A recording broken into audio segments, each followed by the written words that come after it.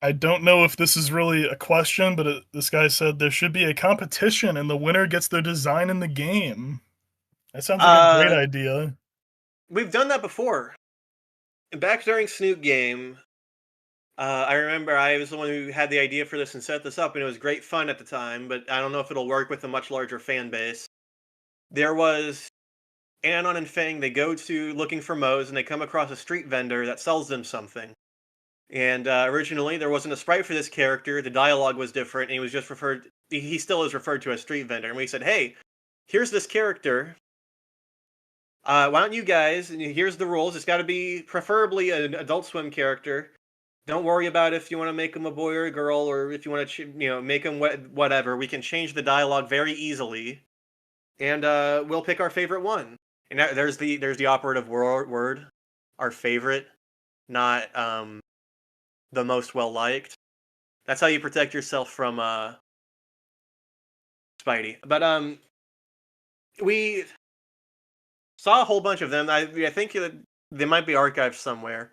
But the one we ended up with, there was a lot of really good ones. I think I saw the Resident Evil 4 merchant. I saw Pim and Charlie. I saw the guy from Squidbillies. I saw a few others. But we really liked the Xavier one, and we ended up putting him in because he's just classic. But we might, I wouldn't be necessarily averse to trying something like that again. My only concern is that like the community is so big now. Uh, it's like less of a little in group. I don't know. I'd consider it. All right. We have someone asking questions that might be way too early to answer. He's asking, will there be Ashfall merch and will Ashfall have extra chapters? Yes, and ideally, uh, Wani. I know everybody. It's a great problem to have. Everybody wants the Wani extra stories. Um, I have two things to say about that. The first one is that the reason that Snoot Game had extra stories is because one, we had an abundance of ideas, and two, we kind of realized after the fact that like Naomi and Trish are kind of left hanging. They don't really have a complete arc, so we wanted to fix those things. With Wani, that story that we tell there, it's a lot longer than Snoot Game. If all things considered, it's the length of Snoot Game and its bonus chapters combined. That was more or less the whole story that we wanted to tell. Uh, and I got to impress on you, like working with these characters. And this is why I went to. This is why I went into detail about how important the character designs and their personalities were.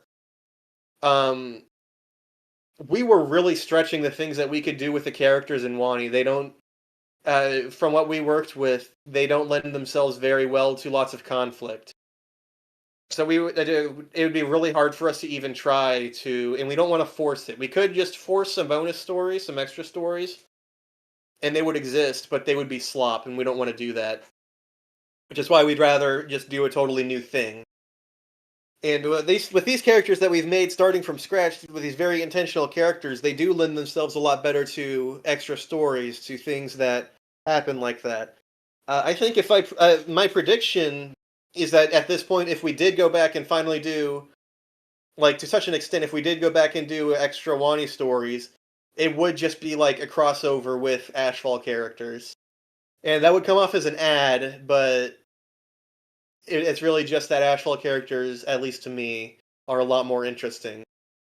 They have a lot more conflicting personalities. They have a lot more free conflict, a lot more free things that you can do. And as for merch, actually, hang on, I think I only said one thing. Hang on, I said there was two things about that. There was, whatever. So someone said, "Will Ashfall have merch?" Yes, we do intend for it to have merch. All right. Uh, Probably just the usual stuff, the same kind of things you saw for Wani.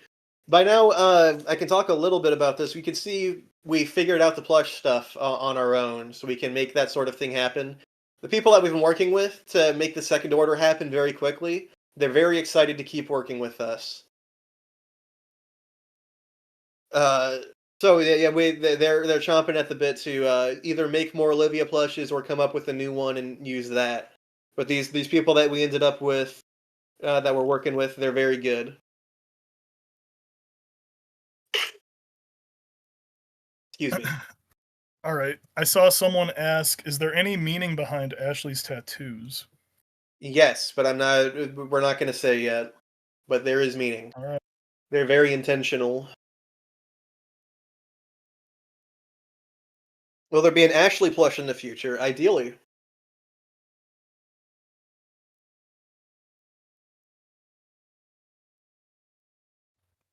Very ideally, it would be nice.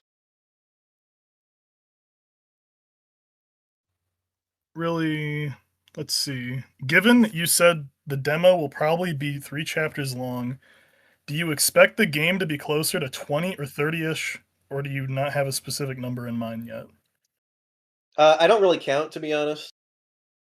The way that it's just that all of these games, we don't really count these, but they just kind of end up around the same length. I kind of just look at it as Arc 1, Arc 2, and Arc 3.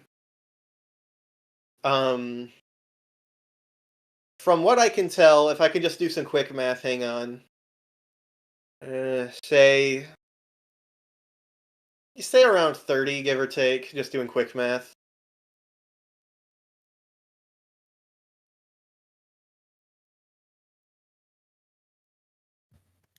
Each Someone tattoo asked represents one abortion Ashley had.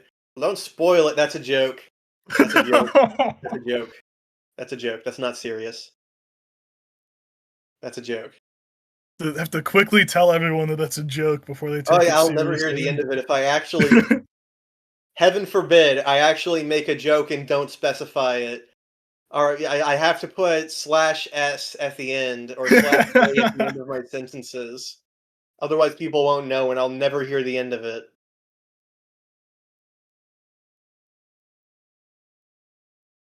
What is the theme? Virtue in a harsh environment. That's all I'll say for now about that. Is Ashfall in 2026? The setting or the time? Uh, no, I can say this. No, it takes place in 2028, I believe. I'm pretty sure it's 2028. It's a little bit in the future. That's not when it'll release. Again, that'll be. It's just that's when it's set. Which means that like right now, James is like what 19, something like that.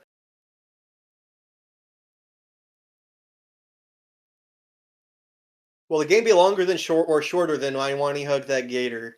My estimate is shorter, but again, I don't have the pages in front of me, and I only say that because Wani had some really, really drawn out scenes. It had some really, really drawn out entire chapters.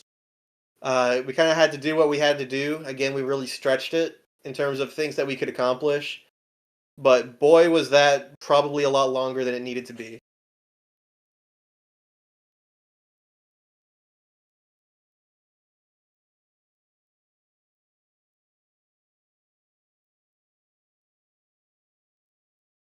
Well, there'd be cameos from Wani characters. There's at least one planned.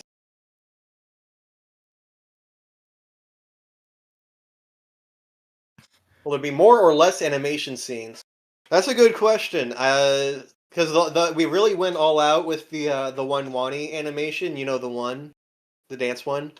That took it was on and off. It wasn't like all at once, all hands on deck. But from start to finish, that was like 8 months. So I don't. It was very expensive. It was worth it, and it was very well done. Um, but I actually don't know off the top of my head. Anyway, I know that the lead artist said he wanted there to be 5 minutes of Wani animation, of animation in Wani. And I think that's more or less what we ended up with. But I don't know. Will James be the first protagonist to have a job? Anon gets a job. Inko gets a job. Yeah, James does get a job. He ends up working with Jerome, and they work for a boss which we have not shown off yet, but that will be the last major human character that we show off. Uh, there's actually one question I saw earlier that I think someone is asking again. Will Ashfall follow the same formula as Snoot Game and Wani? In terms of what? I think he means like in endings, like E1 worst I see. ending, E4 best ending. Yeah, it's pretty standard in terms of that. We try out a few different things. There's a few more experimental things that we're trying this time, but by and large, it's still the same type of thing. It's a system that we came up with independently. Some people have probably done it before. We don't own it. No doubt there's someone that's done it before. Uh, but I consider it a it's not broke, don't fix it type thing. Technically, there's more than four endings, but What? asterisk, there's more than four endings. The typeface 200 asterisk.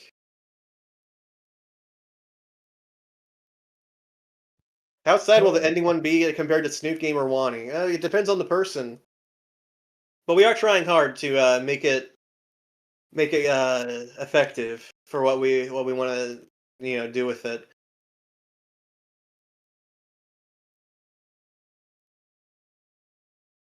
Are extra stories being worked on currently or after the game releases? Usually those have it. Not usually. We only did them once. It would be after the game releases, or at least after. The writing would usually happen before the game releases, but actual work would happen after it releases. We have a few things in mind. I have a few ideas, but it's so far in the future. I don't want to speak on them.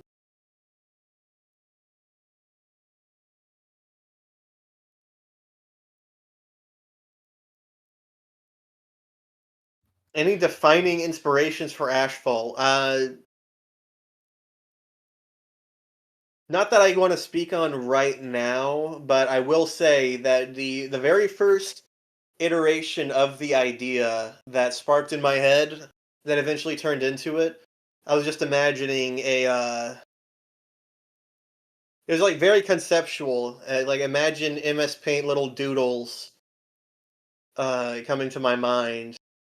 There's the idea I had was you have a main character living on the second floor of a beachside restaurant with like it's like outdoors. It's got like a hay roof, and then you have a tan Hawaiian kind of Rosa-like character.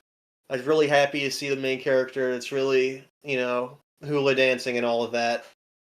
That was the idea that I had, the very first iteration, and then from there I wrote on it, and it transformed and turned into what Ash follows.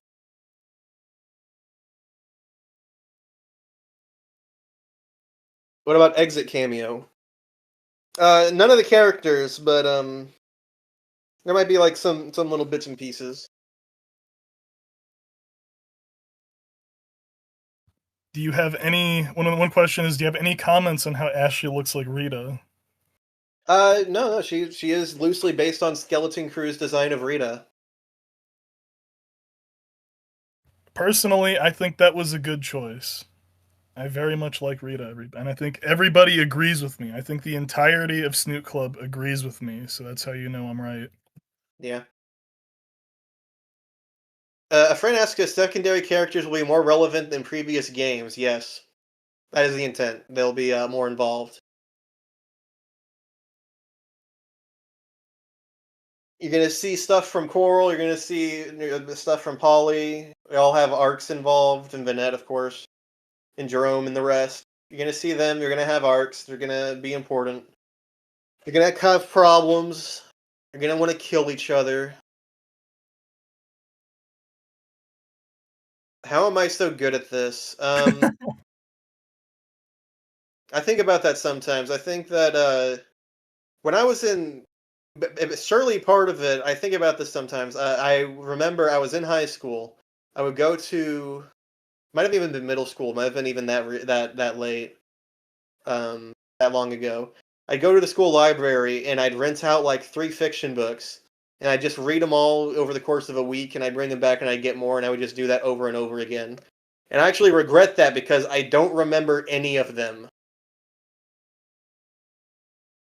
I remember like two. There was this book series called The Seams, which was really, really creative, and I liked it a lot. It has like books like A Glitch in Sleep, The Lost Train of Thought, stuff like that. It's really creative if you ever want to look into that sort of thing. It's really nice. But I think other than that, I just I have a team to help me out, of course. But what I tend to do is I look at what I want to accomplish, and I say if that's point B and I'm at point A, then what needs to happen, and I just write from there, and I use the tools available to me. Other than that, I guess it is just practice because there's a lot of stuff in Snoot game that I think is really goofy by my modern standards. What stories have the biggest impact on my writing? Probably Ace Attorney games, to be honest. To be quite honest with you, the original Ace Attorney trilogy, probably the biggest one.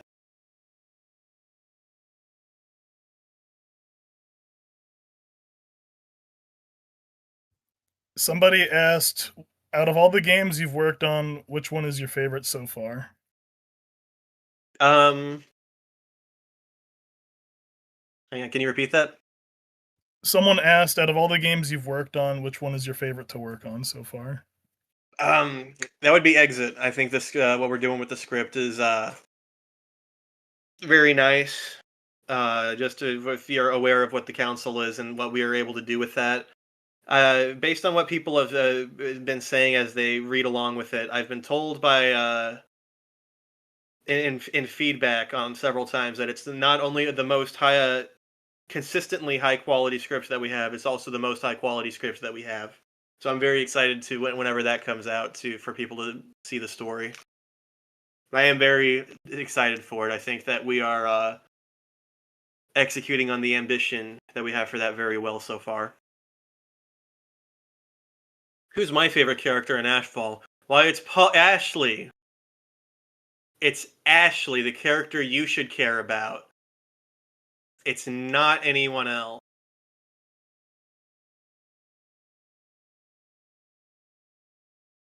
All right, it seems like I only have a few minutes left, right? Uh, Actually, you can get a little bit of extra time because the person that was meant to come after you did not show up. Wow. So, well, I that's a little mean. They actually dropped out like a week before the thing happened, and I was unable to find someone to fill their spot. So, if you'd like a little bit of extra time to answer more questions, you can. All right. Someone asks, how romantic is Ashfall compared to the other game? It's still a romance. Like they still get together and they still smooch a lot. That sort of thing. I guess it is more romantic in terms of there's more like Ashley and James are more specifically made for each other again. Like with Wani and Inca, we kind of had to do what we had to do. And in retrospect, people pointed this out. There's not even a real kissing scene in Wani. So I guess in terms of that, absolutely, this game is more romantic than at least Wani. I don't know about Snoot game. Again, it's like I don't know how you would compare that sort of thing to begin with, but just in terms of like content, I think so. I think,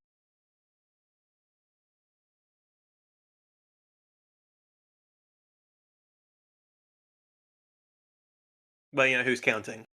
How do you rate? Oh, you had a kiss. That's 100 romance points. You did a hover hand on a hug. That's -5.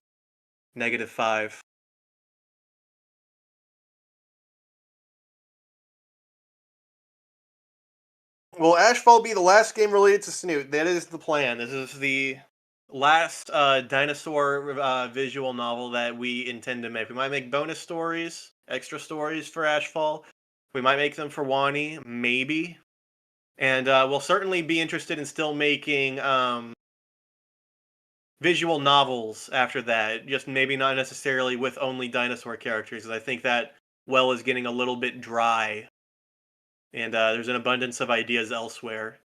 So you can still have your romance stories with anthropomorphic girls or whatever, but maybe not necessarily dinosaurs. Maybe not like other species.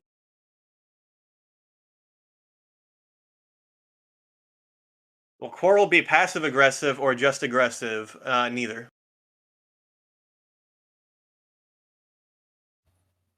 Someone Right. asked if you're planning, or do you want to go on that? Yeah, go ahead. I was gonna say, someone asked, will Ashfall have any mini games like the drawing mini game in Wani? Um, I guess I'll be honest about this. Not that I'm dishonest normally, but we currently there. I don't recall there's something like that in, but I know a lot of people want an Ashley tail brushing scene, so I might have to look into making something like that happen because it sounds like it would go over very well, and I agree. But in terms of just writing the story out with the draft that we have, there's a spot that it can go, but we didn't write it to be interactive. I don't think.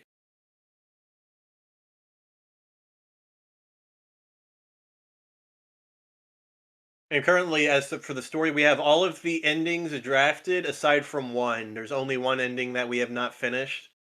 And then after that, we've been getting a whole lot of feedback, so we'll be going through and doing a proper second draft.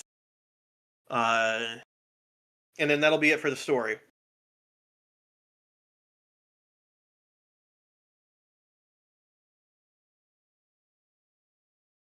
Someone said tail brushing scene question mark.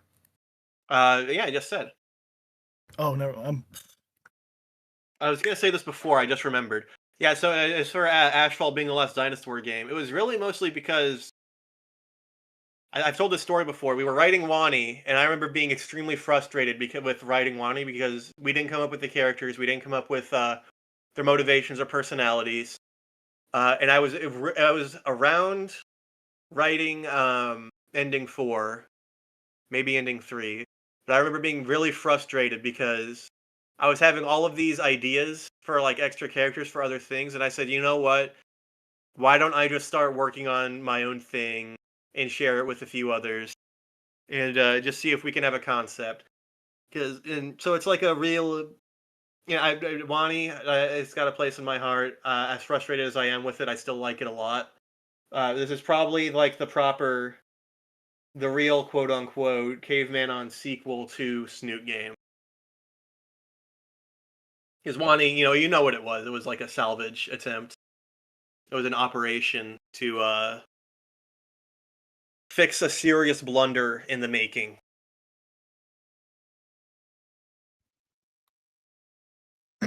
someone Why did you asked. guys make James a regular human instead of a faceless mannequin like Inko and Anon?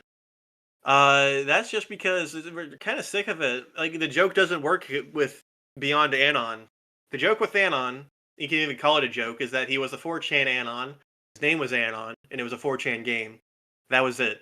That was the extent of the quote unquote joke. It was just like oh yeah, this is supposed to be you, fellow audience, the intended audience of 150 people. Obviously not what it is now. Um, Inko was again is not our idea, and it was we probably, if I had known what would have happened, I would have put my foot down and said no, give him a face and whatever. Don't do this. It's an attempt at doing the same thing. It's just kind of a rehash of what Anon was, but with a different website. And then from there, you get like a bunch of people thinking that that's the secret sauce, and they copy it. They make their own faceless guy with a pun name and like a hat or something. And I don't think it does very good for characterization. So we did away with the pun names. It's no pun name. We gave him a face. We gave him a design. We put intentionality behind the design. Uh, and that's just how it's going.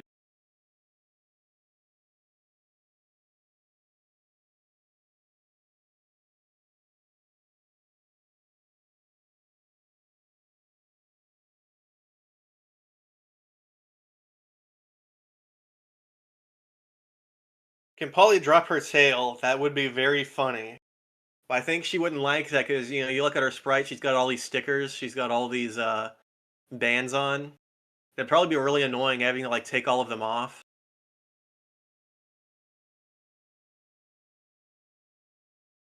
What? I'm silent. Can you hear me? Uh, No, no, we can hear you. I That was think weird. some people are having some audio issues. I did see that earlier. That's a Discord problem. I can't fix that. It's like when there's frickin' 85 people in a chat, it just starts to break a little bit. So I apologize. That's odd. Uh, well, I hope they didn't miss out on anything important. But I guess they can. If you're getting all the audio, then they can just rewatch the thing and they'll see it. Yeah. Um. Now, if Polly's tail can fall off, can it grow back too, or just what's up with that? Probably, very likely. It'd be very silly if it couldn't. Now, has Polly ever do you think as a prank, Polly has ever detached her tail and left it somewhere to be found by someone? Probably not. Yeah, that's like think about what that is. That's like however many pounds of just flesh you're leaving lying around is gonna rot and get all smelly. It's probably not very hygienic. I think if you touch a regular lizard tail, you're gonna want to wash your hands after. Imagine that, but like person sized.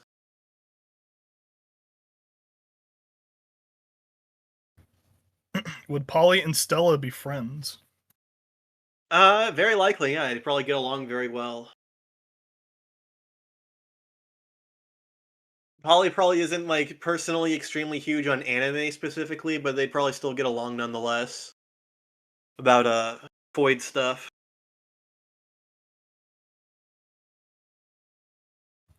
Someone asked, "Do you plan to make a visual novel with a female protagonist?"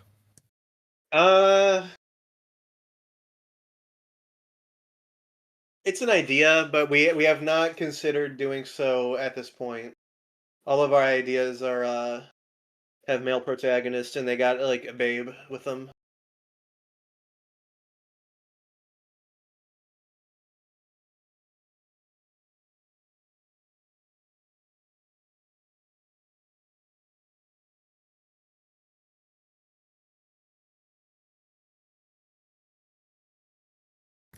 Okay, here's an actual technical game question. What languages will be supported on launch? Obviously, like English, but I usually I these days we try to have it so we have Spanish on launch as well. I can't make any promises, obviously. Don't hold me to that. Whatever happens, happens. People can get hit by a bus, but ideally, yeah, we'll have Spanish as well.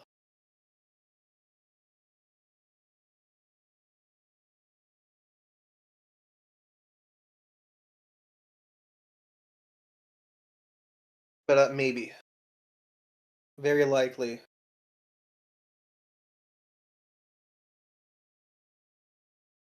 Is Mellow and I'm back for the OST? Yes, he made the tracks for the story teaser that we put out.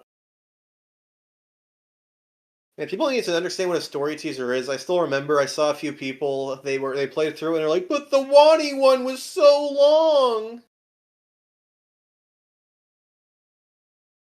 What it gives. We were eating with the Wani one. Why is this one so short? This is, I guess they just can't read. There's a rumor going around. There's going to be more than 4 endings. Is there merit to this? I already said there's going to be more asterisk.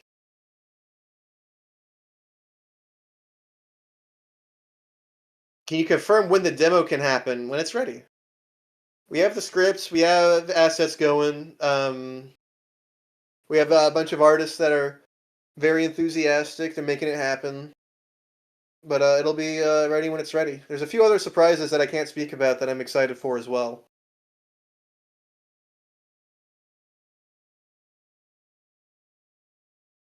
Has James been completely left college at the end of the demo? Or will this still be in a school setting? No school setting. It is not in a school setting.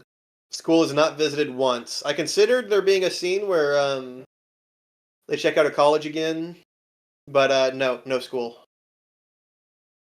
There's technically one scene when James is leaving that's technically in a school dorm, but that is it. It's not in school.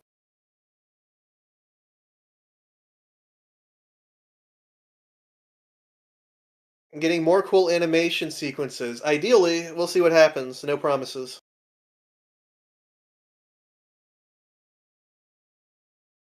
Yeah, the school stuff was getting really old. The faceless protagonists with pun names were getting really old, old and mold.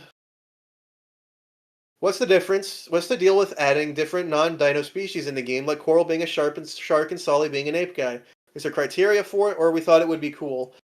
The criteria is mostly was it a species that can be reasonably put alongside dinosaurs? You think like dinosaur times, you already kind of think caveman, even though that like scientists will yell at you, but that's still what happens. You think of like primal with spear. You think about that sort of thing. Uh, I try not to, and when I can, I avoid going too far with it. But as for Snoot game, I think that's a good baseline. You have a Neanderthal character that lends itself into monkeys a little bit, and then you have Chet, who is a shark character.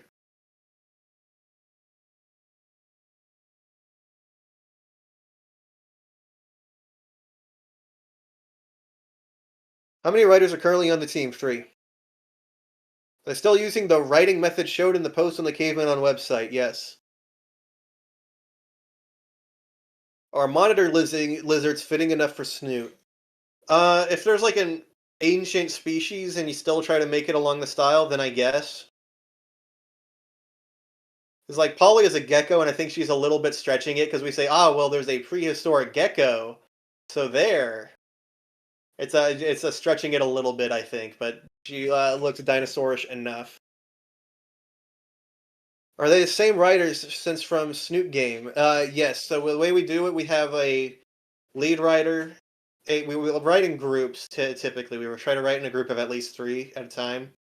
But we have the lead writer, a secondary writer, and then a tertiary writer, which is several people. That can be several people.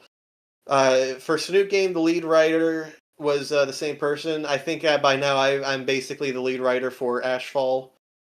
Uh, and but both the lead writer and secondary writer, we're both still here, and this is both of us doing it. And we've tertiary writers, the third writers, they kind of come and go, but we have a pretty good one right now. Will Exit 665 be the focus for Caveman on once Ashfall is done? It's the focus right now. Ashfall is the game on the back burner. It's being done, and we're dedicating time to it, but that is the game that we're not actively pursuing with all of our resources. The bulk of our resources is still going to Exit. Now we have a lot of people working on Ashfall still. Still got a whole team going. We still have progress being made. Like I said, the story is nearly done with the first draft. Uh, but the focus is still Exit. Ashfall is on the back burner in comparison. The teaser made it look like Ashfall with a lot of Requiem of a Dream inspiration. How true is this? Not true at all. I've only seen bits and pieces of it, and it scares me. It makes me go, aye. But no, it's not. Would there be any other genres you'd like to try doing? Some devs have expressed an interest in making a shooter at some point. Some devs have expressed an interest in doing like a management game, kind of like Faster Than Light. Whatever happens, happens. What kind of game is Exit? Is an RPG? Yes.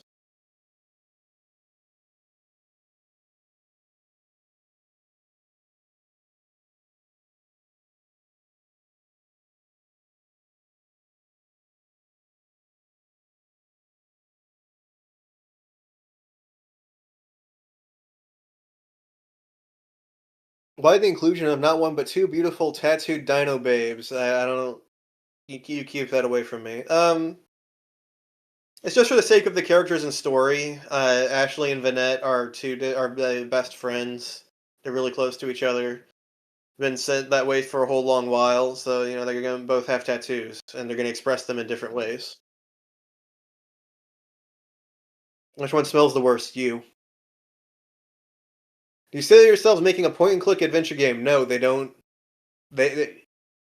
We do things for passion, but there's like a limit. Point and click adventure games do not make money. I've seen some like absolutely amazing ones that people there's just no appetite for it.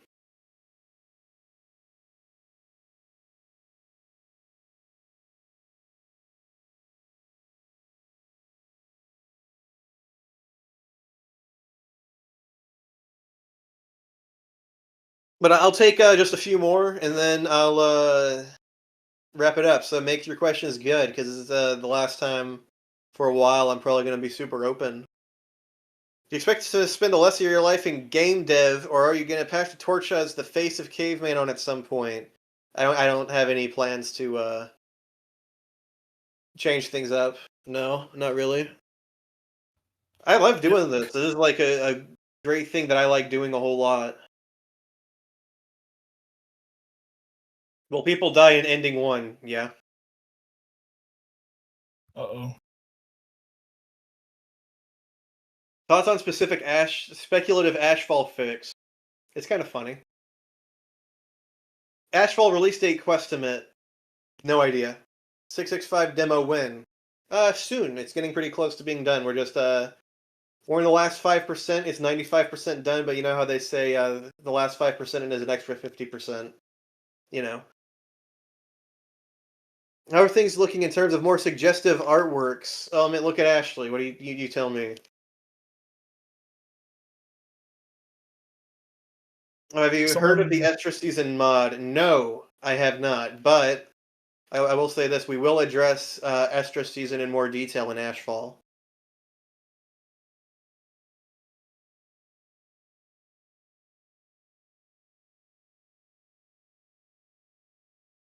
Was Ashfall inspired even a little bit by Train Spotting? No, but I have seen bits of that as well. That looks pretty cool.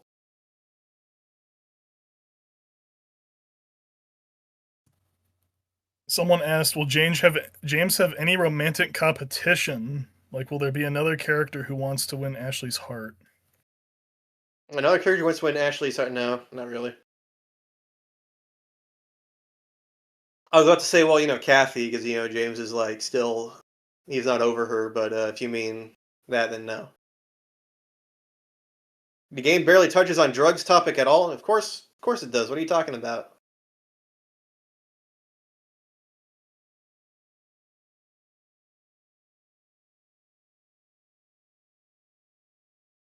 If you have any personal advice for people who want to get into making games, nothing you probably haven't heard before.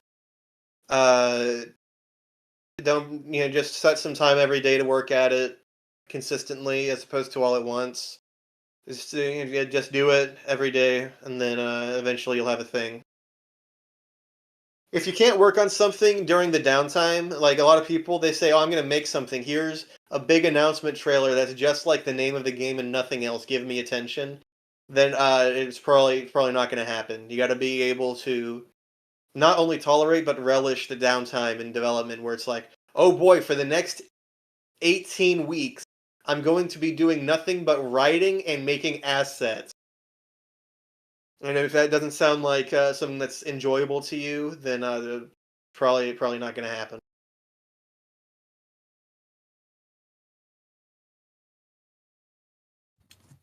Someone asked, do you have any major writing pitfalls that you find yourself struggling with?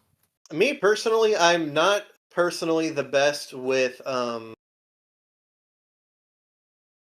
flowery dialogue. I'm very objective. I can on occasion. I can flip a switch, and if I really put my focus on it, but it's not my natural state. I have to exert myself. So I'm not. Yeah, that's why I have the lead writer guy who's now the secondary writer. But I guess we're kind of equal. It's probably we might as well throw out that entire term.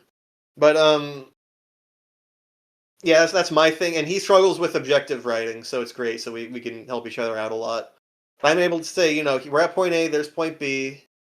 Here's what these characters do, the order they do them in, why they do what they do, and why that matters.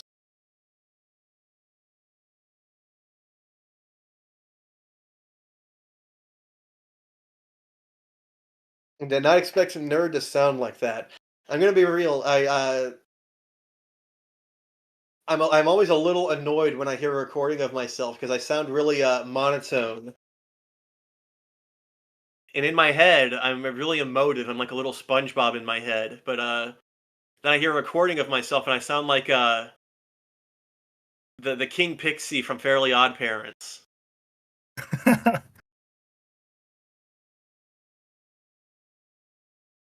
I can't do an AVGN impression, but I'm told I can do a good critical impression. Hang on, I think I'm told if I no, hang on. Hey guys, I'm told if I do this, it sounds a little bit like critical. I don't know. Maybe I lost that too. Everybody, if you're monotone, people just say you sound like critical. I've had the same thing happen Ah, to me.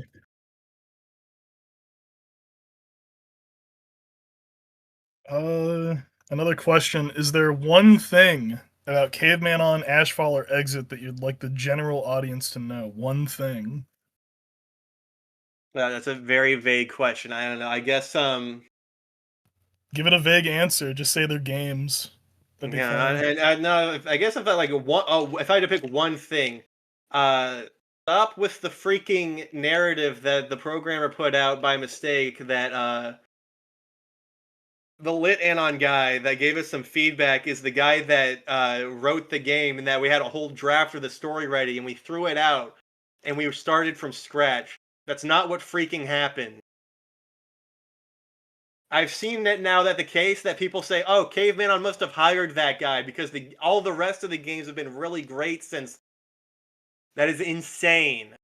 Stop freaking saying that. How do you hire an anon? You can do that and just contact him. Say, "Hey, send us an email." How big was the drama with Spider during wanting development? There was days where I would wake up, I'd see I have a notification, and it was someone saying, "Hey, Spidey did something," and I would just go back to bed and I would re-roll my morning. It was bad.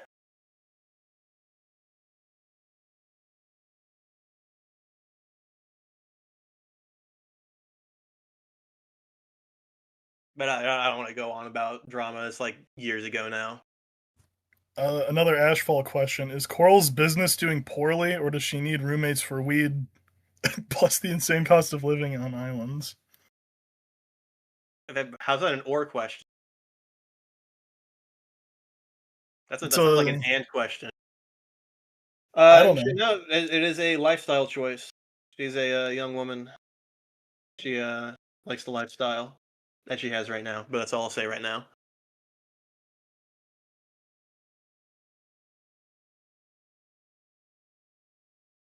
Which of the Caveman on verse girls would you marry? Uh, that's a good question. Like the easy answer is probably Fang, but I guess if I'm avoiding the easy answer, if I had to answer with something more interesting, then hmm, I don't know, probably Rosa. Is it would it be true to say that you're like that Aqua Team Hunger Force clip where he's like, if you're so smart, make yourself a girlfriend? You Nah, basically would have did that that. is a funny clip, but Fang is not real. There is not a real Fang by my desk. Do No, you have well, a speak for roadmap for yourself. Do you have a roadmap for everything as you write, or do you sometimes make things up as you go and improvise? No, absolutely. We have like a really detailed synopsis before we even started. Because again, the issue with Wani is that it was all kind of done just in the moment. There was a lot of ideas that were put in the story permanently, and it was, do you know what would be cool? It would be cool if this happened. So what we wanted to do before a single word was written, start Ashfall's script was we had all the characters, we had detailed descriptions of the characters, what the characters think of each other, how they act around each other. All of this, we had descriptions of what the story's themes would be, what that means to the characters, an internal proposal for what we want to accomplish. Beyond that, we had, and I had to work a long time on this, a complete story synopsis saying from start to finish of every ending, this happens, then this happens, then this happens. This is why that's relevant. This is what happens in chapter 1, in chapter 2, in chapter 3, and so on. and then all of that had to be universally approved by all of the heads of Caveman on, and only then was it even allowed to move forward from something that was just kind of like an idea that we had. We did all of the pre-planning. We probably have hundreds of pages of pre-planning, all things considered.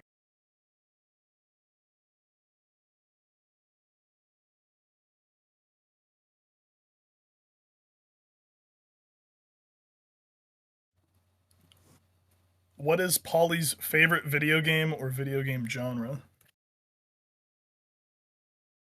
Nuts. I had an answer to this at some point. I forgot. Hang on. Ooh, I had an answer to this. Oh, I'm mad. Probably like the Sims type stuff, to be honest. Probably going crazy with the with emulating the new Tomodachi Life game. Both Snoot and Wani had impacts on people. Do you think Ashfall aims for that, or is more of an entertainment or fan service thing? What kind of question is that? You see how the story teaser goes. What do you think? Probably have a human Sona. No, but something kind of similar. You'll see when you'll see it. My Uh, favorite piece of media. That's a very vague thing, but I have a few things that I really like. I guess the easy answer is probably Lisa the Painful RPG.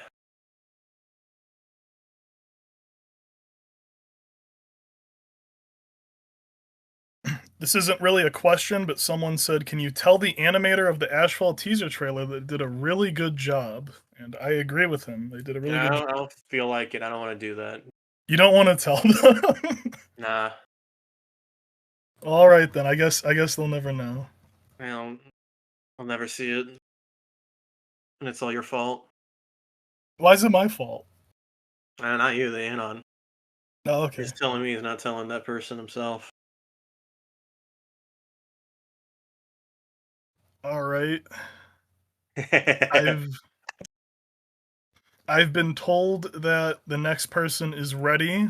So if you wanna answer just a couple more or wrap it up, right. you I will can. take 3 more questions. Make them good. If they're bad questions, everyone's going to judge you and they'll say, "Holy cow, I can't believe that guy wasted his question on a bit, on a funny bit." Thank you to Nerd and Caveman for what you create over the years. Hey, thank you. It means a lot that people enjoy this stuff.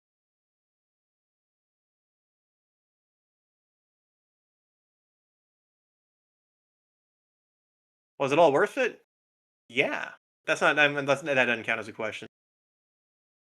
Okay, everyone's just wasting questions. I'm starting to think nobody actually has a good one. Maybe I'll narrow it down to just one. One good question, because everyone's just being weird. They're talking about my feet.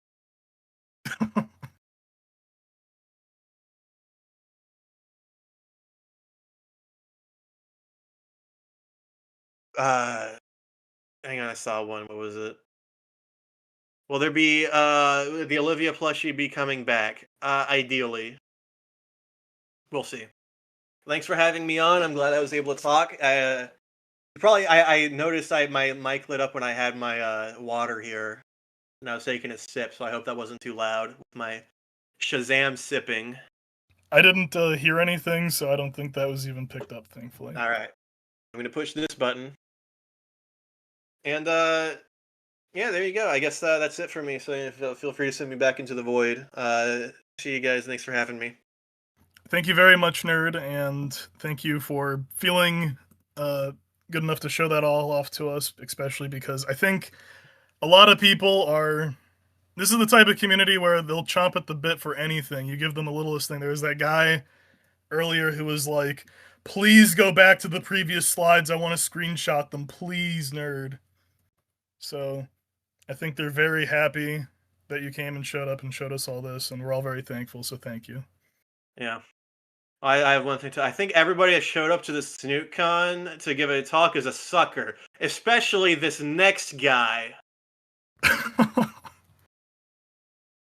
Okay, now the next guy.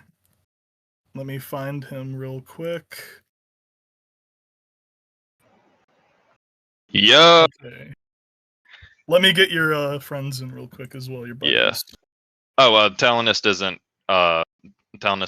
coming, Oh so yeah, yeah, yeah. it's just bring in Marco. Let me find her. Marco.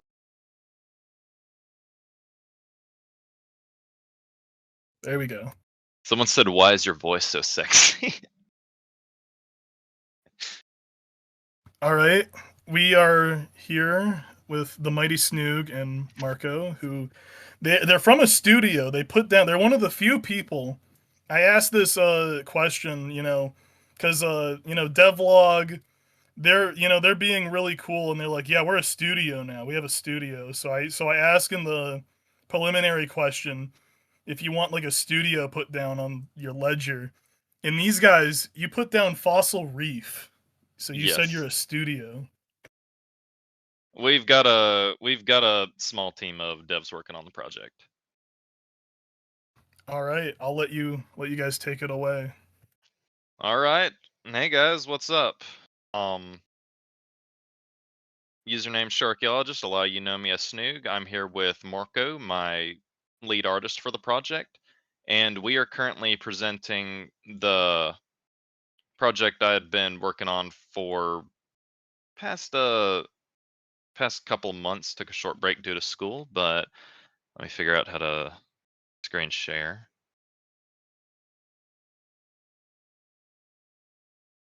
Let's see, let's see. Here we are. Let's see, can you all see it? Yeah. We are currently working on a game called Desert Rose. It is a Western themed story taking place in the early 1900s. I'd probably give a time range around like 1905, 1910. We've been bounced around between the different time periods, different times between like late 1800s, early 1900s. So it's up in the air right now. But the story follows an outlaw rattlesnake named Delilah who sets out to uncover the truth behind an old legend as a way of honoring her late father. It's a story of self discovery as Delilah struggles to find out what keeps her going rather than pure survival. Unlike other unlike other fan games and student inspired games, the story will not actually follow a male protagonist, but rather the story will follow Delilah herself. So Delilah will take the narrative of the story rather than a male protagonist. I'm not sure how well that's going to be received between you guys, but another thing is we ended up going a different route in terms of gameplay. We will still have visual novel features like during interactives and uh, story moments, but it will actually be a 2D RPG slash visual novel hybrid. Story scenes will take the usual visual novel appearance, but you will actually be able to control Delilah's character in a side scrolling game, similar to that of Night in the Woods, as an example, if any of you have ever played that. Some scenes will be combat oriented, following a similar system to that of Everhood, if any of you ever heard of that. Um, that I've never played it personally. That was brought to my attention by Talonist, one of our other artists. And as for um, as for story progression and endings, there the endings will be choice based, but they will also the ending you get will also be based on Delilah's alignment towards the end of the story. So like if you say for example you choose options that make out Delilah to be more of a pragmatic character, she's going to end up being more distant, violent, things like that. And it'll affect throughout the game how she interacts with the other characters, not just in the final ending chapters.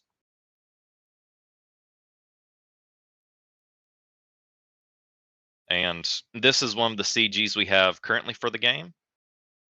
These are going to be our two different protagonists. These are there's Delilah, of course, which the story the story follows her. She's more of a loner. She's distanced herself from a lot of people, and her whole focus is more or less just making sure she makes it to the next day.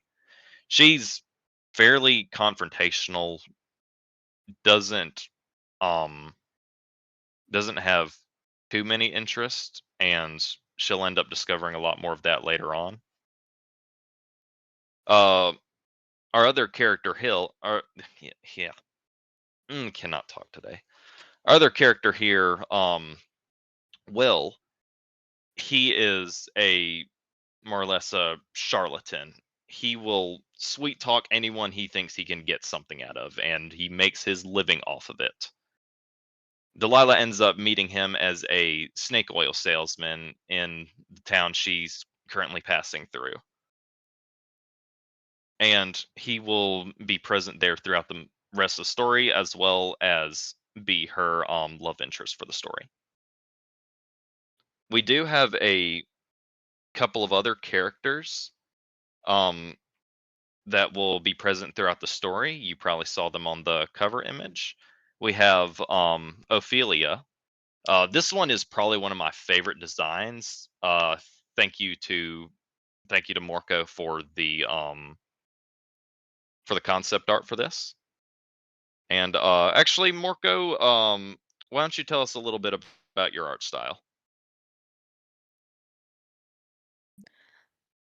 Uh, Hello, everyone. Thank you. My artistic style draws on my experience painting with paint.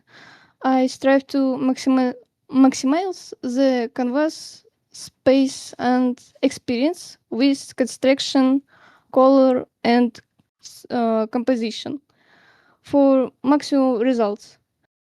I want the emotions to be intense and the meaning to be clear. I believe the most important thing I bring to my painting style in my soul and deep love for art. Thank you.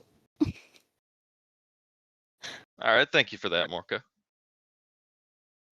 Ophelia, I saw someone asked if this was Lunara's granddad. This is actually a woman,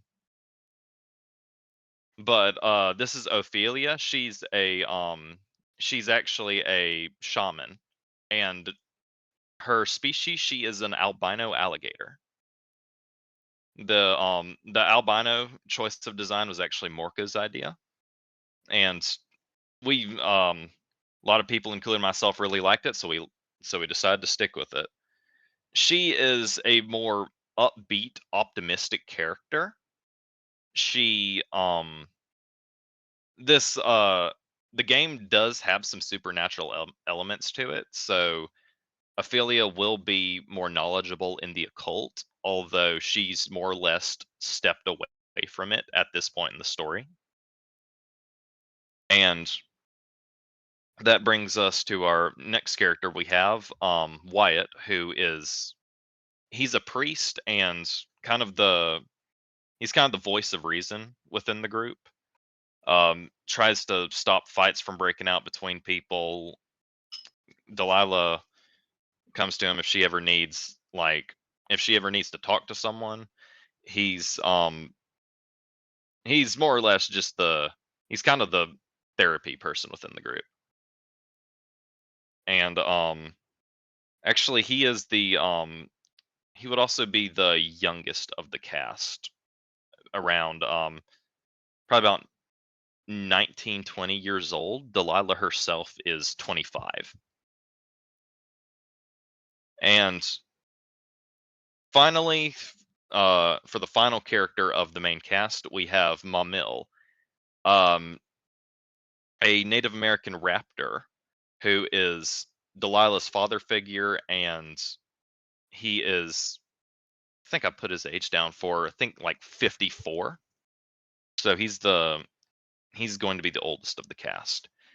He's he's a father figure for the group, and just kind of like the wisest of the group, and tries to keep everyone on a level head.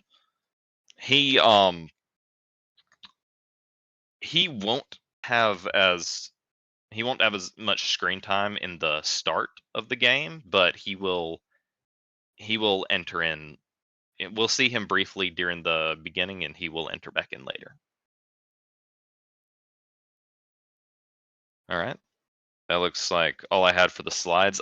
We have some more concept art as for the concept art for the combat and things like that, but it's in such early concept, I don't feel comfortable and confident in showing it off due to how much we're changing things around in the current moment. And I really wished I'd have more to show off for this, but scheduling conflicts throughout the summer, I had a lot less free time than I thought I would. So that's it for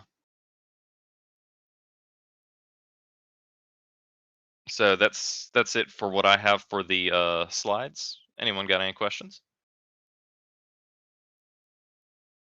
I have one. I've got a Yes. question. I've seen the Delilah character around for a while now, and Yes. I actually thought it was Gad's OC for a long time, just because he would always post her. Oh But yeah. Yeah, Gad's a big fan of Delilah.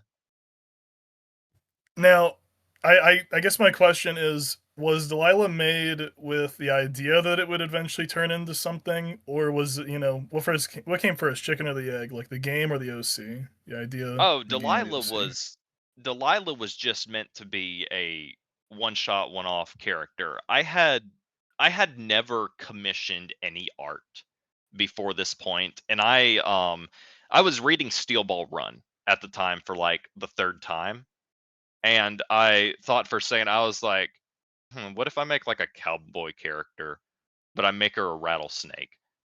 And so I end up looking through like commissions and stuff, and I don't know who to pick, and someone someone mentions Mono, and I think you know what, I'll send him a commission, and I have him make her, and she ended up coming out really well when he made that first design of Delilah.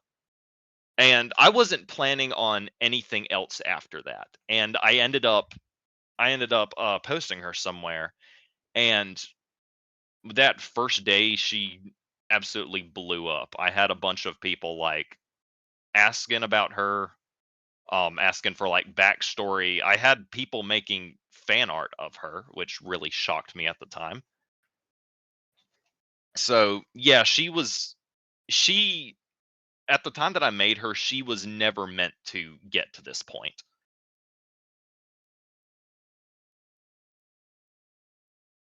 So I actually had not planned on making a game until my roommate in college convinced me to start it. So that's kind of the story of where Delilah ended up coming from.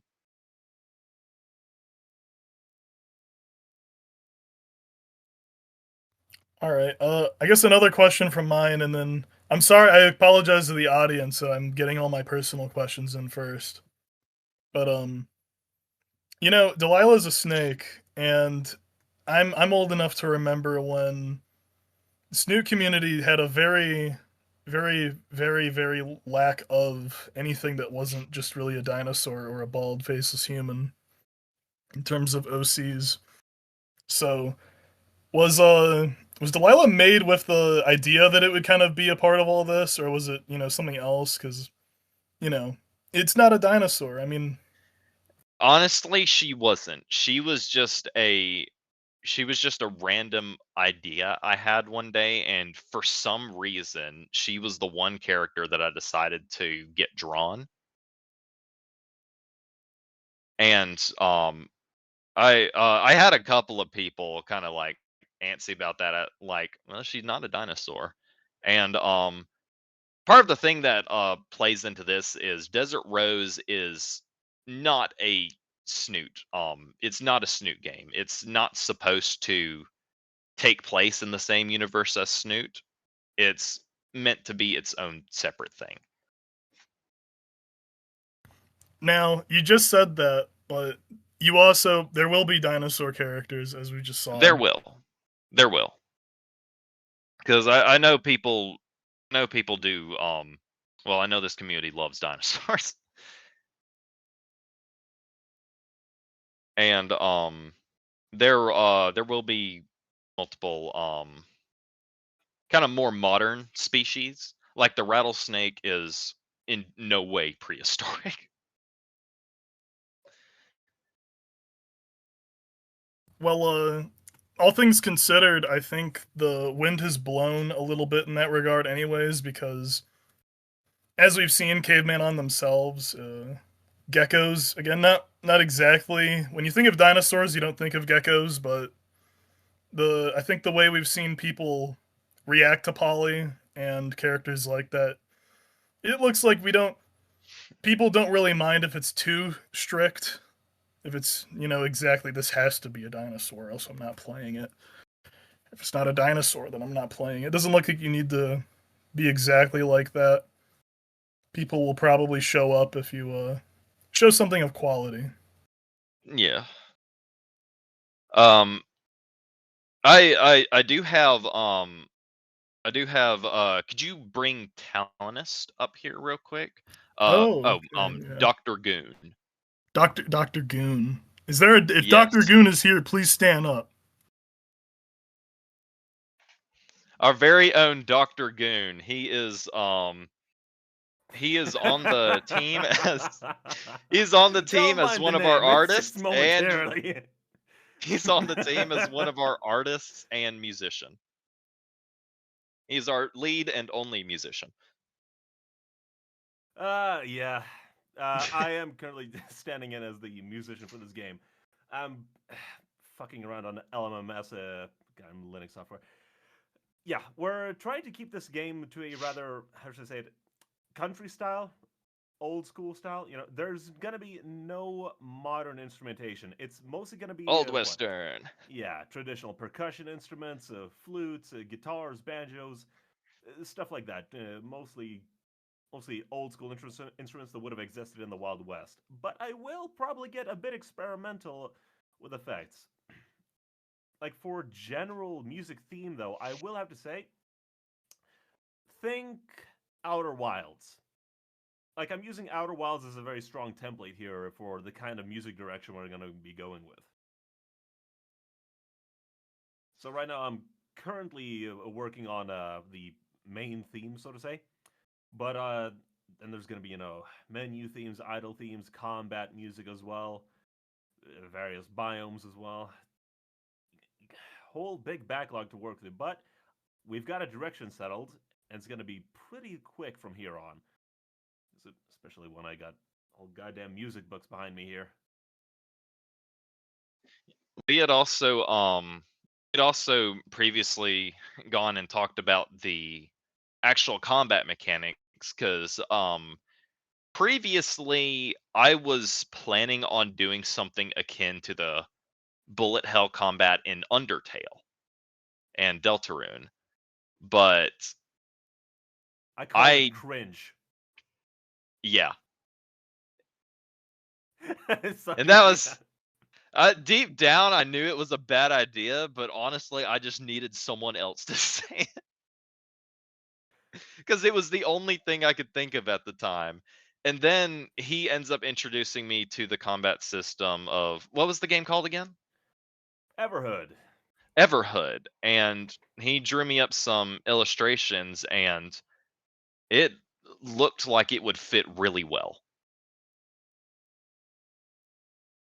Yeah, the general idea is it's going to be, again, it's going to be kind of a little bit like Undertale, especially like with the overworld mechanics and such, but when it comes down to combat, we're going to have movement limited down to a sort of linear 5 steps in a line, right? Just left and right keys, and mostly just step left, step right, and And then I guess Snoog will decide if we're gonna have like counter-attack mechanics, ducking behind cover, stuff like that. We already have a cover system planned, be it like half cover, full cover, regenerating cover, things like that. Things that fit the gunslinger nature of the game. So there's going to be a lot of opportunity there, but also turn-based elements. So, you want to tell us about the turn-based elements? Turn-based elements will every after the enemy's attack sequence is done, I'm planning to have the attack sequence already pre-rigged rather than randomized. And whenever that's finished up, that's when dialogue will play if it's an important fight. And if it's just a quick fight with like a random goon, then there probably won't be much dialogue, if any. But during that little stopping point, Delilah will be able to perform actions, um, such as attacking,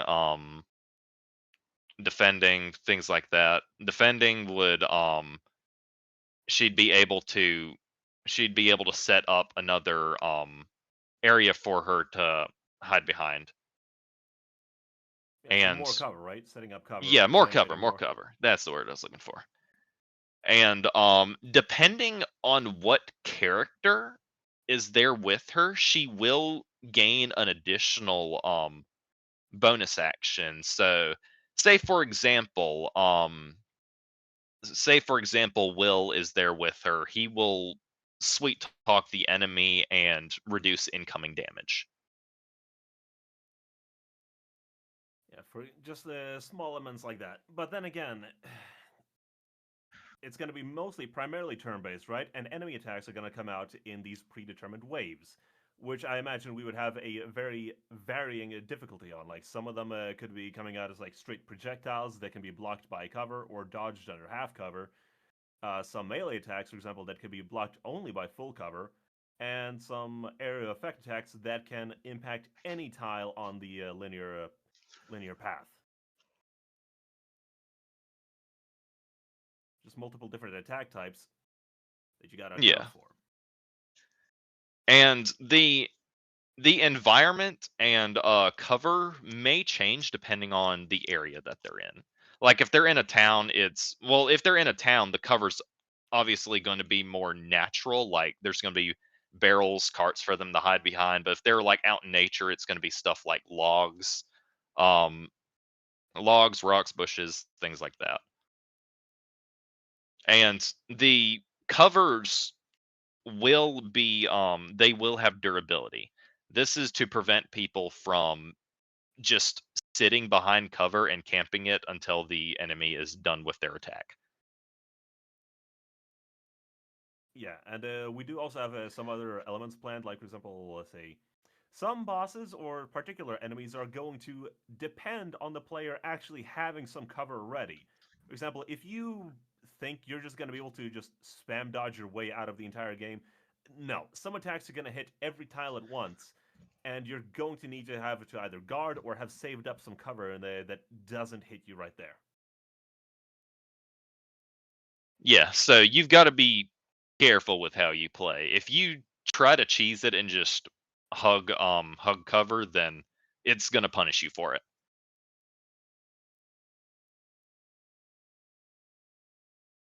And I am currently thinking on working some kind of equipment system to where you could get better equipment like a different gun or something like that, but I don't know for positive if we're going to go in that direction. I know there will be like an item system. Um I know there will be an item system to where depending on what kind of like because there will be side quests. Depending on what kind of side quest you do, you will unlock certain items that can unlock bonus scenes where you are, as well as different endings. Oh yeah, speaking of endings, we do have a reputation system planned for the game. I believe Snoog has already mentioned once, but I could elaborate further on it. So Delilah is going to start in a sort of neutral state, a wayfarer state, if you want to put it that way, where she is less concerned with most things. She's just concerned with getting through, just more detached, aloof, and not too particularly invested in the world around her.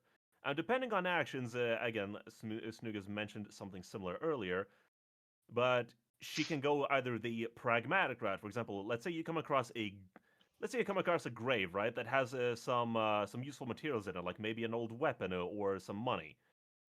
Now, the pragmatic choice would be, well, take it. Nobody's gonna notice, and nobody's gonna probably care either. The only thing it's gonna really do is just be a stain on your morals. Now, the idealistic choice would be just leave it. Like, sure, you leave behind some of the resources, but if you want to be pragmatic, you can just say, oh, fuck it, I'll just take it. You take it, and it shifts the compass a little bit to the pragmatic side.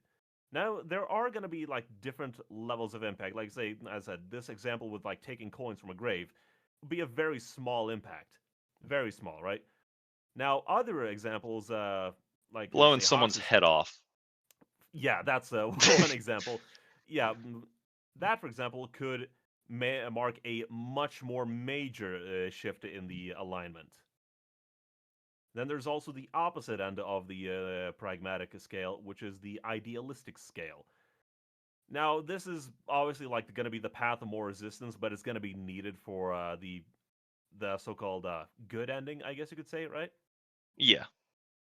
Yeah, but it will impose further challenges on you. You're going to end up gaining more stuff, but also like direct gameplay might be harder. For example, that's one way to put it, Sensei. But yeah, like you may gain unique items from going idealistic. You may gain unique items from going pragmatic. Either way, there's incentive to swing towards either side. Yeah. You can complete the neutral path, but that's gonna be kind of like, okay, I don't know if you guys have played Baldur's Gate 3, but if you blew up the Nether Brain in Act 2, well, that's where you're fucking going with the neutral route. Like, yeah, it's an ending, kinda, but not really meant where you're supposed to go. So yeah, we have a pragmatic and we have a pragmatic side and an idealistic side. Both of them will have different dialogue choices for the most part. Different. Oh yeah, I guess you could say it's a bit like Red Dead Redemption 2, right? Yeah. Like Rock's great things there, yeah. Also, Rock's And is asking anything else there that is going to determine the ending, or is it just going to be the reputation? it's going to be a mix of the choices that you make as well as your reputation. So, say for example, there's an ending where if you make the same choices, and if you say for example you make certain choices and and your alignment is positive, then you're going to get one ending. But if you make those same choices and your alignment is negative, you're going to get a different ending to it. So yeah, I'd imagine that would be kind of a bit like Fallout New Vegas, right? A lot of like the primary ending. There's a I've primary actually ending, and then never there's like played Fallout New Vegas. heresy. Yeah, but yeah, there's gonna be like the main ending was gonna be determined by, for example, your alignment for the most part. But your actions throughout the story might have smaller effects that might be alluded to, right? Or other things that might appear later down the line in the story itself. They might not determine the ending itself, but they might determine, for example, whether you get an ally, for example, at a specific stage, right? Or if you get hit by a trap or get information on something. Yeah. Hold on. Someone asked, "Will there be gambling?" I actually did have the thought of putting a poker mini game in, but unsure if it's going to pass. Well, it is a bunch of dev time. You'd be making a whole new mini game in there. Yeah. It'd be much easier to just spin the wheel. Yeah. Fucking play roulette. Roulette. Oh yeah, and I'm also going to be in charge of sprite work. So yeah, the sprites are kind of going to be like Undertale. I will say, I will admit right now. But Yeah, it's gonna be the easiest to work with. That's the thing. It's easiest to animate. It's the easiest to do art for, and it's easiest to like make different stances and sprites for. Like example, a hurt sprite, attacking sprite, dodging sprite, idle sprite, stuff like that. There's I gonna be will be the sprites. working. Yeah, Yeah, I there's gonna will be be sprites for working both. on Don't worry. art as well. I will be working on art as well. Talonist is planned to work on the combat art for the fight scenes and stuff like that. And I will attempt to work with the free roam art within the actual world. I have an old sprite that I had made for Delilah's walking animation back when the game was originally planned to be top down instead of side scroll. And this is what it looked like. I posted it in the VC chat because I can't pull it up on stream.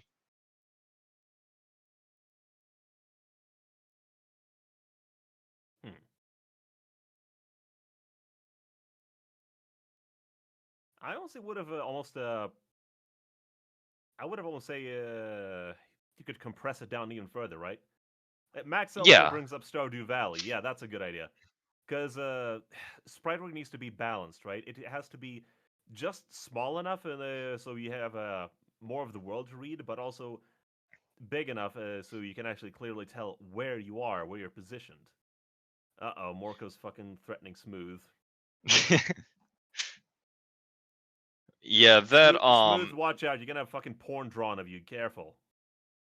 I know that's usually my job, but, you know. I was about to say, has Double that threat. happened to you?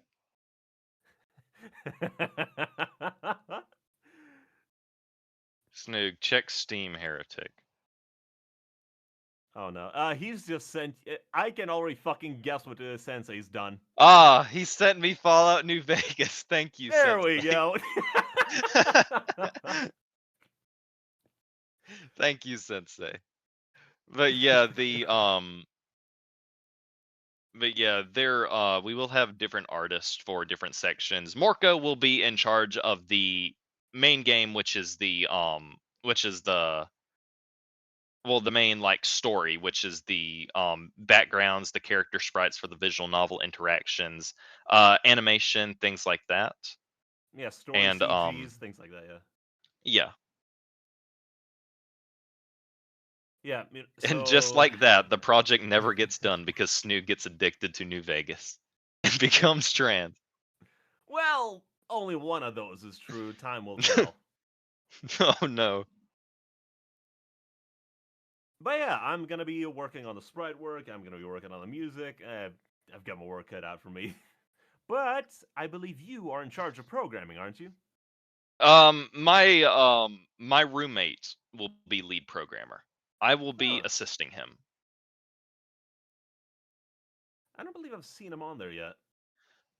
Oh god, I forgot to add him to the server. Yeah, because I was wondering, because I see the rest of our crew there, but yeah, he's in my DMs and he has the project folder. But he's not in the server. I need to get him in the server. But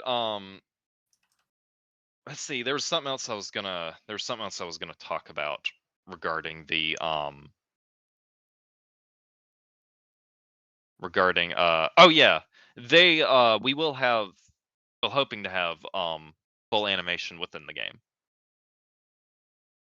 And maybe not for every scene, but we will hope to have animation for some of the more important scenes.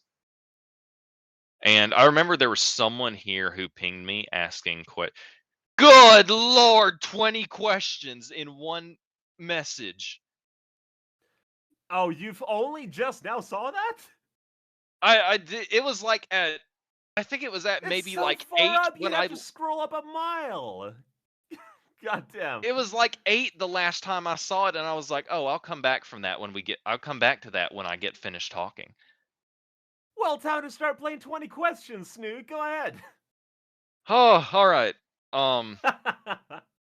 Question 1: the size of your team, more or less. Hold on, I gotta count this.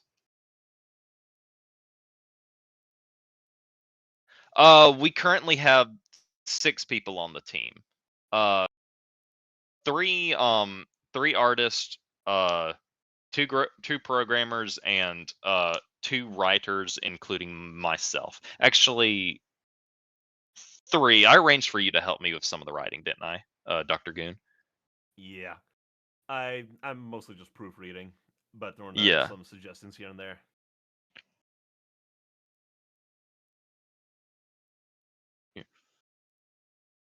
Whoever said 6, 7 in chat, you're getting cold. Oh boy, let's All see. right. Question 2. Is it a passion project, or are you entering game dev as a proper job? This is more of a passion project. As for career path, I currently study zoology in college. What is your planned playtime in hours? Uh, I I am honestly unsure. I would like to say maybe around like 10 to 12 hours, like non 100%, like without 100%ing the game, but only time will tell. Um, what will be the age rating for this game? Um, that's a good question. I've thought of the game's plan to be rated mature. There will be gore and death in the game. Uh, a lot of death depending on what route you choose. And there will be some slight nudity, perhaps.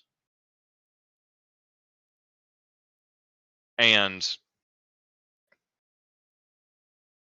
it is there's a lot of violence, although it is pixelated and pixelated violence of people getting shot. Although we will have some scenes from Morko if she doesn't mind someone drawing someone getting filled with bullets.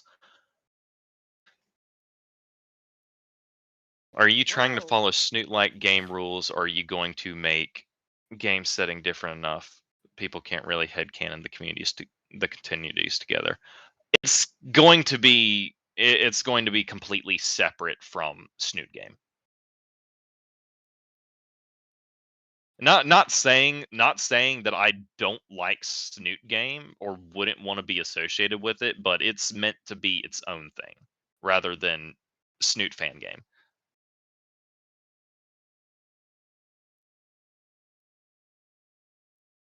Everyone's saying snitties. well, I could draw those. You could. Actually, Pearls beat you to Well, true. it. Hey, never hurts to have more. How many months are you on this so far? Um, I've had to take a large break due to college and work. So the actual working time is probably around maybe 2 months. And that's mostly running through concepts and just baseline writing. The original design for this project is vastly different from what we have now.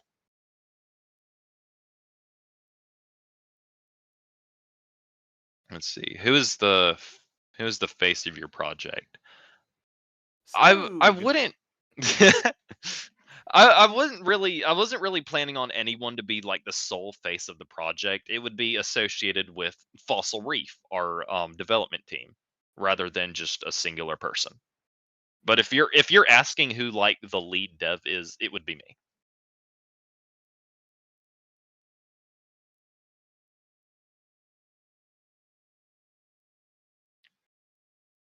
Let's see. Oh, come what's on, the next Maxell. I'm not Arrowhead. I'm not that fucking Swedish. I can say slurs.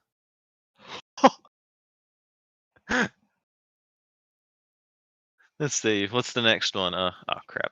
Where's Okay, there we go. What is your biggest wish / dream regarding the realization of the project? Honestly, my biggest wish is that people will enjoy it. And that I actually get to finish it. What software will you use for the game? When me and my roommate were going over possibilities for game engines, we ended up actually setting on Godot because of we could be pretty versatile in Godot up to the point of putting down what we wanted to put down with any ETA for it. Uncertain. It's still very early in planning. Things are getting changed around constantly. Like for example, our entire concept of a combat system changed within probably about 20 minutes. So it's difficult to get a estimated time off of that. Number 10. Tell Morco we love her. They love you, Morco. I love you too, guys. The truth has been told. What is your expected price? We are oh, Miguel says hi, Marco. We Hi, Miguel. are expecting to release for around of course we'll release a free demo for everyone to go and try, but after that the price of the full game will most likely be $20.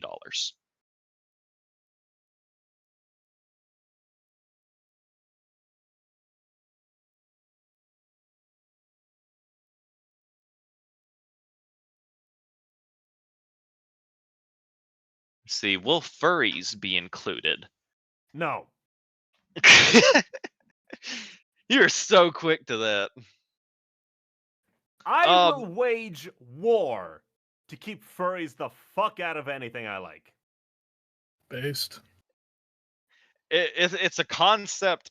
It's a concept I considered, and within time, probably after a fight with Talonist, it may happen. But it's uncertain. I would still like for it to be a primarily scaly game. Do you have expected audience / crowd in mind, or are you hoping Snooters will be the bulk of it? I'm hoping to get kind of a honestly, at the start of the project I had more Snooters in mind, but I'd say it'd be a game for anyone who enjoys like turn-based combat, 2D things like that. But yeah, I'd say it was more made with Snooters in mind. Although it is vastly different from the formula.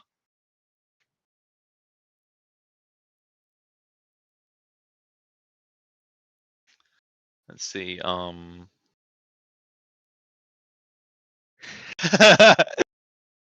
Is Arkin's involvement in this project his way to repent for the sins of Luthanians against the greater Snoot community?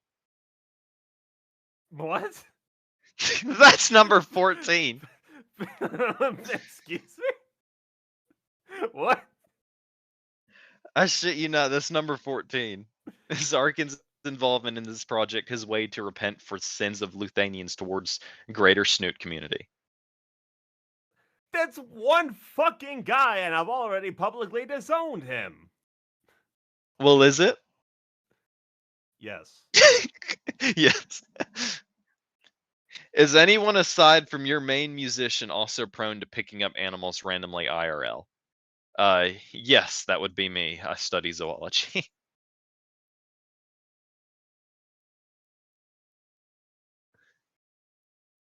Although I don't know about Marco. She might randomly pick up animals. Damn, nice. Can we expect the time setting relevant to racism / racial segregation? Well, that's This a will good be one. this will be post-slavery, pre-segregation.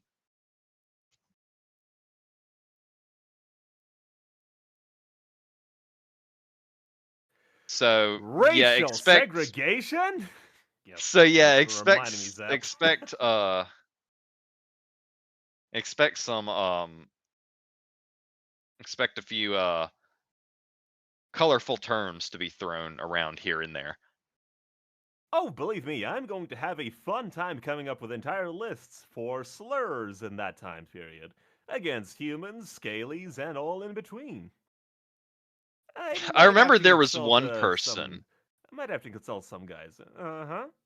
What? I remember there was some person who I can't remember who it was. I asked them like what some slurs for like aquatic dinosaurs would be, and they proceeded to start sending me lists that lasted until the next day.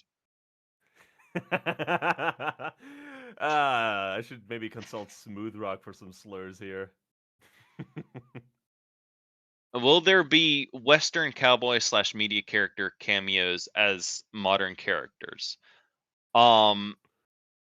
Yes, there is considered to be some like references and cameos. Well, not full cameos, but just more references. Like for example, Delilah's full name, Delilah H. Graves. That H, her middle name is Holiday as a reference to Doc Holliday.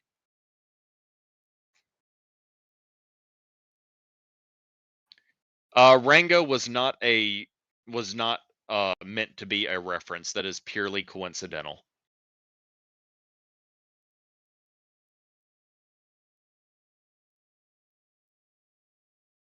Let's see. I think I'm getting towards the end here. Is Chuck Norris included in this? No. Unfortunately. Will this be a get good game with one difficulty, or will there be levels of difficulty?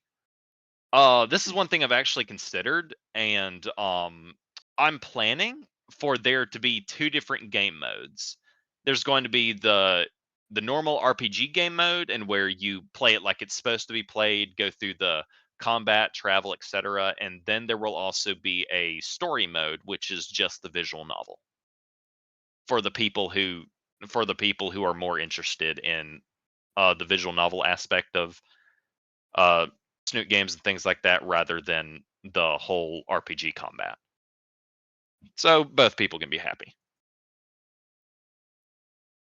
Yeah, and I think we could also do with like some extra difficulty for those who do actually like the combat, right? Yeah, and possibly maybe even a hardcore mode like One Life. I don't think we need hardcore mode. We could just make individual fights harder. Yeah. Yeah, just give yeah, we'll probably end up giving actual like different attack patterns rather than just increasing the health and damage. And maybe reducing Like in fake natural ass cover or difficulty. regenerating cover, stuff like that. Because we do also have plans, again, with the soul cover system. Like, some places are going to have, for example, regenerating cover. New game plus as an option. I honestly don't see a way for that to fit in.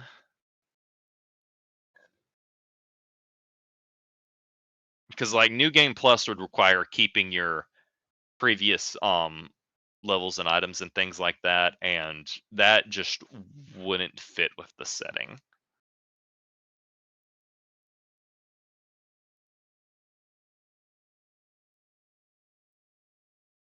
Let's see.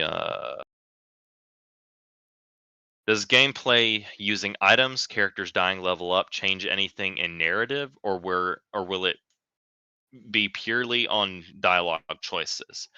There are actually some moments in the game that we've planned on that having a certain item that you've picked up either earlier in the game or within the same chapter will change the outcome of certain scenes. So doing side quests, finding like hidden items, it there's a chance that it will have an effect on something you do later on.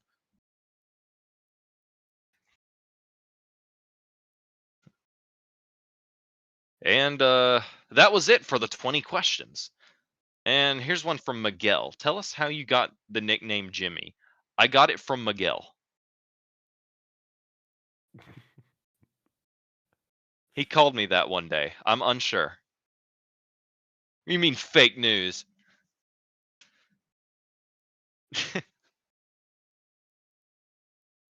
All right. Will this be on Steam? Yes, we are planning for a Steam release. Could we get a Back to the Future reference? I'll have to think on that. Well, we might actually have to slip in a bit more pop culture references there, right?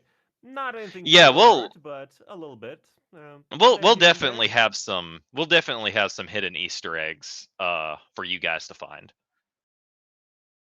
Yeah, something also about a pot. Oh, You know the one. oh, I know the one. That thing. Well, we can just have it be a recurring character. Yeah, it Just shows up when you're going places you're not supposed to. maybe maybe it gets turned into a creepypasta later on. I don't think anyone's gonna be a creepypasta of the fucking Chad bot. All right, let's see. Yeah, that is like one little minor character we didn't mention, and I don't think we're going to reveal until the game comes out. It's gonna be funny though. Nods to Red Dead.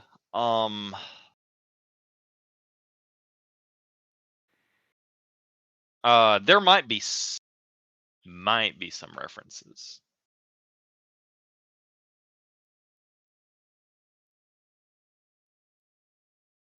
Let's see. Anyone else got any questions? Anyone that I missed?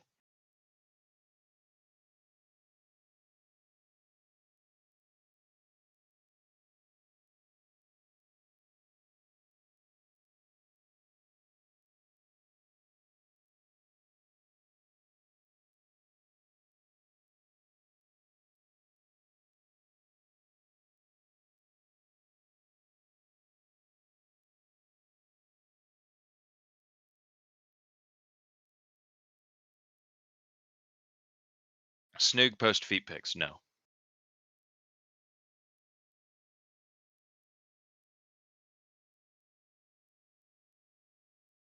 Will this be an Epic Games? Probably not.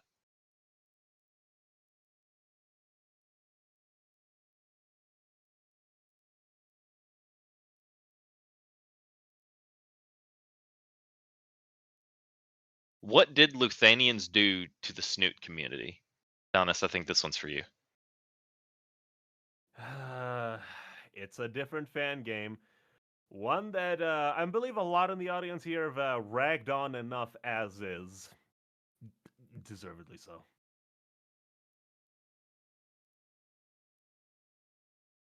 That's all I'll say on the matter. Shadit Sensei, we're not explaining that abbreviation.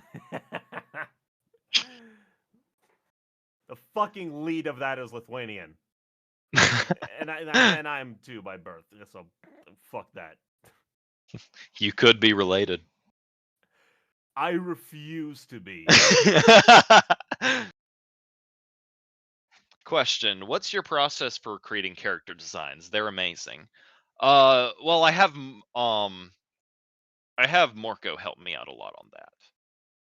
I go online and I do I go online, I do research for potential character designs, and then I end up sending over I end up sending over to Morco bits and pieces like pictures of accessories, clothing, hair, things like that, and I let her go to town on the design, and we tweak out the rest of the stuff after.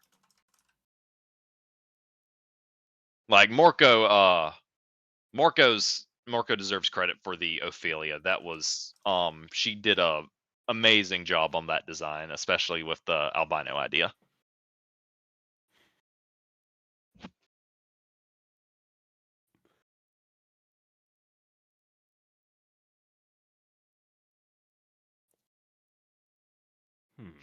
I believe I've covered everything that I would like to cover. So yeah. I think so too. I'm just trying to see if there's any other same Delilah from the Snoot Jam Wild West mod. Yes, that is the same character. I had been asked if they could use her as a cameo background character. And technically that would be her first appearance in like a game. There is another. There's another. I remember, I don't know if this came out before or after that, but Delilah was in a small mod featuring Tokame and Valerie, those OCs. Wait, seriously? Yeah. Did they not even ask you for permission? I never knew about that. Yeah, it was like a game show like thing, and Delilah was one of the contestants. Oh, and that's the one I'm yeah. talking about. Yeah, I remember that because I actually ended up working on that same mod. Mm. Yeah, that's this community's kind of what got me started into game development. My I do have some history in game development, so this isn't my first rodeo. I the first thing I the first thing I ever worked on was Snoot of Darkness during the Snoot Con. The not Snoot Con, Snoot Jam. I think it was the second Snoot Jam ever made. And Miguel was kind enough to bring me onto his team, and that's how I ended up getting into it. And then the next Snoot Jam, I ended up working as a programmer for another mod. I believe that one was the mod we were talking about. And then later I ended up working on devlog. So I do have some experience if anyone's questioning credibility.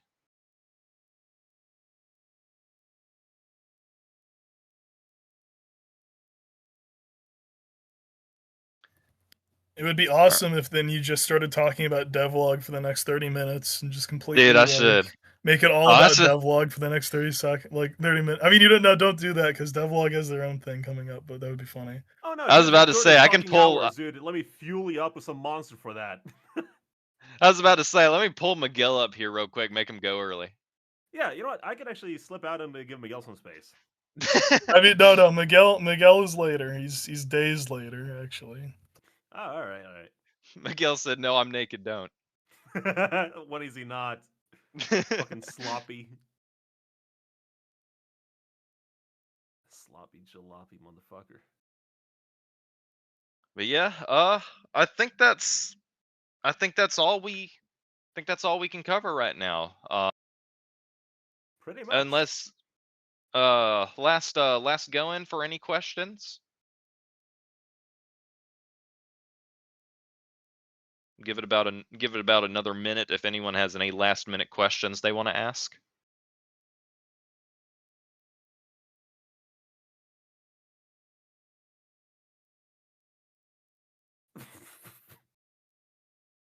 God damn it, Smooth. Can Sloppy be in the game? Do you have a project support page of some kind? I do not. This is all coming out of my own pocket.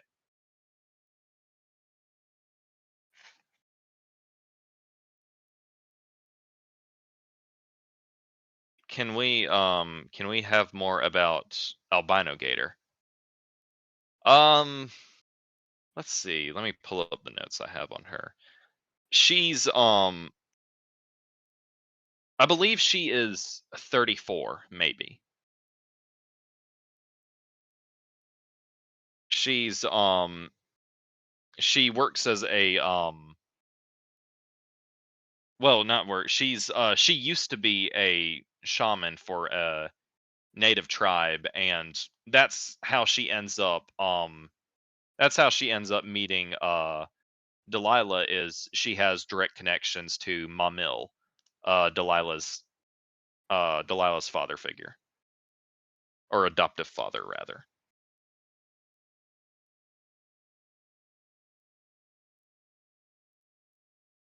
And like I said earlier, she's normally pretty upbeat. She doesn't mess much with the occult and witchcraft anymore, although she's pretty knowledgeable about it, which I won't say any more in this, but but it will come in handy later in the game.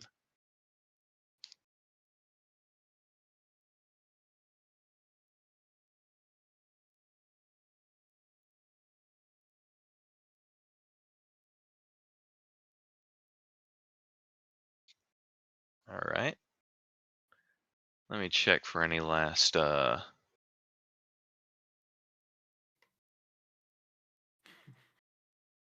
about lunch, Morco? I'm sorry, I didn't have any lunch prepared. But I want spaghetti.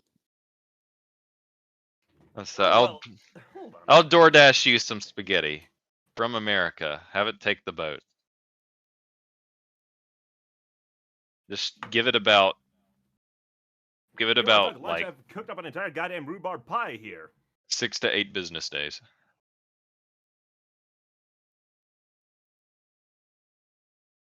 All right. Oh. Last question. What's the square root for 4,829? I don't know. What is the square root for 429?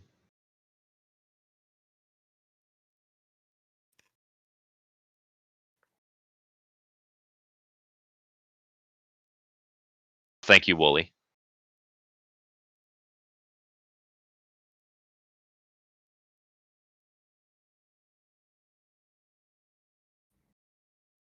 All right. I think that's all for us. Yeah, looks like it. All right. Thank you guys for listening. Hope you're looking forward to it. We will get back to working on this soon. Yeah, our development is speeding up now. We've got a proper prototyping going in, and we are getting actually good progress now. Yeah, I am excited to see I'm excited to see where this leads. All right. All right. I see Roxy is teasing us of their project. They're stealing your thunder currently. But is it their time? Is it their time to go? Because they can come not on up here. even. No, they're just Not doing even. that. But thank you for coming. I personally, this is one of those that I was interested in seeing more of, and that's definitely not because I have a soft spot for snakes, but I thank you for showing up. Thank you for showing this off. I think this is I've seen you talk about it a little bit, but I think this was the official actual kind of like announcement. Yeah, this kind of is the first official announcement. I've mentioned some stuff on like Reddit. Like I've showed off posters that Pearl's made. Like Pearl made these 2 posters for Desert Rose.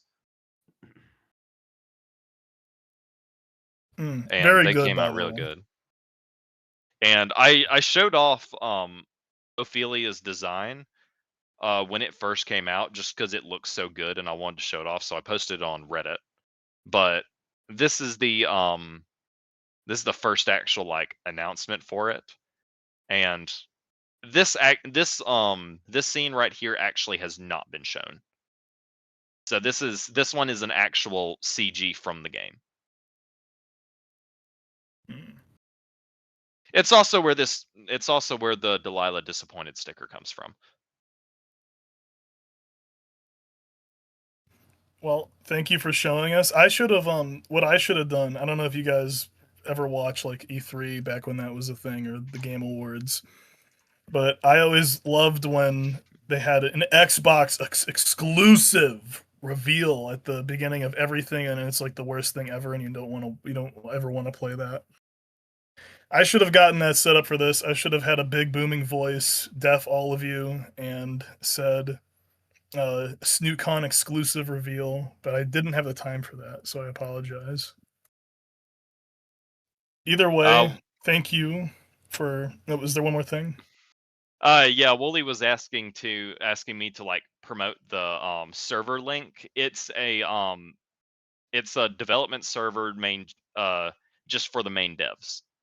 There's no since it's so early in the project, there's no current like public server or website page, but there will be one later. And I will make an announcement in Snoot Club when that comes out. That reminds me, obviously you guys didn't really need that for Caveman on, but if you guys have any social media links or anything, feel free to post those and promote them. That's what this event is for, after all. All right.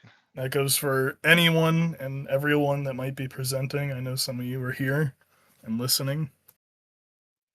Besides we that, don't have thank you. any social media up right now, unless Dr. Goon wants to promote his Twitter. Well, sure. Pretty much everyone in it already follows me, so moot point. Yeah. But hey. All right. Thank you all, and I'll get back to y'all whenever we have more content. Thanks for having us on, Lurker. Thank you. Thank you, all of you. Thank you. Okay. Let me welcome to the stage. Where is he? Is he in the chat? Yes. Violet Page. Please step up, friend. Hello. Hello. I have a PowerPoint presentation. It's I don't have a lot, so it's going to be very quick. Okay, that's fine. That's okay. You don't need to show us everything, but you're here to show off. You have Snoot Game White Day Edition. Yes. All right. Let's see. There we go. Take it away. Yes. So I'm looking for the. You're looking for the slideshow button. Yeah. Right there. It's been there we go. Yeah, no, sorry. I just got back from. I had to drive all the way to the airport to pick up my dad, so that's why I'm a bit late. No problem. Sorry. It happens. So this is Snoot Game White Day mod. So what is White Day? White Day is a holiday. I think I haven't seen it a while in anime, but a few times it was in a lot of older animes. It was a holiday where it'd be the boyfriend's responsibility to give gifts to like the women or the girlfriend or the love interest who had given him gifts during Valentine's Day. And I thought it was a fun idea for a name for the gender bent mod. It started off as a bit of a joke of why. I saw some art of a male fang, and I was like, that's pretty hot. There should be more of that. So I thought maybe there should be a whole game where you date male fang. So yeah, this is the progress. I started this about a year ago in college, and with a brown main character. I have a folder filled with inspiration for what each character is going to look like. Most of my sketches are done on paper, so it's a bit harder to show off compared to people who do that digitally. And now that I'm graduated, I have like the whole summer ahead of me before I have a job. So I'm thinking, why not get this done over the summer? And this is the sort of evolution of what a non-net looks like. I am willing to take like notes on changing the design, but the main thing is Nanette has to be bald. Next slide.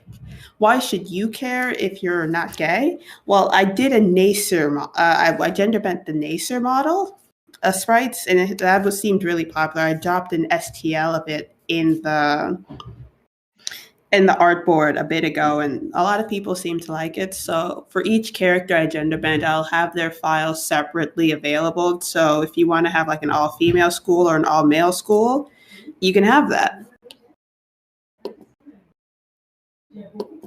I think is that the last slide? That might be the last. Yeah, it's the last slide. And then I have every character sprite listed from Snoot Game. I have all of them listed out. The only character who's completely done is Nacer. I have the designs of everyone sketched out, but none of their sprites started. I still have to finish on Anons and Fangs. But yeah, right now I'm working on starting Rita's sprites and finishing up a non-sprite. I'm working on their phone sprite right now. But let's see. Yeah, I have.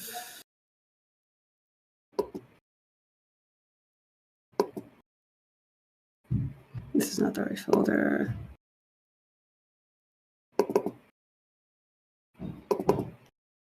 I'm working on the models, including 2 options for Anon if you want them brown or white. But yeah, that's so there will be a choice. Yes, I think it's because I've done Otome games in the past, and in Otome games, a lot of times there are skin color options. So why not do that with Snoot? Now let me get this straight. Is this like a blanket like gender bent thing? So, yes, everyone's going to be gender bent. I'm having. Sorry, I cut you off. Go on. Oh shit. Sorry about that. Hello? I was just gonna ask then, does that mean we can expect Rita? Yes. Rita is the next character I'm working on. I think we're all very excited for Rita. I love Rita. Sorry, I see the chat. Let's see. Will the story be any different? The main thing, so for one thing, it's still straight. It's gonna be Anon and Fang. Maybe if I have more time, or I'll do other routes. The only thing in the story that's really changing is with Trish. I have to figure out. It doesn't, with the way Trish acts, it doesn't make sense for a guy to act that way. So I have to figure out how I'm gonna. Maybe I'll just make them get like, if a guy acts the way Trish did, that's 100% a gay dude. So that's the only real difficulty. Everything else sort of translates 1-to-1. That's not. Trish is a gay dude. Are we sure that's not something Anon would just come up with to make fun of Trish? Are you secretly Anon? I mean, spiritually, I do relate to Anon a lot. But I'm just saying, Trish, in Snoot Game, Trish encourages Fang to go non-binary, and they're really possessive over them in a way that if it was a guy friend, you would assume it was like a gay dude.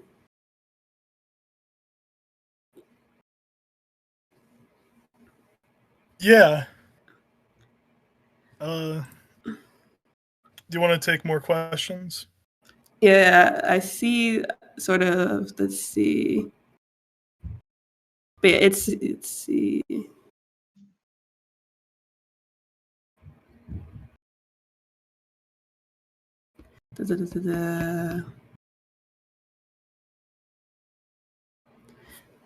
I mean, yeah, if anyone, yeah, for female spear, for the teacher characters, I'm not going to gender bend them. I'm going to do female versions of their characters. Like, I have that in the folder.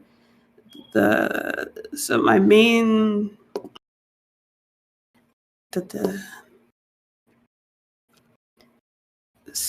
it's just called Snoot. Where is it? Not graphics Snoot, it's just Snoot. So yeah, for Farnsworth, canonically there is a female Farnsworth, so I'll just use that design. For the taxi driver, it's going to be like Dr. Girlfriend. For Fang, not for Fang, for Principal Spears, it's going to be, if you watched Primal, he has a wife, so I will just use that design.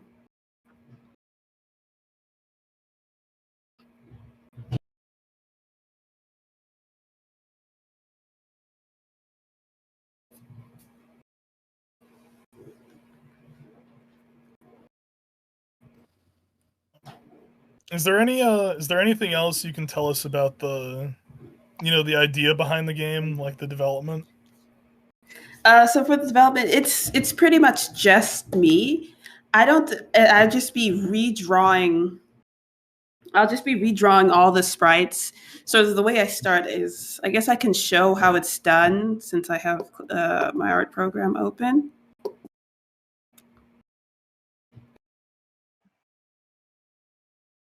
Let's see, application. So yeah, this is the phone sprite. So since this is a non-sprite, I technically do have this is a non-sand. I kept the same phone size. This was the original for that first Anon design. And then I take that and I sort of sketch over it to make it fit. And then I'll ink and color it following the Snoot game style. Like where is... Like what I did for Fang, for my Fang design was, I took the background, I put what Fang looked like, and then I put sort of what Anon, who I consider the base male, is, and then I drew it up from there with their base outfits, their prom outfits, and from there I just it's a lot of drawing mainly. And then once I get to the script part, I think a lot of it will be able to stay the same. I might change some things to be more situationally appropriate, but they'll just follow the same storyline.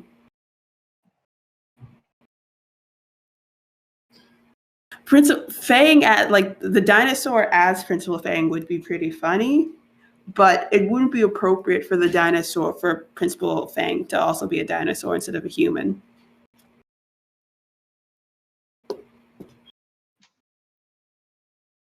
So this is basically just a one-to-one pure gender bend mod.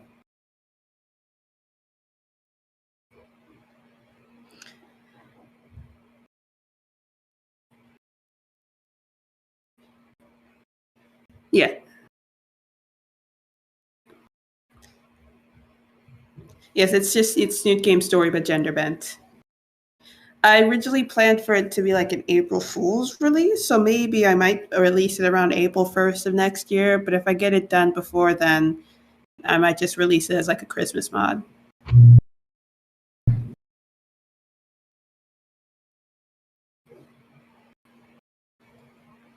You said you want it to be a Christmas mod? I'm thinking that I might have, with the speed I'm working at, I could probably have everything done before December, and I'd like to release it around like a holiday.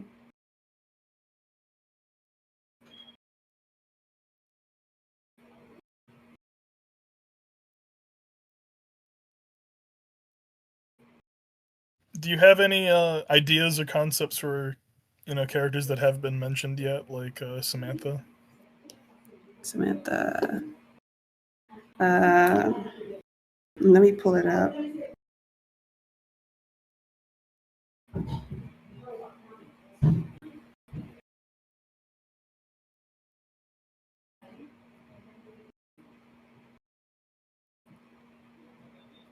Oh, so for Samantha, for the parents, I kind of don't fully know what I'm doing since they're sort of based on like Ripley and Samus.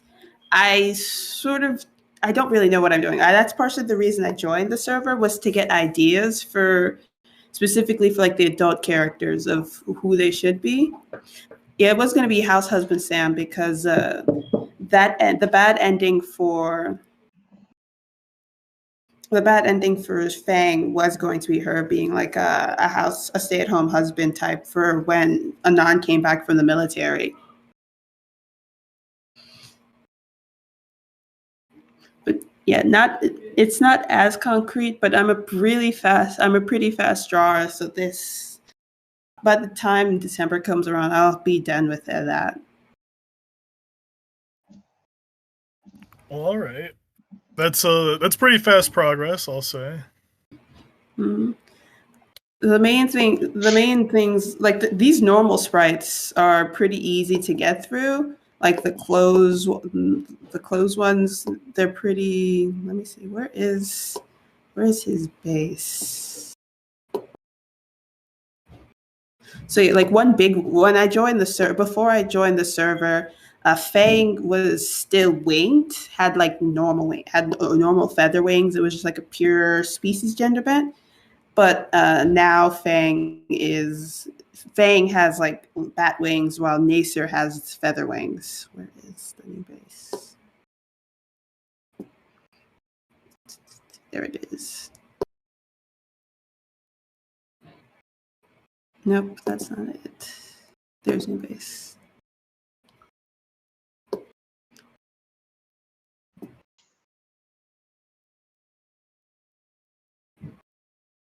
Yeah, there's just a lot of layers, so it's just a matter of getting through it all. It's all right. You've got plenty of time still. Yep. Yes, I probably will when it's done. I know I'll post like the CGs, and if I do any little fun side sketches, I'll post them to the burrow.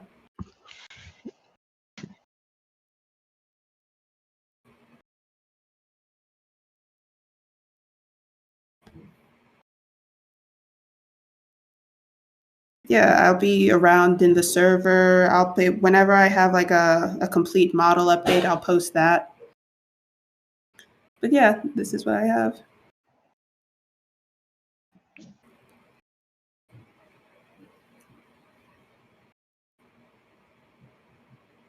I forget. Did you already explain what prompted you to want to make this at the beginning? I remember the thing about White Day. You explained that. Oh, I saw a male Fang design. I thought, hey, that's pretty nice. I kind of wish there was more. I want there to be more of this. And so the way I know, like, if one person creates something, more people are likely to do things. So I decided, let's make a full gender bent mod. I saw people I want more male Fang. I know people want more female versions of the male characters. So I thought, I have the art skills to do it. Let's bring it to life.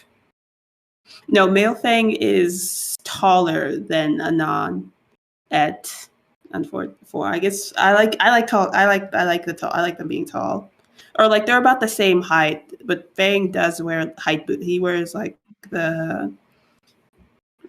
boots that give you a bit of a height boost. The platform boots. Not platform boots. He's wearing the other boots liberals wear, like the ones that make you think you're punk. Combat boots? I mean, Yeah, but there's that Doc Martens. Yes. Yeah. And Doc Martens give you like a 2-3 inches height boost. The main thing is Fang is still going to go through the whole gender confusion storyline. So it's so their outfit it's not egregiously feminine, but still, if you saw a guy, the pants are like the pants that look like skirts. So if you saw a guy in like black pants and a corset in the middle of high school, you would still look at him a bit weird, right? Yeah. Mm-hmm. Yeah, but it's not egregious. So yeah, he's got the liberal shoes on. I do have one question. Yes. I know in E1, Fang ends up she calls it like non-binary clothing, but it well, to me it looks more masculine. Will like the Fang in this E1 wear more feminine looking clothes during prom, or Yes. will it still be? All right. Yes, I think I have. I'm trying to find where it is. I do have their prom looks mostly done. Let's see. So, like, yeah, here we go. So here is their for their. I think this is E3, the ending where that's like the more submissive one. It has like a stereotypical Prince vibe to it. Then D is I think is a good match for that ending, and then for that prom, it is sort of like a what you would expect that type of person's dress as. Yeah. So yeah, the key is to find a good balance. At least with like the key is to find a good balance between um, looking more feminine and looking ridiculous, but not too ridiculous. Mm-hmm. Yes, the base model, all my base models, all the models I do have a Ken or a Barbie doll base just to start off with, and then I can add clothes on top. It's very paper doll-esque. Yes, it is kind of scary, especially those heels.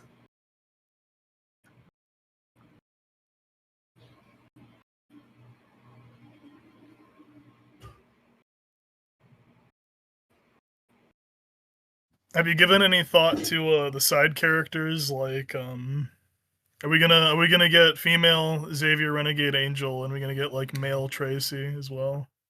Yes, so Xavier Renegade Angel, there is a show. The creator of Xavier Renegade, the creator of Xavier Renegade Angel did a show with a female. It's a live action show, but there is a female character in it that is a bit more similar to Xavier Renegade Angel. So I'm going to have that character. And then what was the other character you mentioned? Tracy, the hot dog lady. For Tracy, I haven't fully figured I haven't figured out if Tracy's a reference to anything yet. But because for that one, I was just thought that's like a hot dog, like a person who's hot. So I'm just gonna once I figured out if it's not a reference to anything, then it's gonna be You don't know the lore? It's all not right. full. Tracy's from another game. She's a reference character to a small, now abandoned game called Cooking with Tracy. There's a link to it in the links channel here in this server where you can download and play it. Oh, that is so cute. I think if that's the case, then if Tracy's the only character from her game, then I think I'll just gender bend her. Mm-hmm. A lot of people are asking what will Fang's real name be. Fang's real name is Lucy. It'd probably be Luke. I think Luke would work for Lucy. It'd probably be Luke. Let me see. Let's see. Let's see. Because yeah, Lucy is the English form of Lucia. Huh. I guess it'd be Lucius then. Lucius? Lucas? So Lucas maybe. So Lucy is the English form of the name Lucia, and Lucia is the feminine form of the name Lucis. So it would be a modernization of Lucis. But I guess because when it comes to like naming and things, I would go further into like naming conventions and see what there is. I'd finalize it once I'd actually start typing. Right now, I'm just really focused on the art, and then once I start typing, I'd have like the names hammered down. Mm-hmm. And you said you don't really plan on changing the story too much, just a gender bend, really. It's just a gender bend. I think the story, Anand's story is actually, at least when I played it, I did as a female myself. I found Anand's story in Anand's way really relatable, so I think it works cross gender. You know, I'd say that surprises me, but you're actually not the first person who's told me that. I've heard that before. Yeah. Even down to I think the only thing that might slightly change is I feel like a female anon would do the cringe anime. They would do the cringe anime girl themselves with a real life anime girl, but I feel like for a girl they might just draw the cringe anime stuff instead of photoshopping it. That or fanfic, but outside of that,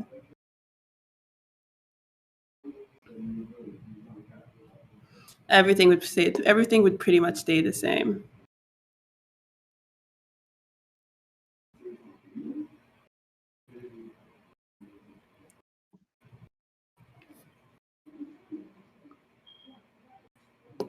But she would either Photoshop herself or she would draw herself. But or that or she'd be she'd Oshi them, yeah. But I think I'm more of I do plan things, but with this project, just with the load of it, it's my first time doing something this big. I'm more of a cross that bridge when I get there person. So once I get to like the CGs, I'd make that final decision. Yeah, Sebastian from Black Butler, like England from Hitalia, things like that.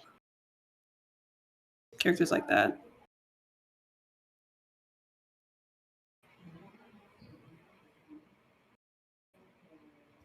Was you said this was your first project? Is it like your first project overall, or like have you done? No, I said first big project. I've worked on dating sims, like smaller dating sims. Nothing within like the dinosaur economy. I went to art school, so I helped other people with their dating sims and things like that. Done backgrounds. I've done character designs. This is my first time just doing one this big and completely by myself.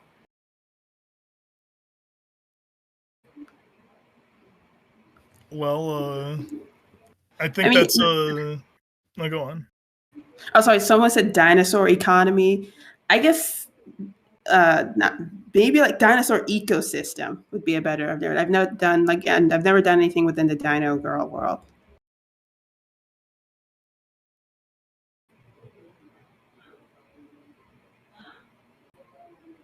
I can't remember if you mentioned this, but will Stella be like a femboy now, or will he just be like one of those fat anime chuds?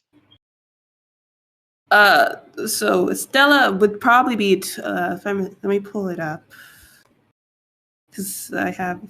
Let's see. I don't. Snoot game. That's the wrong one. I'm just going through like the idea of Chud Stella. Yeah, so everyone.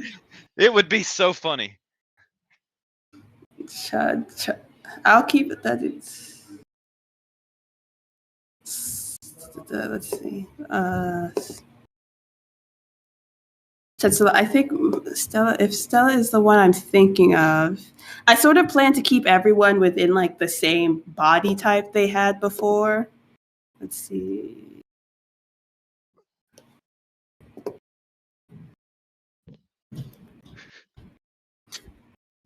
Going through my thing, it seems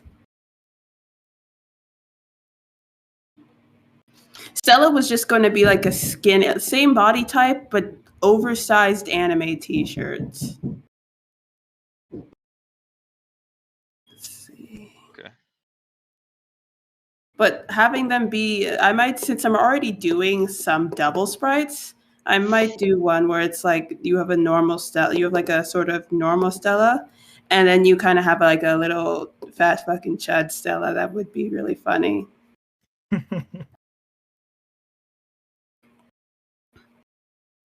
Dude, like when I think of like male Stella, the dude from Don to Don pops into my mind. This one. Let's see. Let's see. So what I think of the 10-gallon wiener man. I forgot his name. when I think of like a male Stella in my mind, I think of like the sort of typical guy you would find in like a high school anime club, which is sort of you it's like a really tall, wiry guy. So I was just gonna have the same Stella, but just a bit longer.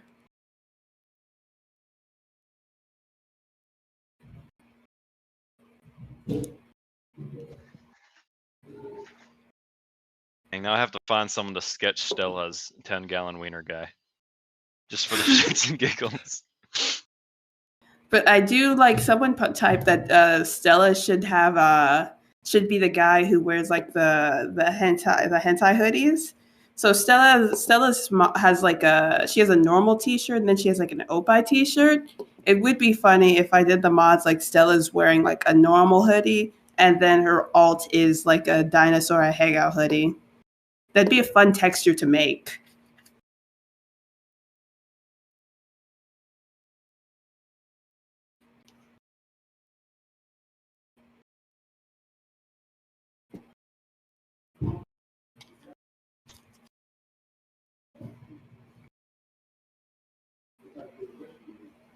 Rosa is going to be the main thing about Rosa. The main hard part about Rosa was just deciding. So Rosa is like a Latina.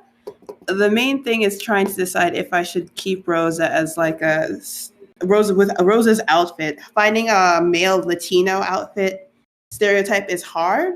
That's not like a mariachi uniform. Or I was thinking about making her an Edgar, but I feel like part of Rosa's charm is that she's really pretty, and Edgars aren't that pretty. Yeah, like a sexy like Latina, a cholo. No, Rosa's like a good girl. She wouldn't be a cholo, but cholos are religious. Like Rosa can't be a cholo. It's a bitter character.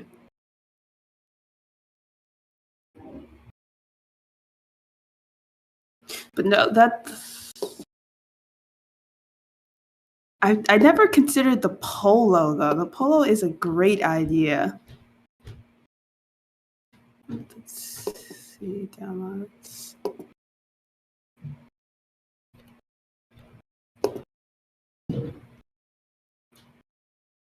I guess if we want to like continue this, I can show the files that I have where it's like the reference images I have for each character.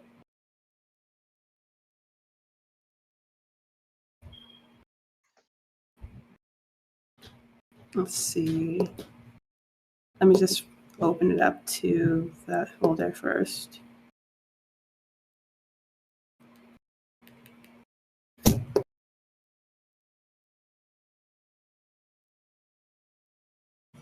Make it full screen.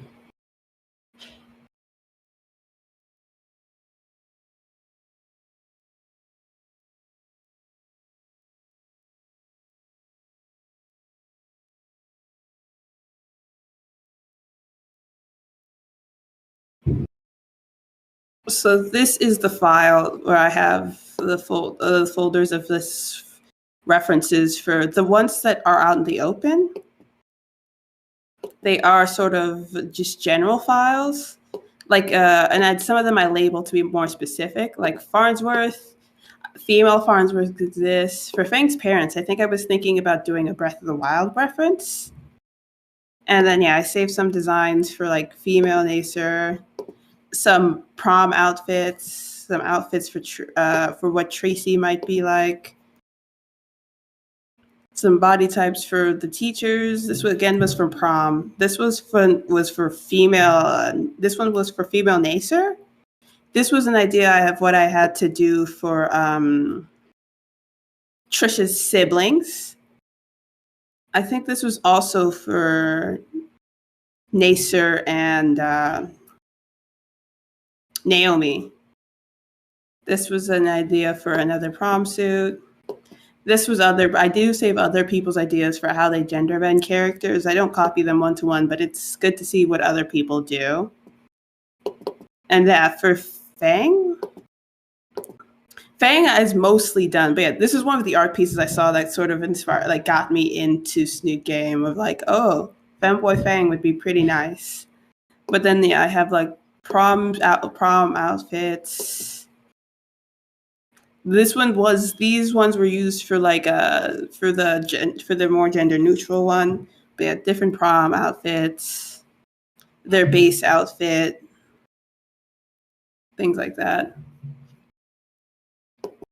That part of the reason I gave them the corset was because when I put them in just a crop top, it felt more metrosexual than it did trying to be like gender neutral.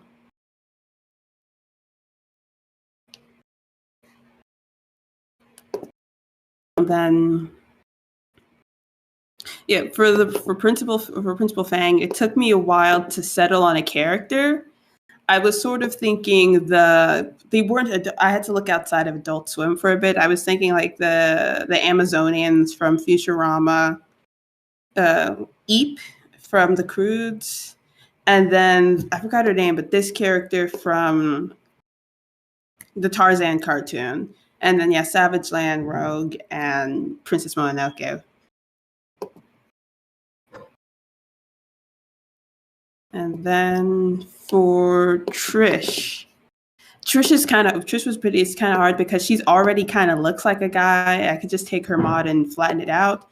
But I was looking at sort of like gangbanger clothing for her, Jay's, and then for her prom fit.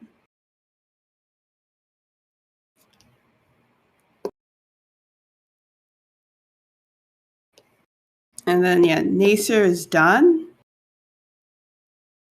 But Nacer had like a lot of it was finding the middle ground between preppy and sort of the bad fashion taste he already has. And then like the prom fit, the Yeezys, because his prom fit is based off of Kanye, and just sort of a preppy look.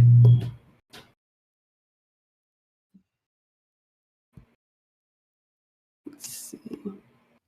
I'll say this: your design for Male Fang. I've seen not too much Male Fang art, but I've always thought it was kind of lazy how people just seem to they just put Male Fang in regular Fang's clothing and they call it a day. They didn't really think too far about it. So. Yeah, I just thought it doesn't fit for what they're trying to do. The outfit I almost went with was Fang from there was this really good concept art for a Fang from Goodball Volcano High of what Fang's outfit was, but it was a full skirt, and I thought that was too much for what Fang is supposed to be going through. But yeah, I did put a lot of thought into what Fang's design should be. And yeah. Tracy is just a lot of it's the chef from The Bear in my mind, but I think I'll just wholesale gender bend her design. And I'm really excited to do, I think Naomi's is probably going to be after Reed's. I'm really excited to do Naomi's. It's like a lot of prep boy stuff. And then I'm really excited for the prom fit because of how Chinese it is. I'm very excited. I really like Chinese design philosophies in my life right now. So I'm very excited for that. Yeah, then Trish, Tracy, Nacer, Naomi. And then I probably have others saved on like his Reed's.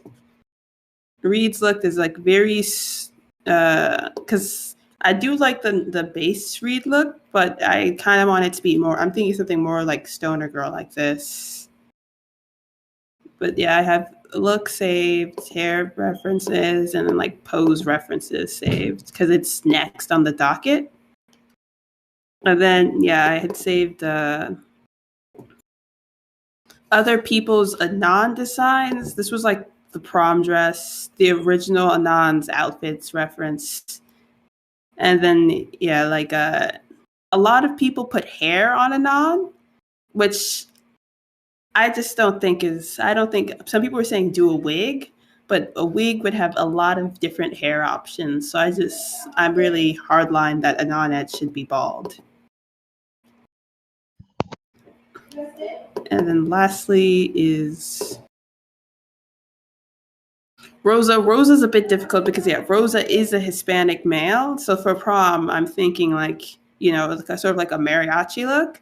But then for every day, it's a bit harder just because I feel like the charming Latin dude has sort of fallen out as a stereotype versus like the Edgar and the Cholo. So I have to find a good cross between being Hispanic and dressing up like George Lopez.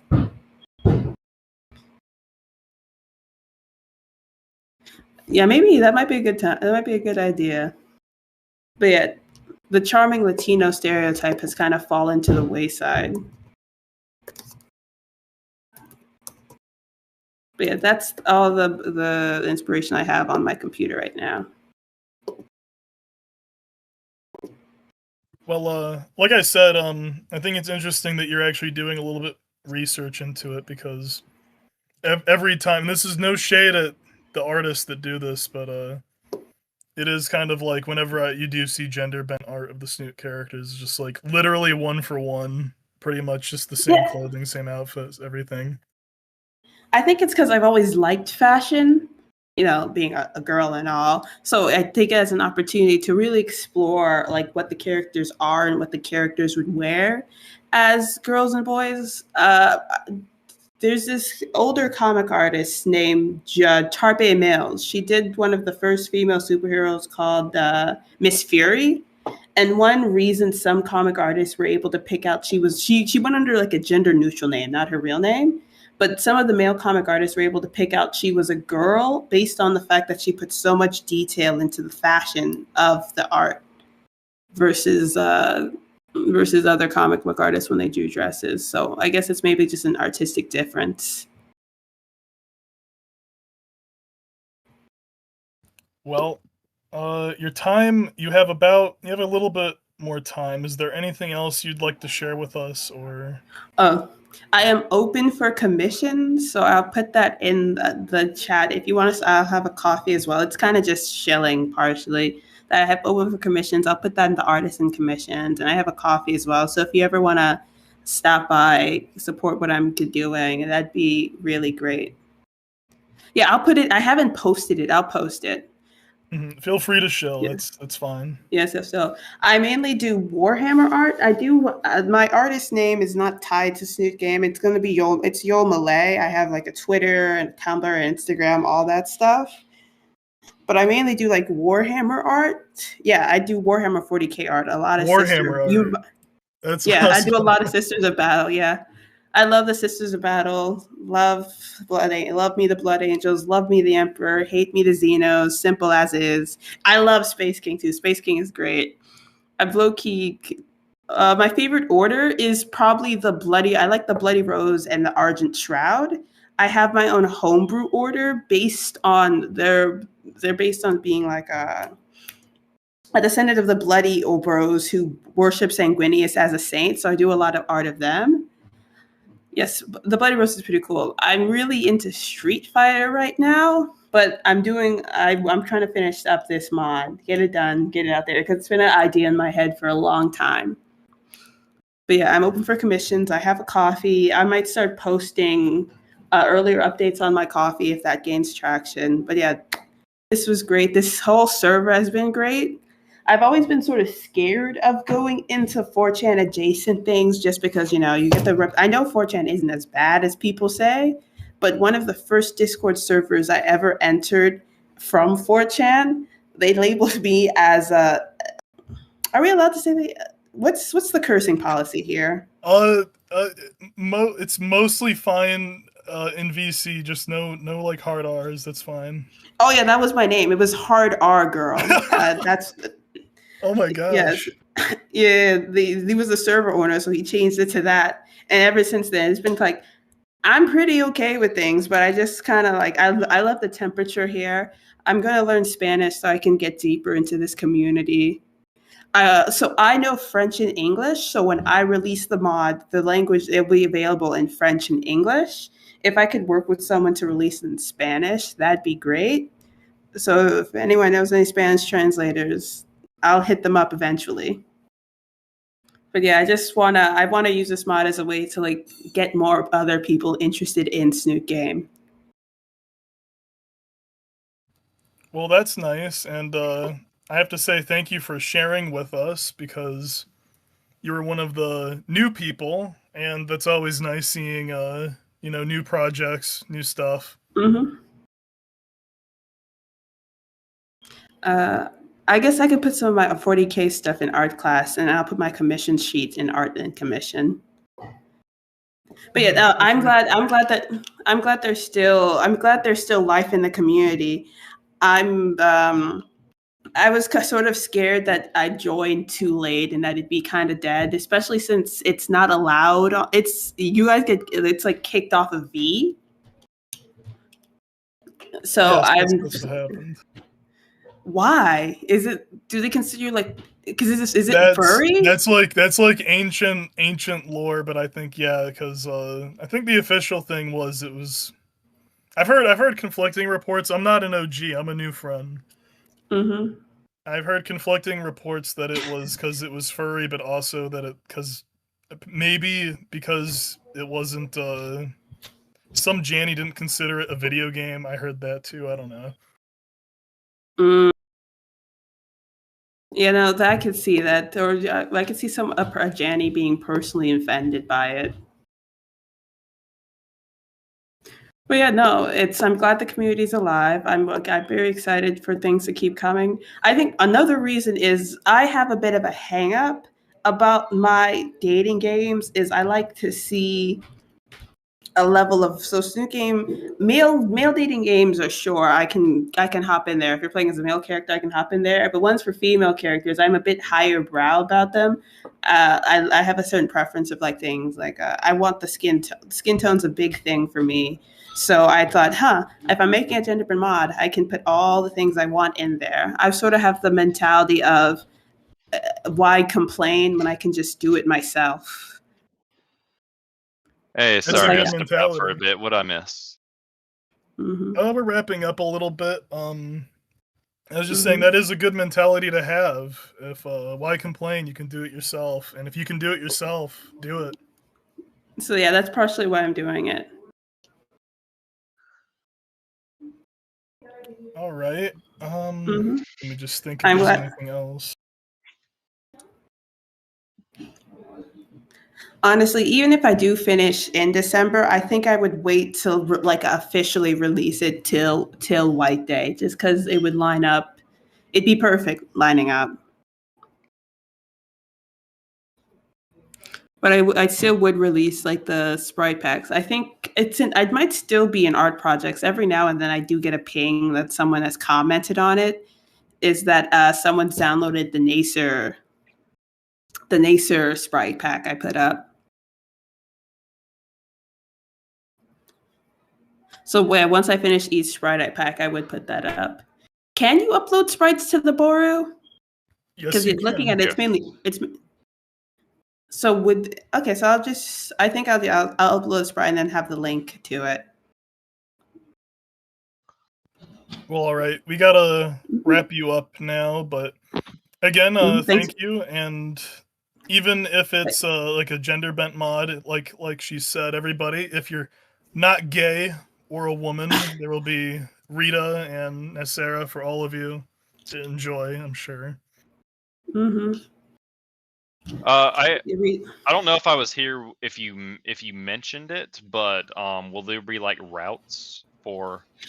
No. So far, my goal really is just a one-to-one recreation of Snoot game as a gender bent game. All right. Yes, thank you for the well wishes for everyone in the chat. I'll post examples of my 40K art and I'll post my commission sheet up. Thank you for having me. This has been great. Thank you again. It's been great having you. Thank you. All right. That was what can I say? That one surprised me. I was a little surprised by that. I didn't even know what White Day was. I saw some other people say that they didn't know what White Day was before they even heard about that. So you learn something new every day. Gad, hold on. Yeah, hold on. What do you want to say, Gad? I think this is his project. Oh yeah. Gad is Gad is part of the project. What am I saying? Yeah, bro. Yeah. Oh, I mean, do you want a hater over here? I forgot they put you down. Let me see. Yep, okay. Please welcome Adam and Gad. They are here to show off their. They are working on Take Me With You. Please take it away. So we were supposed to have one other presenter. Her name was Book. She is actually the head artist for this game, but she had to do some work, so it was just supposed to be me and Adam. That didn't turn out so well, so now it's just me. So this is our game. This is called Take Me With You. We've been working on this for a while. We released, oh man, I can't even remember when, some months ago, our first chapter 1 demo, and it received a lot of positive feedback, so that made me pretty happy to hear. So we decided to keep the train moving. So who founded this project? Adam and Brooklyn.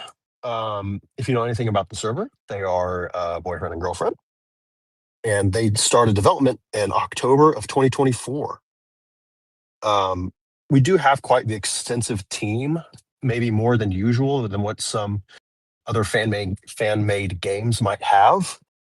We have a total of 21 contributors. I do some of the writing, and I have Adam that does some of the writing and one other writer. So we have about 3 total writers for this game to kind of keep progress smooth and cohesive. Adam's passion for the game development and the huge opportunity that came with being introduced to this game. That was the kind of motive behind this project. He kind of paved the way through a lot of the ideas that we're using with now, in terms of characters and themes and stuff like that. Relationships between the characters.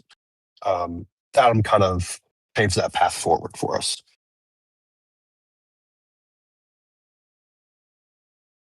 We have 3 main characters and familiar faces in this game. The love interest being Taylor Swan. She's kind of like this. She's this raptor girl. I honestly, personally, I love her design. She's like this kind of like this pinkish kind of marshmallow white raptor, and she's very abrasive as a character. I'll expand more on that later. Our antagonist is Cade Tremblay. He is the school's quarterback and football star. More on that later as well. And Gene A. Rao, of course, kind of playing into that faceless, hairless kind of protagonist. He's an aloof character. He's very sheltered. And obviously, as you know, he is the only skinny in the game. Obviously, he's human. This takes place in a senior year setting, so all of our characters are 18 or just about there. He is optimistic and generous. He likes to do what he can for other people when he can, and he's also a big people pleaser. But that comes with downsides. He's a little too optimistic at times, and in fact, he might even be taken advantage of a few times and during the story. He comes from a very wealthy background. His parents are rich, and they do play a major part in the story. So you guys will see his parental figures throughout the game. They actually play a big part of decisions and stuff like that. And throughout the start of the game, he does lack a bit of confidence. We plan throughout the story. He'll kind of get some personality and kind of make his way throughout the school and become a better person. Our love interest, Taylor Swan. She's a velociraptor, also 18. She's pretty snappy, starting off with some negative traits. She can be kind of crude sometimes if you're just trying to get to know her at first. She is almost a bit of a loner. She likes to spend a lot of her time alone and in nature. So she'll always kind of be with herself. You're not going to really see her around a lot of people. And boy, does she have a mouth. So if you like swearing in games or thought that some might be too baby proof, well, Taylor's your girl. Some positive traits, however, she is very witty.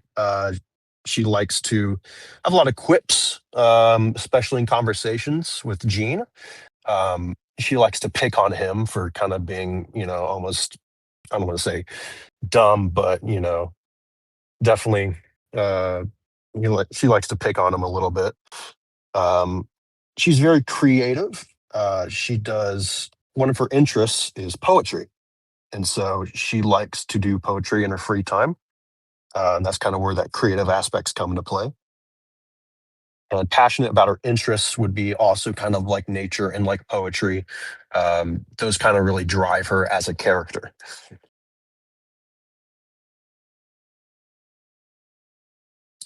Here is Cade Trevely, our antagonist.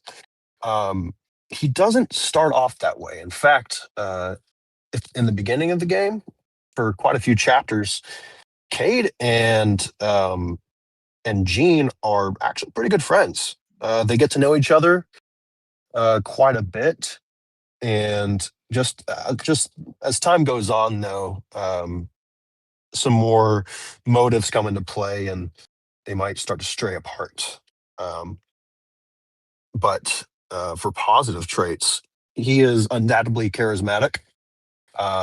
The school loves him. He's very outgoing. He likes to help others. Again, kind of like earlier in the game, he kind of helps show Gene around the school and get to know people, what teachers are good, what signs the most homework and stuff like that. So he goes out of his way to kind of help others. But as the game goes on, he starts to change a little bit. And that may come in the form of peer pressure from other students. Um, he likes to be manipulative, but he himself is also easily manipulated. So there might be some interesting dynamics going forward later in the story that you might want to check out. Gad, really quick, is there any way you can enhance the image? Can you go full screen on that at all? Yeah, let me see. There we go. Okay. Much better. That Much might better. be. There we go. Let me know how that works. I'll That's scroll down much a little bit. better. I mean, the UI is a little in the way, but I think that's Yeah, it's a little bit I'll better. fix it. Yeah. I'll scroll down once I get down to the talking point. But here we have our trio dynamic. Our little kind of niche for this game is a love triangle. Obviously, Cade is going to be inside that love triangle. They will both fight for Taylor's love throughout the story. One, as you can imagine, might be not for the best reasons. Cough, cough, Cade.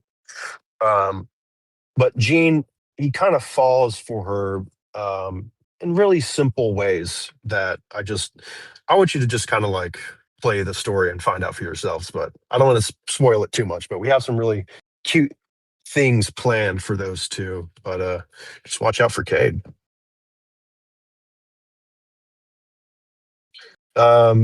Earlier, I said that nature was a big theme in this game,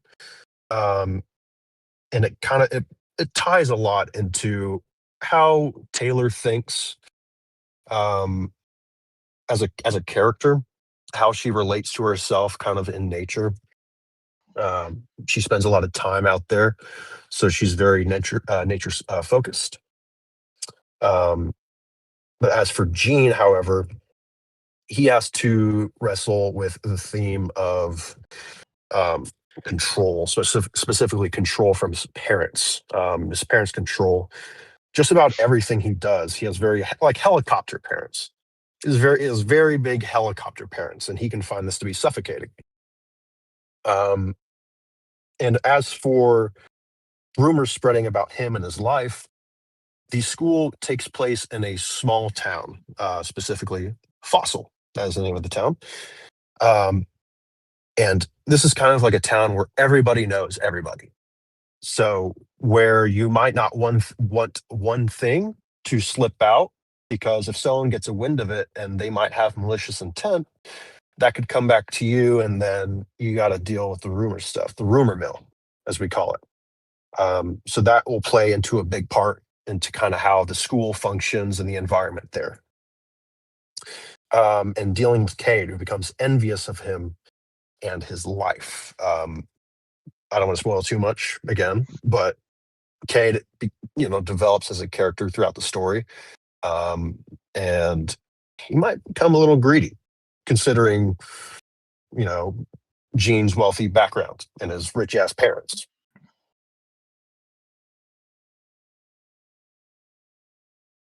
Here we have our development plans. These are all the stuff that we have planned so far. Considering this will be our final demo, we have 28 chapters with 4 endings. And our scoring system will be consisting of 3 characters: Gene, Taylor, and Cade. And for the bonus content, we just got some additional smaller bonus endings. So there will be like a little bit of quote unquote support, if you will, after you finish the game. Here we have our art and read time. We have a total of 5 chapters so far within this demo that we're going to drop today. That will get you about 2 hours of playtime within those 5 chapters. Today, right after this presentation, in fact. And for the art, I actually do kind of want to pride ourselves, especially Brooklyn. She has done a lot of the art, and other artists such as KY, and a bunch of other artists, and they do such a good job on just everything, because everything we want to do should be hand drawn. There's somewhere in there that's mentioned that there's a stock images that are either like kind of like blurred over. They don't look like they're drawn. We want everything in this game to be handmade by a person. Sprites, backgrounds, CGs, animations, everything should be hand drawn and will be hand drawn. So that's something I'm actually quite proud of. Not that I have done it, but I like to see it, right? And of course, as a reminder, this is going to be the final demo before the official release. So stay tuned for that. It seems that there is a short trailer demo, but it seems that the embed is not working correctly. So we might have to see if Adam can drop that in the chat. Or, I mean, I could screen share it if someone sends it to me real quick. Yeah, see if you can ping Adam and he can send it to you, and maybe you can screen share it. But I'll keep going through the slides here. I think there's just like the goodbye. Yep. And here we have our 2 lovers in the tree, kissing away. It's so cute.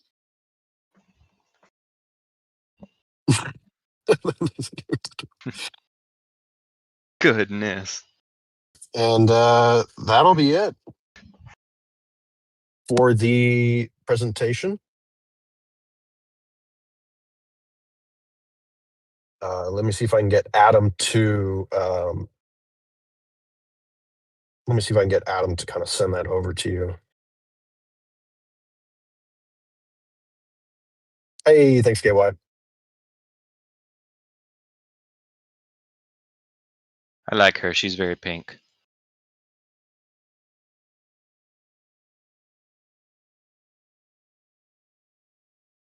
Oh yeah, she's super cute.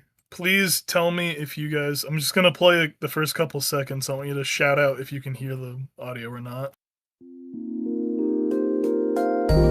Can you hear that? I can hear that. Yeah. You can hear that? Okay. Okay. I just wanted to make sure it actually worked before I showed it.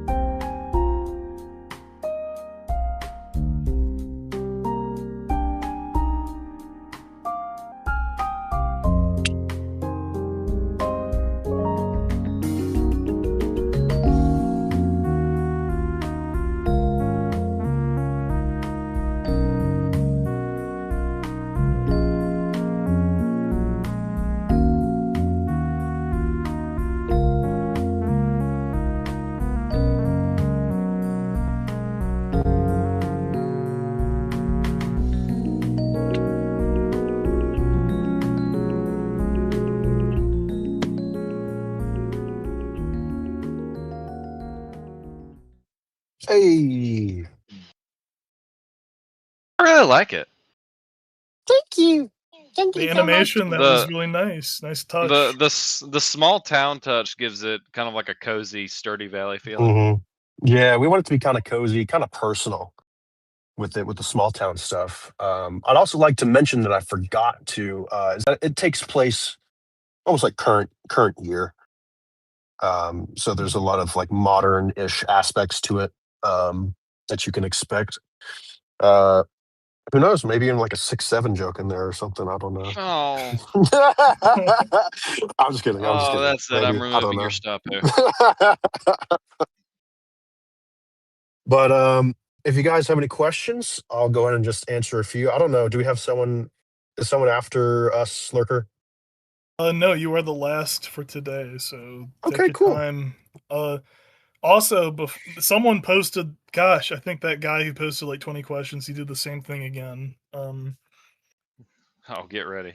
Let me One zoom. one thing is, I think you guys just took the cake as the first team to ever release something for Snoot Con. By the way, Oh, really? I'm surprised I that hasn't think been done before. unless I'm totally retarded and I forgot that someone did it last year, then you guys are the first. Yeah, yeah. So congrats on that. Thank you, thank you. There's actually I'd like to touch up on as well. You know, there is quite a lot of animations in this game. At least what we have in the demo so far. There's a couple. I think there was the one that you saw where Gene was riding his bike, but I'm trying to remember. I think there's one other one as well within the demo. But we put in a lot of effort on the art side. So major props to the art team there. I'm going to go ahead and go over Maskell's use question list. I'll just pick out a few of these that stand out to me since there's a lot. What's your main goal behind the project? Our main goal is to create a game that we like and also that you like, of course. We want to make something that we're proud of. That's that was our big consensus at the start of it. Is that we want to make a Snoot adjacent game, not like a complete total like spin off or rip off, but in a Snoot universe, but with its own twists, its own stories, its own characters, stuff like that. But we want to, we want to do it for ourselves, but we also want to do it for you guys. We just want to make a good game. Is your broad team of people involved means I can read. That's all right. Is your broad team of people involved means you are still open to wider support? Yeah, of course. This is a 100% like passion project. This is all like either funded through Patreon. I hope Adam posted the Patreon link in the chat so we can plug, shamelessly plug. But it's all passion project stuff. Some people get busy with work, so they have to step away from the team. So we always are welcome and open to have anybody else that likes to join. Let me see here. Are you planning to fund your project further via trinkets and merch? It's something that we brought up a long time ago. We're not sure, but until people seem really, really excited about it, we're probably not going to do anything along that. That's just me personally speaking, though. I'm sure Adam or Brooklyn could think something different, but that's just me personally. Are you going to follow a typical ending formula? You mentioned bonus endings. Are they like E1.5 or 3.5? That's a good question. We I think we thought about that before, but we weren't too sure. So if I ever do get like a hard confirmation, um, we'll be sure to let you guys know. Question number 10 is okay. The chat just moved. Do you have an expected time frame for the release of the full project? We do. We're hopeful for next year, early next year. That's just based off what we have right now and what we plan to get done within our time frame. So I would say definitely sometime, probably next year, early next year. And I'll read one more from here. In terms of references and cameos, how are you looking at those? Um, so also a good question. We wanted to follow the formula of having cameos, kind of like all the other games, like um, like I don't know, I forget what Snoots are and what Wanies are, but they all had cameos. We had we were originally going to have like most of the teachers and coaches be cameos, just from funny stuff. Um, but we kind of ditched that along the way because we wanted to be original.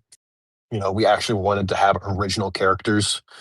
Um, but I think me and maybe one or the two people wanted to have cameos. So we stuck in maybe about one or two cameos, but for the most part, everyone's an original character that we came up with ourselves. So um, there you go.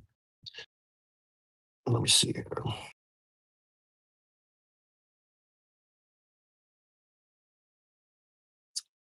I gotta scroll all the way down.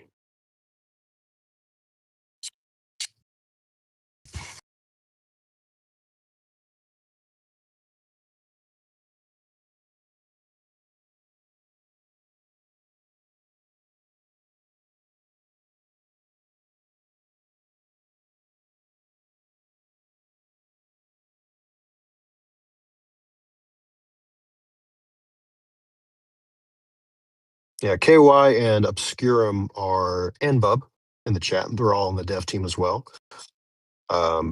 Bub is one of our music artists. He's really good. I really like his music. Obscurum helps with art, and KY also does some of the animations and art as well.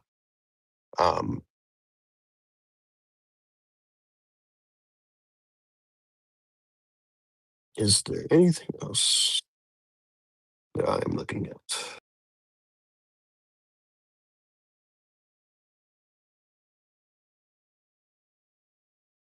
Yeah.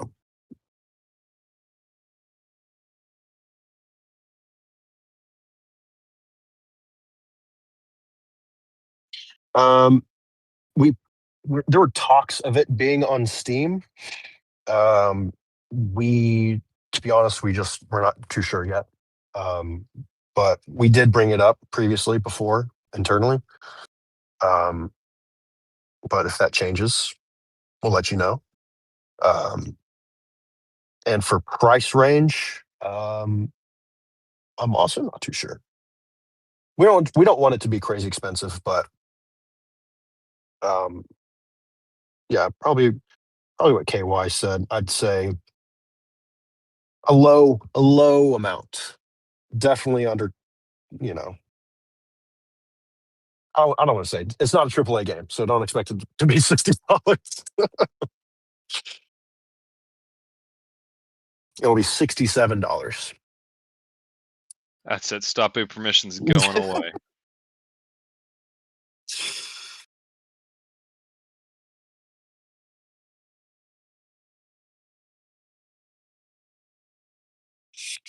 Do you guys have any other questions in here?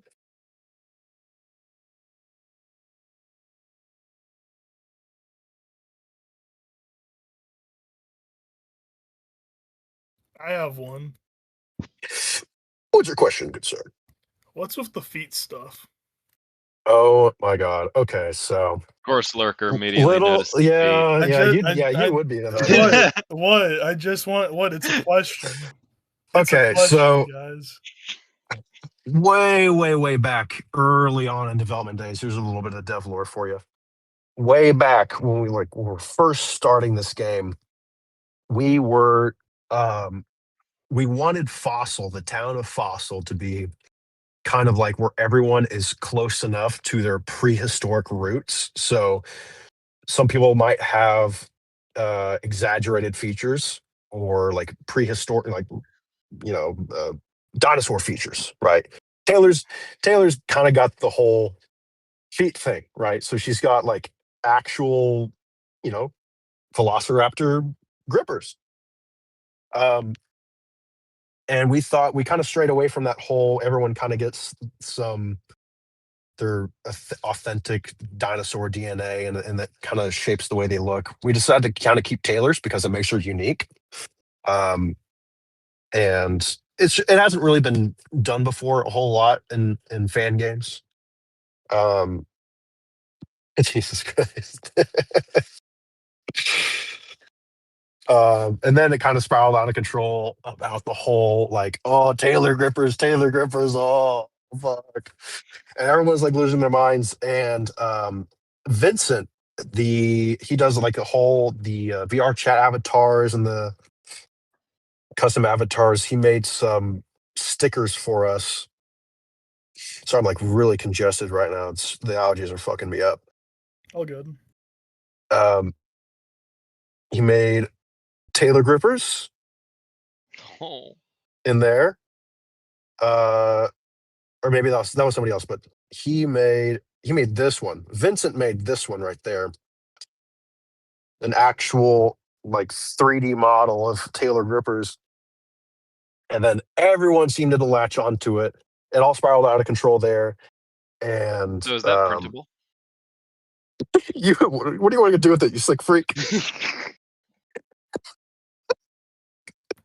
I feel like that would hurt, having like a dew claw on the back of your foot. That looks like it would get caught on something. Yeah, That for real. sucks.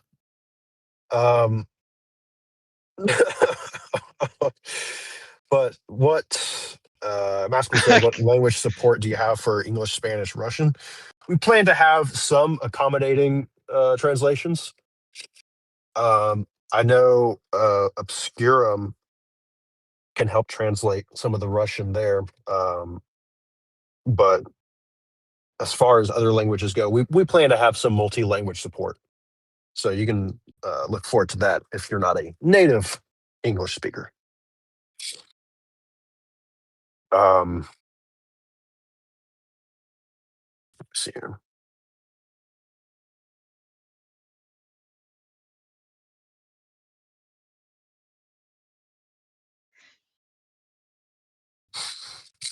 Yeah, there it is. There's the grippers.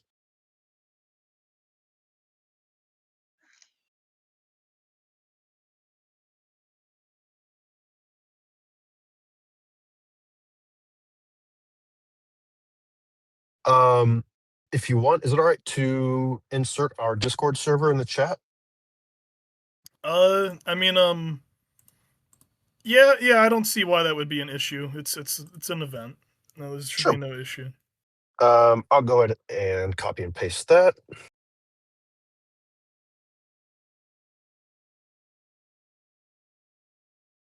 Besides, I'm the Janny. I get to decide these things. Yeah, you are the Janny. Yeah. I will post the server in the chat. Feel free to join that for updates and stickers. We got stickers and emotes there. We got multiple channels for art and writing. So if you like to post some of the stuff that you make, you can post it in there.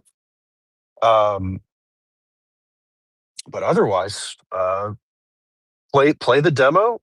Let us know what you guys think. I think Adam already posted it in chat. It's way up there, I think. But otherwise, let us know what you think. Looking at her face, she reminds me of an apple. She's a cute I don't know apple. why. She's a cute apple. I think you went from 799 there, and now you're already at 805. So congrats. Hey, gabagoo, gabagoo. But if you guys don't have any more questions, I believe that's a wrap. Still a couple people typing. Let's see. No more smiling friends. I already feel bad to the person that I conscripted to get record this. Will Cade turn better in E4 or E3? He will have an arc.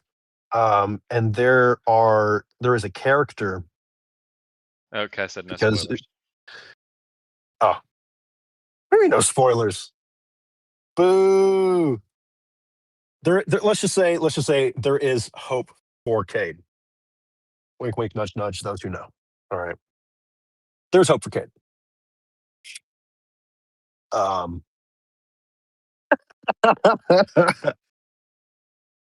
What?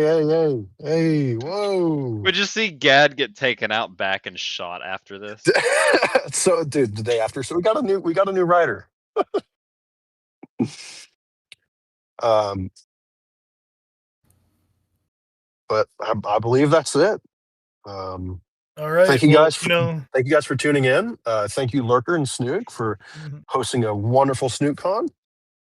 I'm sorry we had such technical difficulties at the start. This was supposed to go like 10 times smoother than how it did. But our apologies, because that, or I Yeah. guess no one apologizes. Discord's fault. Everyone send hate mail to Discord. everyone just shoot each other and go home. I'll send a pipe But, bomb. But yeah, hey, I think that was a strong, good last thing for today. We are, Yeah.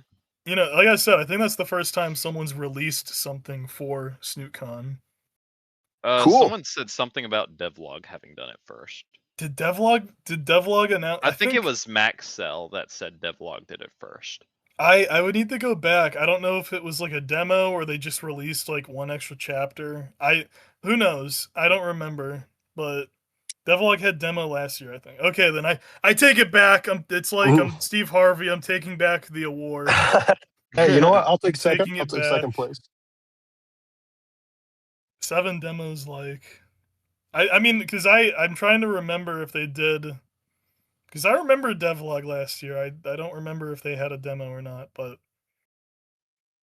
either way, regardless of whether or not you're the first, congrats on releasing that demo. Thank you. We wanted to have that deadline for ourselves. Gotta have something to look forward to for SnootCon. So just let us know. There's a couple channels in the server to where you can ask away if you play the demo. You can ask questions, and we're gonna be happy to answer them. And I'm actually I'm on a team myself, and one of our coders is already, he's like, oh my gosh, so I get it. Yeah, it is what it is.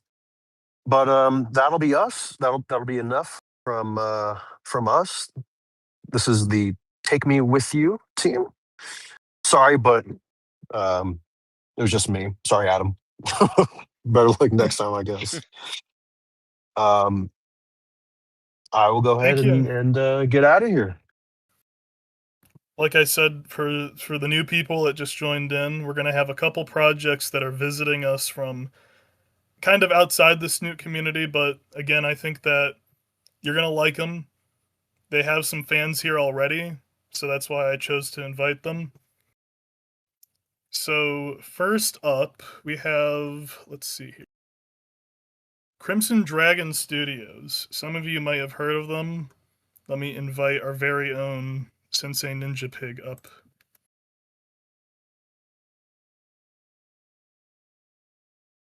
Hello. First of all, I guess this is a bit of a surprise. Most of you probably know me for one reason or another. This presentation isn't about me. Some of you may already know, I'm now officially part of the development team at Crimson Dragon Studios. Feels strange to say out loud, but I'm very happy to be here and be a part of what this team is working on. When we were deciding how to start this presentation, the team considered that it would be best for everyone if I talked about 3 weeks on the Atlantic. Me.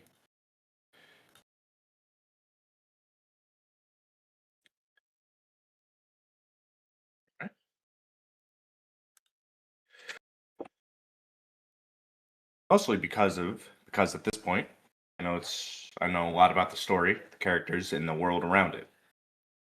3 Weeks on the Atlantic follows a young man who, after an argument with his father, decides to distance himself from his homeland. Acting on impulse, he boards the first ship to the new world he can find, hoping to find a new direction in life. That young man's name is John Doe, later known as A. Non. I know it's original, isn't it? The story takes place during the mid-19th century, and if you don't know what time that is, like 1850s, 1860s. It blends historical fiction with fantasy. In this world, dragons are part of everyday life. This is the sort of similar part. Instead of dinosaurs, it's dragons this time around.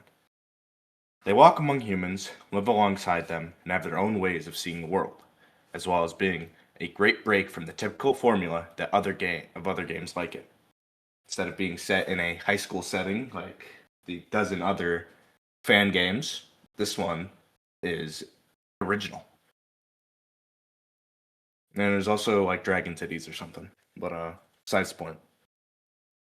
During that journey, the player helps shape John's future through the decisions they make. You guide him through conversations, choices, mini games, and the social complexities of being surrounded by people and dragons who challenge the way he sees the world. The story is not only about traveling to the new world, it is also about uncertainty, personal growth, friendship, and learning to understand people who are different from you. Of course, one of the biggest parts of the game is its cast. There are 4 romanceable characters, each with their own personality, story, and way of affecting John's journey. Among those characters, I think everyone probably knows who my favorite is.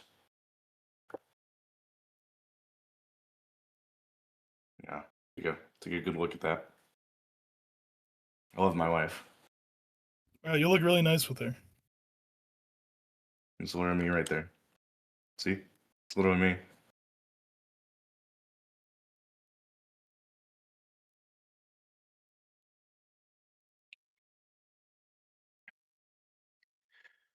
Max is a small, hard-working dragoness who has become fan favorite, much to Hora Mateo's dismay, the lead developer at Crimson Dragon Studios. She's on the ship to the land of opportunities to try and find work in the new world. Her own set of pride stops her from knowing when to ask for help and how to form a personal connection with others. Next is Neela. Neela is the first mate of the ship and has a French accent from her upbringing. I realize I should have probably gotten pictures of them. I'll get some pictures of them after this. She's bold and brash, but due to her being a woman, she does not earn the respect of her crew. This has led to her being skeptical of her ability to lead and her ability to love. Eris, who's next, is a very tall crimson dragoness that likes to read novels. She's heading to the land of opportunities to escape the social norms of her homeland. She struggles to accept herself, which prevents her from forming anything beyond a friend, which she desperately craves. Lastly is Victoria, who is a wealthy, mature woman who appears to just be some old hag to the player at first. She's heading to the new world to fulfill the dream of her late husband. Beyond her aged exterior lies a heart of gold, and more to be discovered. I could talk about them for a while with several interesting side characters, but I do not want to take over the whole presentation. What matters is that each character brings something different to the story. They do not only exist as romance options, but as people who help John grow, question himself, and better understand the world he is entering. And considering how long 3 Weeks on the Atlantic's been around, I think it shouldn't be as much of a spoiler, anyone to say this. The whole thing is a badly written movie. After you get your first ending of any of the endings, you get bonus content, which is revealed that the game is, in fact, just a bad movie. That part connects directly to what comes next. So instead of me explaining everything, I'll leave that to Latnig, who will tell you more about what that means for the project, and where we are taking it from here. Latnig? Of course. Hello. My name is Lotneg. I can describe myself as a little bit of an outsider in the whole Snoot community. I'm not really that much part of it, but I am let's just say, integral part of the Crimson Dragon Studio, at least in their first project, 3 Weeks on the Atlantic, as I am the original background artist. And for that, I will be presenting the next part of our slideshow. Just give me a very big moment. Da-da-da-da-da-da. Let's see. Yeah, so what we first want to present is basically a remake of our. Wait, that's not the right. Jesus Christ, sorry. Give me a second. That is not what I wanted to share. Come on. There we go. That's also not what I wanted to share. Dude, I'm very sorry. You should have troubleshot. Oh no! Before the presentation. Oh no! I did Troubleshot troubleshot this. It's just I'm a little stressed. Let's just say it that. Give me un momento, por favor. Sorry. Here we go. So this is the first thing I want to talk about, and it is the remake of the game that Sensei was talking about. Of course, 3 Weeks in the Atlantic. And the very first thing I want to say is that because this is our very first project, it was never really originally intended to be our main one. Horu has kind of said multiple times before that the original idea behind the project was to help us, form a team, prepare ourselves just for future games, yada yada. However, because of our personal attachment to the first project, we have decided to make a remake regardless. This remake will not be a simple visual novel with better visuals. Instead, we want to revisit the general idea of the original game, and we want to expand onto it to make it a little bit more immersive. One of the first things that people have asked Horu in the past when, talking about the game was whether they could roam around the ship. Because of that, one of the first major additions to the game will be ship exploration. There we go. So as you can see here, there'll be little arrows that you can use to explore around the ship and just get a general, better immersion of what you can go to and where you can go to, yada yada yada. Now, players, of course, will be able to move around the different parts of the ship, visit different rooms, experience the setting in a different way that feels a little bit more alive. Since I am the one making the backgrounds, I will of course also be adding more locations and variations, so the ship just in general feels a little bit more livelier, larger, more immersive, and that. I can show a little bit of my work in progress of the new things that I will be adding. First of all, here we have one of the corridors that I'll be adding. In general, when it comes to the design of things like this, it's a little difficult to find any kind of references to any ships of the period because, there was no actual photographs of things like this. So I'm kind of forced to kind of work off of just general references of more modern ships and also just in general Victorian-styled interiors, which is not the easiest, but I try my best. And another thing that I'm working on currently is this staircase. It's still a very big work in progress, but it is getting there, and there will be more to see soon. Now, this visual novel, of course, is supposed to be framed like a bit of a movie. Now, everyone should know that the story is connected to the movie, and the idea behind the backgrounds was kind of just to create a visual contrast between the characters and the world around them. The characters, of course, have their own look and personality, while the backgrounds are meant to feel more cinematic, stylized, I guess. That's a better way to put it. It kind of just gives a little bit of a contrast, and it helps reinforce the idea that this is just not really a normal visual novel setting, more of a film production. and the world behind it, of course. And now, I would also like to go to said film, which is our main project. It is called After Credits. Now, After Credits is the project we have been working on day and night. This was originally meant to be our main project from the very beginning, and it is still the one we're putting most of our focus into. Now, the story of After Credits takes place directly after the events of quote-unquote the movie. It follows the actors after the movie was released, showing what happened to them once production was over and everyone had to return to their normal daily lives. The movie did not perform very well, unfortunately, and because of that, the actors were left dealing with the consequences. For some of them, the consequences are financial in nature. For others, they're more personal.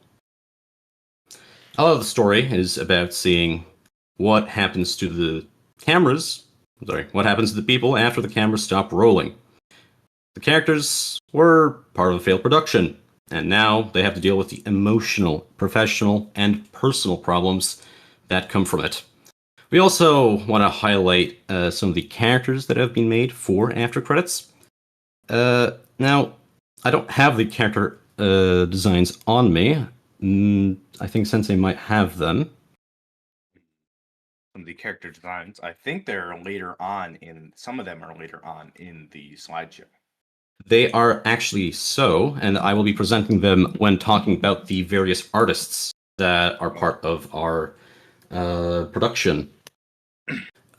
Overall, the character designs are kind of just meant to show how these people have changed after the events of the movie. Some of them are still trying to move on, some of them are still affected by what happened, and some are angry, some are tired, and, well, some are still trying to find a reason to continue with their careers.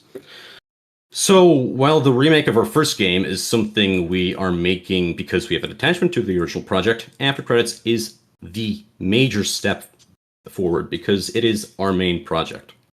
It is a continuation of that world, but with a much deeper focus on the actors, their lives, and what happens after a movie fails. Now, some of the designs. Sorry. The real quick, Lotneg, the character designs are on Ko-Fi, so let me pull some of those up real quick. We do have a Ko-Fi where you can support the game. Should I just let you stream? Yeah, let me just switch over to my 1 second. Back, and I'll just share my browser. All right.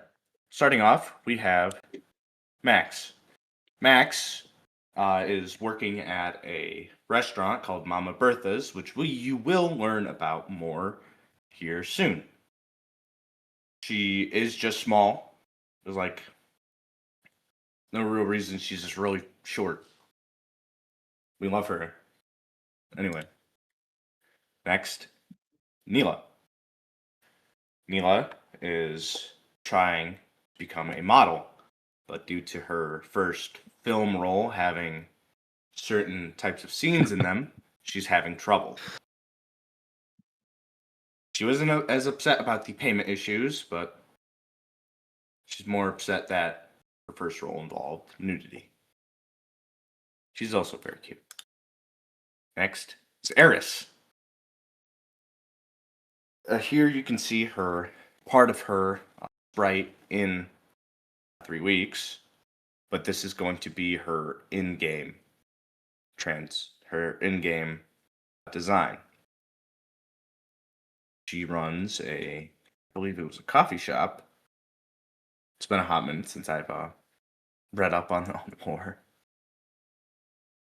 As you can see, I know a lot of you will be fiending over her. A lot of people already do. Next is Victoria, who isn't actually an old hag, but is actually 33 years old. I believe it was 33. Something like that. She's upset that she was portrayed as being a much older woman and has decided to take a break from acting. she's not fond of the studio, nor does she want to return to acting. But I'm just kind of going off the top of my head here, so I apologize. That is the current designs. You will learn more such designs here in a minute. Scarfy, shut the fuck up.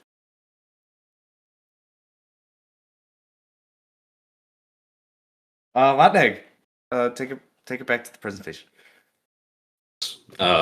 So basically, what I'm going to be talking about now is more of the designs which I have helped make for the 3 models that will be part of this game.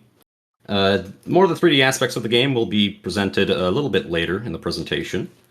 But first of all, I just wanted to show what I have personally worked on. The first thing was the movie studio, which I decided to kind of take more inspiration off of just normal, like suburban houses, attached with a little bit of a studio on the end that people can just go in and out of. Of course, in the game, it would look something like this. In general, it is more of a low-poly video game. But, well, it also has interiors, as you can see. We are trying our best to also do interiors for this game, and in general, just make the game, 3D. A bit of a step up from our first game. At least we're trying.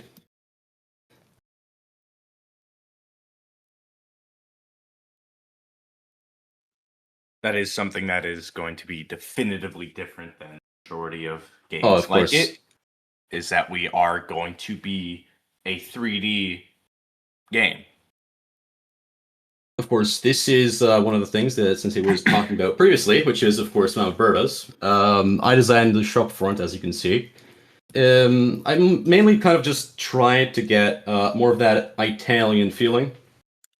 However, still try to mix it in with a more, well, not really suburban, but rather like it's a mix of European and a bit of the West Coast American kind of feel for some of the buildings that you can get. Of course, there's Mount Berta herself. I'm sure my co-host here can tell you a bit more about her than I can. I am just the graphic here. Mama Bertha owns the restaurant and is the potential love interest of one of the side characters from the movie, who only went by Chef or Uncle Chef. I don't have any pictures of him, but he was a rather large human, the only other human present in the game. Probably the only other human present in the sequel.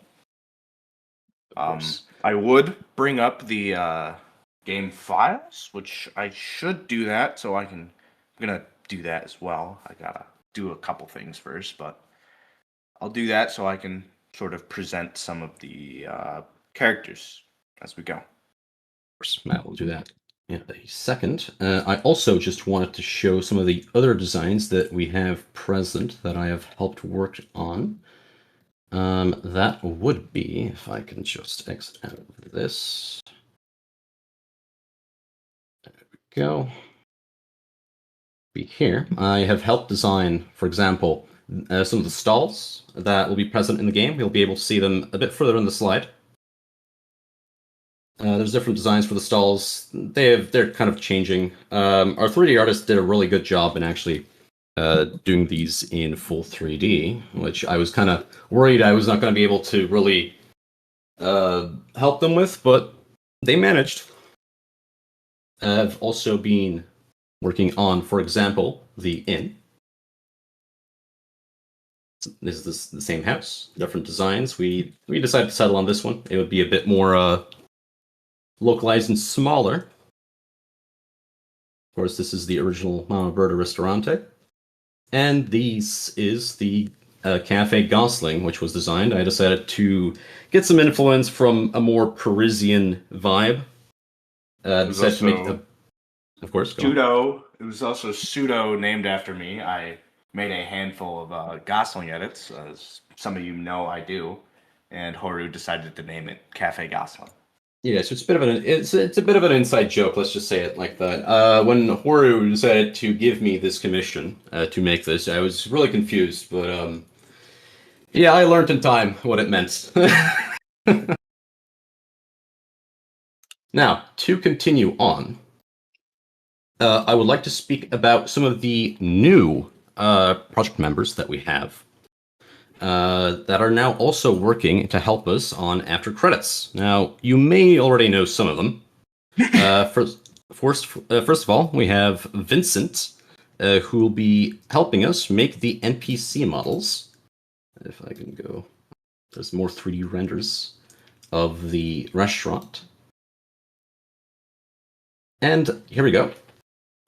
Vincent will be helping us make some of the NPC models. They're very skilled 3D artists in making, of course, low poly. As you can see, they are really nice looking. And of course, I actually like these models.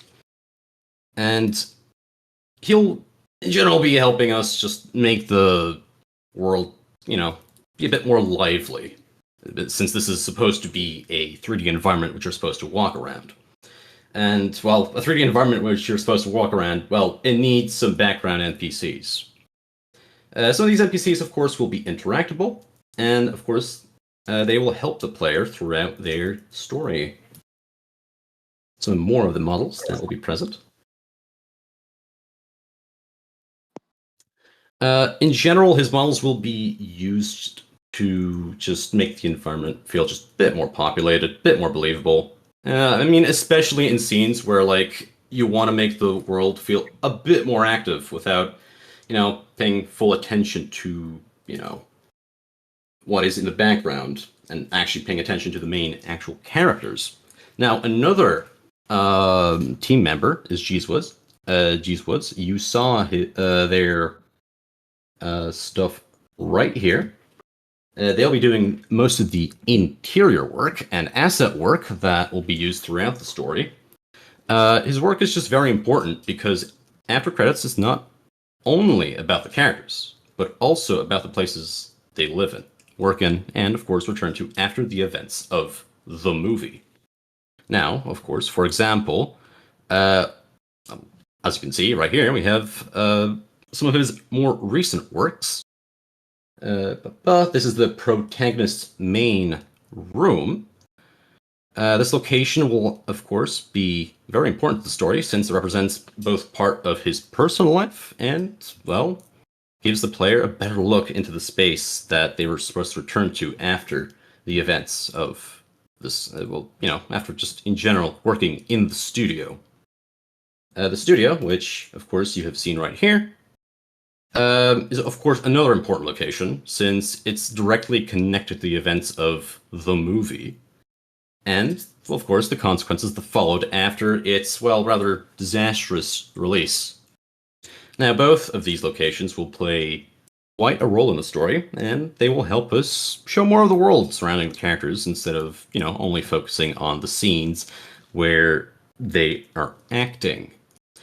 Now, of course, we know that these projects take time, and everybody should be aware that a project like After Credits is not really going to be finished overnight, especially with the amount of work that we want to put into it. Because of that, we wanted to prepare something smaller in the meantime. Now, that, of course, would be the short story about Lorelei. Lorelei? Morlelli.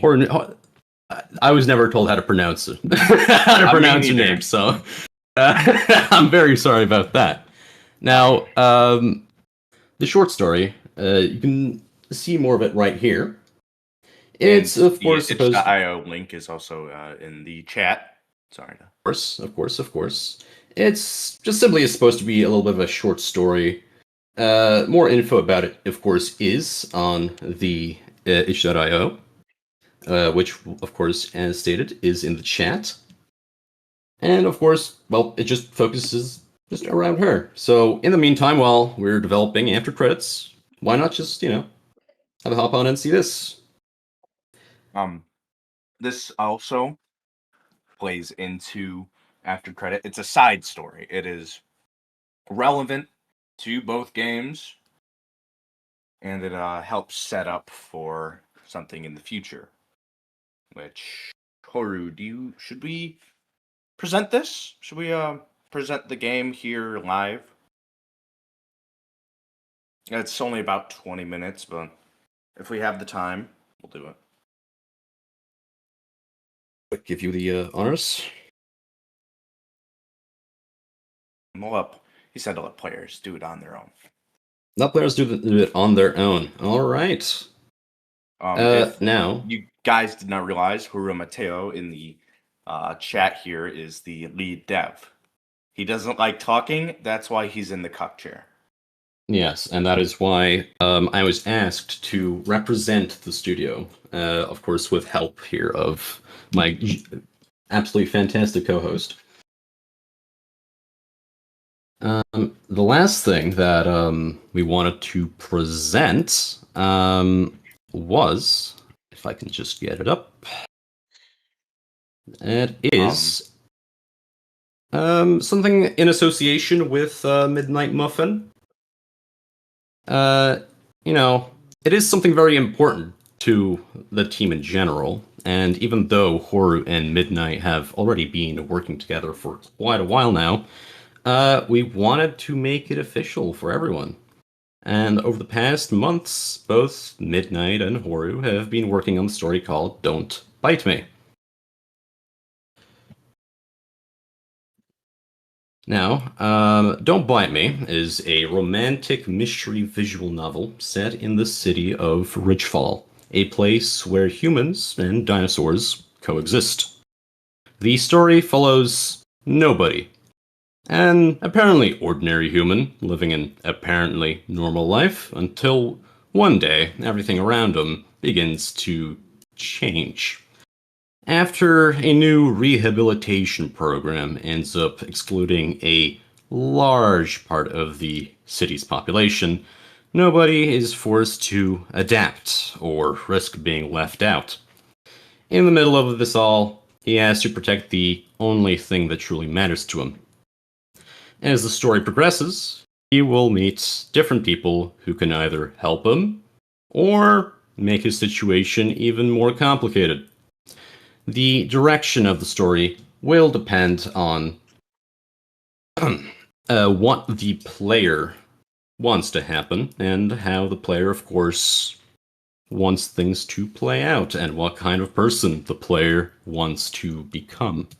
At its core, Don't Bite Me is about uncovering the truth behind what is happening in Ridgefall before it's too late. We are very excited to make this an official, of course, association with Midnight, and we hope that you are looking forward to what both teams will be creating together. We hope you, of course, have liked what we have on offer for right now, and, well, we will bring you in the near future. Of course, in the name of Prince and Dragon Studios, thank you again for listening to what we have to show. Yes. Now we're at that part of the presentation where we will answer any burning questions. Any questions related to characters, I am handing off to my general co-host here. He knows a lot more about these games than me, so shoot the questions to him. Let's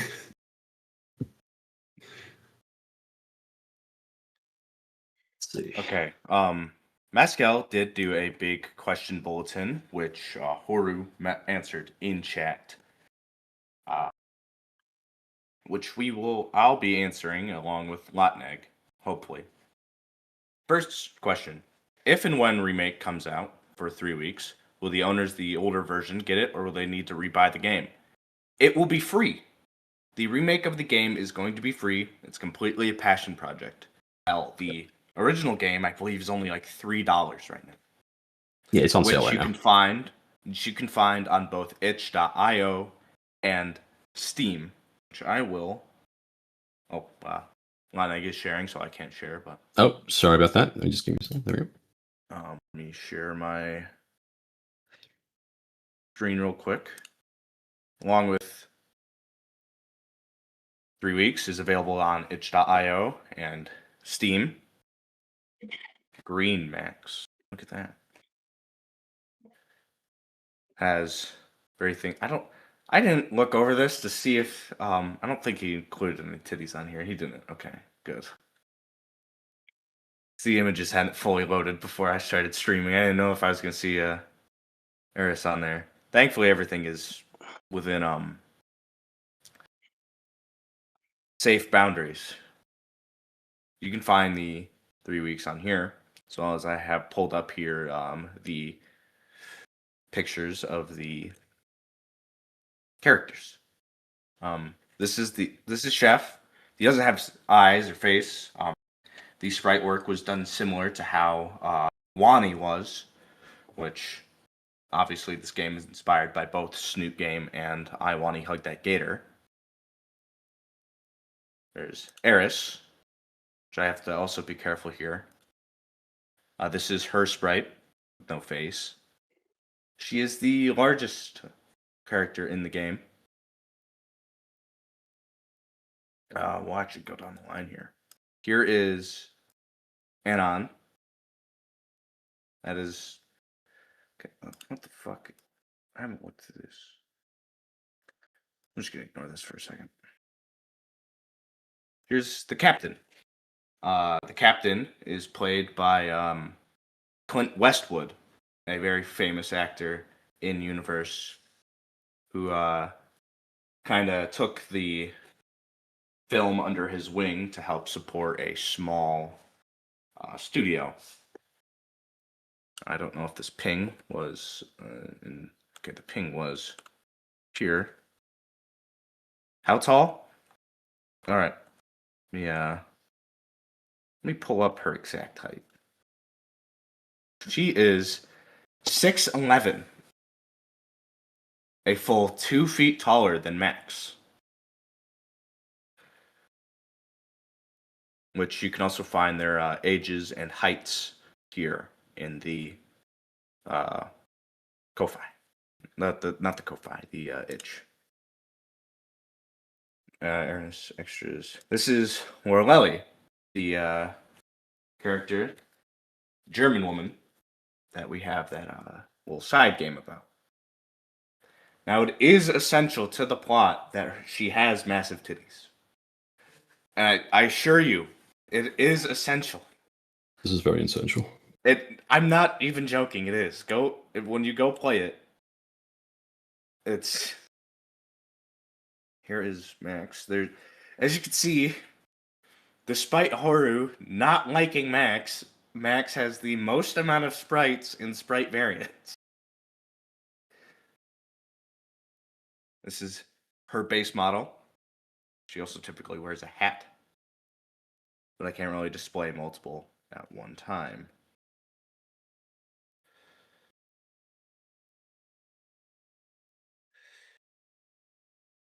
Fine.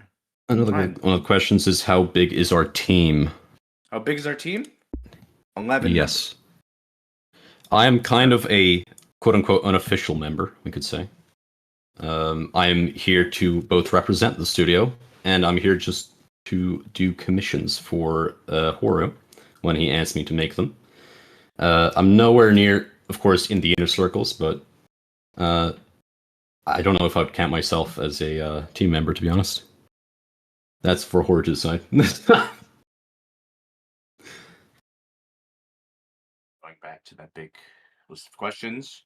Given after credits as a sequel, will there be a third game? Not to my knowledge. I don't think there will be, but I guarantee you we will continue making games. Will there be notable changes in the OG narrative to 3 weeks? I think there is. Yes and no.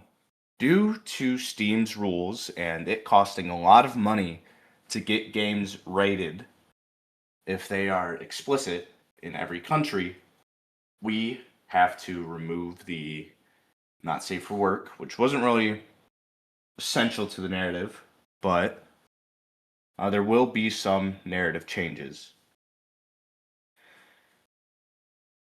Is buying the OG game and Ko-Fi the main source of income?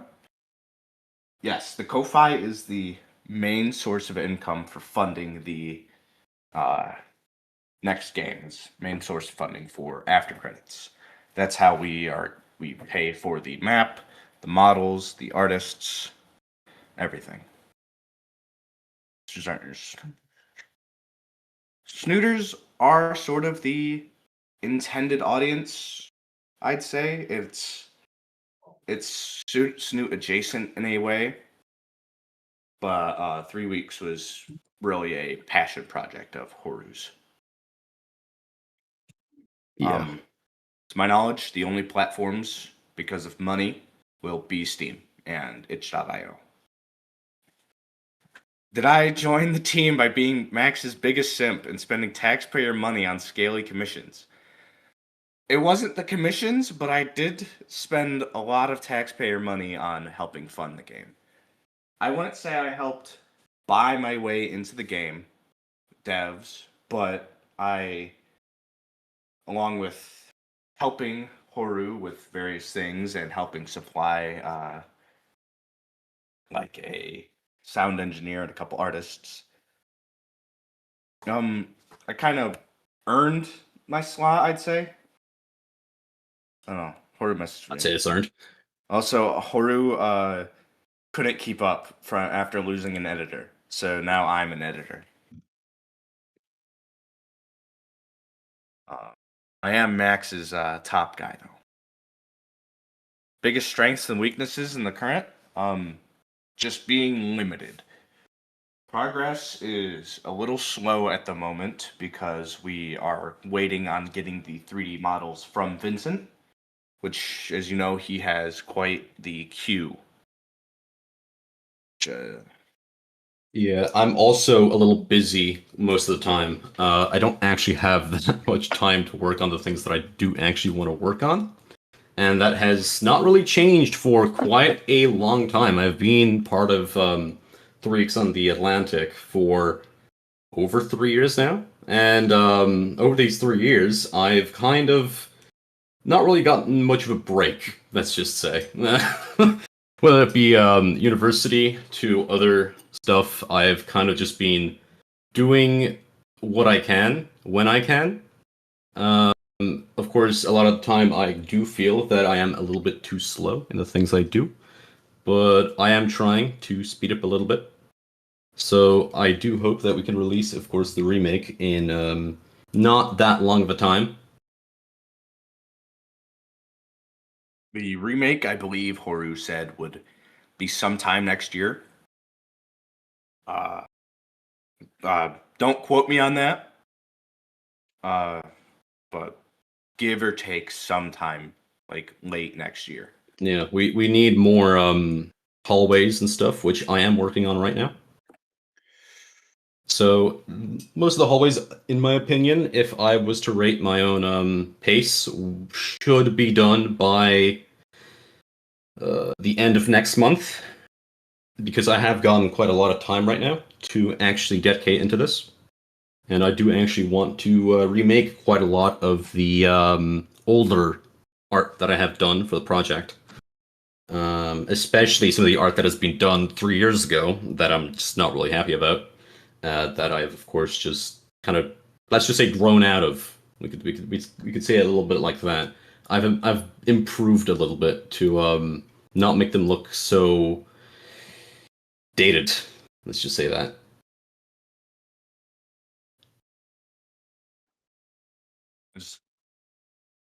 There's another question about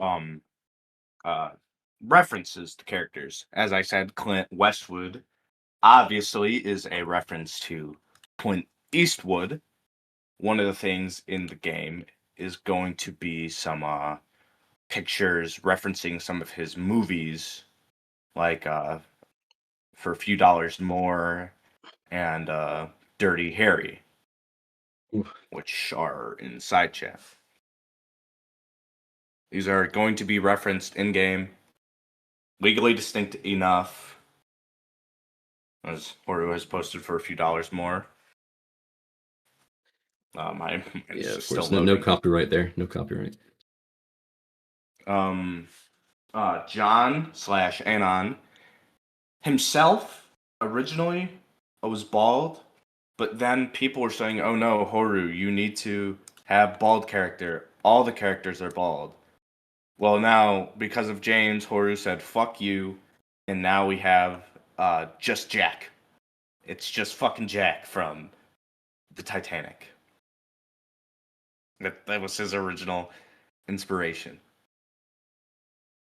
And I believe the last question that I remember was, "Are we associated with Bad Dragon?" No. I hope not. No. Like, I'm just looking through our little notes here. Yeah, he always wanted him to have hair. And if you play the Whirl Alley side story late, you'll get to see his new design where he has hair, where it's very obvious that it's inspired by Jack. I hope they spit into the ocean. Is there Other than that, I other than don't that- think we had much other questions that weren't just joke questions. No, we will not be associated with Bad Dragon after this. Any more questions? Like, we still have. if we have actual questions, we still have some time to answer them. So Can we show game? You can show the gameplay of after credits. I will pull that up right now. I have the. oh right, it is crypto- it is at the end of the slideshow. You are correct. I never got there. What, the gameplay? Yeah, the gameplay. No. So I'll give you the honors of showing that. All right. Let me pull up the slideshow. I could either stream it or I could just use the slideshow. Okay, people do have questions. Let's see. Okay. I think he was probably doing a joke question, but anyways, let me pull back up the slideshow. I gotta scroll, but I closed it out of my browser. Just no Here it joke. is. Let's. Hold on. Is it? Was the number of dateable characters? Oh yeah, that is something. Lorelei just so happened to look like Reshiram. That was an entirely a coincidence. I have the slideshow up. Let me. They really want to know if there's fat women. Mama Berta is like plus sized. So the answer is yes, technically. All right, I am sharing my screen. Give everyone a second to like tune into that. Mind you, this is very much work in progress. I've never used this fucking site before. Here's some basic gameplay.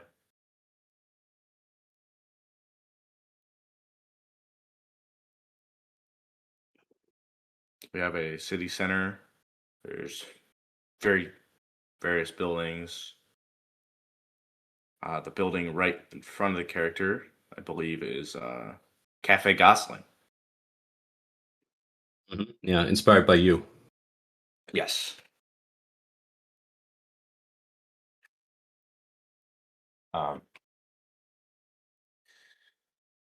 So far, this game is both on the radar of some fairly well-known people that kind of found the community. It was both on the radar of Judge Tiki and Boy, as well as there's an entire entire like let's play of 3 weeks on YouTube by a Spanish guy. I didn't watch it because I don't understand Spanish. That was the basic gameplay. As you can see here at the beginning, when talking to important things that aren't just passed by dialogue, you will get to see the sprite work, which we will have updated sprites, obviously. Yeah, Vincent's in the This is the chat. presentation. You're the guy making the fucking models. That's why you got You're the guy. mentioned. You're the guy. You are the Pull Vincent guy. in here. Pull Vincent in here. Let's pull his ass in here. Make him talk on his phone. He's only 15 minutes technically, so he can explain himself. Yeah, he can explain his association. All right, Vincent, take it away. Greetings. Hello. About what? What's going on? Talk about the models. Oh yeah, we're talking about the other game. About after credits, the Max and Nila. Yes. and Eric. I'm gonna work on the many models for this brand new video game. I'm making the NPCs and the main characters, and I don't know. Have you shown? Yes, there is modelers featuring on doing the map environment, but I am in charge of the characters. So yeah, we're using a mix of my previous low poly models, but with features like 3D eyes and 3D mouth, like you see from the bunny there, or the Fisher girl, or Arthur there. You see, like they have 3D eyes. They can open and move their eyes and everything, and they can open also their mouth. They have teeth and everything. So it's detailed enough and stylized enough, so it looks good. So this is the future of Snoot content. No, but yeah. So I'm very glad that you guys picked me up for the style I have. And well, I hope you guys are interested in the project that they're working on with Sensei. You see Nick? Is it there? Yeah, I'm here. Nick is real. Nick. I love Nick, Nick. yeah. But yeah. So what you have told to the other people? I don't know. We've said a lot of things, mostly about what the game's about. What's going to be possible in the game, of course, about your models a little bit. Of course, you Yes. just said a bit more about them than I Yes. could have said because, well, I don't know you and I don't know what you're making. I do the characters. I'm not in your brain. I'm not in your brain, so I can't. Yeah. Can't Basically, get what the you're process. everyone here listen to us. What you can expect from this game is that the characters are gonna move their mouth, they're gonna speak, they're gonna show expressions. I will make that possible, and it will be lovely to see. Your Max moving and expressing. Sensei likes Max a lot, so it's gonna be amazing to see her animated, moving, jumping, and everything. They run this on console. I highly doubt that, but can they? I technically it would be, but the closest thing it'll get to a console will probably be Steam Deck. Yeah. Horu messaged me to tell y'all about how the game is going to be mixed medium. It is going to have both visual novel elements and 3D elements, which something I've noticed a lot with Crimson Dragon Studios, along with the 3 Weeks remake in this game, is that it's being very innovative. It's very different. Did you tell them the similarity?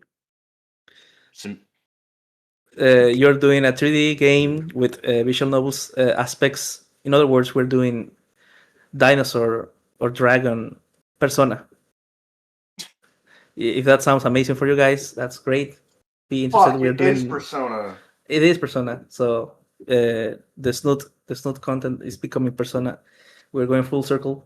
Because it's like, I've seen some of it, right? It's visual novel and also 3D. It's Persona, bro, with dragons. Fucking nerd brought up Persona yesterday. Yeah, with HMOF and everything. So we're coming back full circle. Still homophobic. Yeah. Yeah, it's more for Persona. Imagine that. We're making it happen. Think that is also going to have a lot of missable things. You have to do things for characters that are mini games, and if you don't do a certain amount of things, you can miss them. Like So I'll bring up there is going to be a meta detecting game, which is going to be from two side characters from the movie, which they are a Harry Potter reference, which I'm not going to explain how. You can go find that out yourself. That would be spoilers, so don't Be mention spoilers. Yeah. So I'm just saying that they're also a reference. I find it lovely that the models are gonna fit so well with the environment. Yes. I mean, it is a low poly game, so of course it's gonna fit really nicely. It looks stylized. Low poly, wouldn't call it, but yeah, I love it. Cafe Gosling, yeah, of course. So remember, guys, if you are interested in a Chmofa Persona kind of game, here it is. The visual novel aspect is gonna be 2D or 3D also. The visual novel aspects are gonna be in 2D or 3D. 2D. You're talking to like important characters, or you're gonna have an actual conversation, it'll bring up their sprites. Okay. Did we ever I just do the models. Did we ever bring up the main reason on why we're doing the remake? Yeah, I'm pretty sure it's mostly just to test the features. Yeah, but it was also a criticism of there was criticisms of the story, which were because of constraints and Horu only being able to work on it himself. It's basically revamping the story. It's just a whole rebuild, basically. There's some aspects that, well, of course, we weren't really that happy with, so. I wanted to call it 3 weeks on the Atlantic refurbished, but Horu said no. We don't all get what we want, do we? No. So yeah, I'm very glad that you called me up, that you show my models and everything. So yeah, nice to work with you guys. It's a pleasure. Yes. We still have a couple minutes. Any more questions? I didn't really see any other questions. Vincent, favorite jungle song? Huh? My favorite jungle song is what's the name? Right now it's Waves. Will do now is I'm going to post the Steam link and itch.io links for 3 weeks in the chat here. That is the Steam link.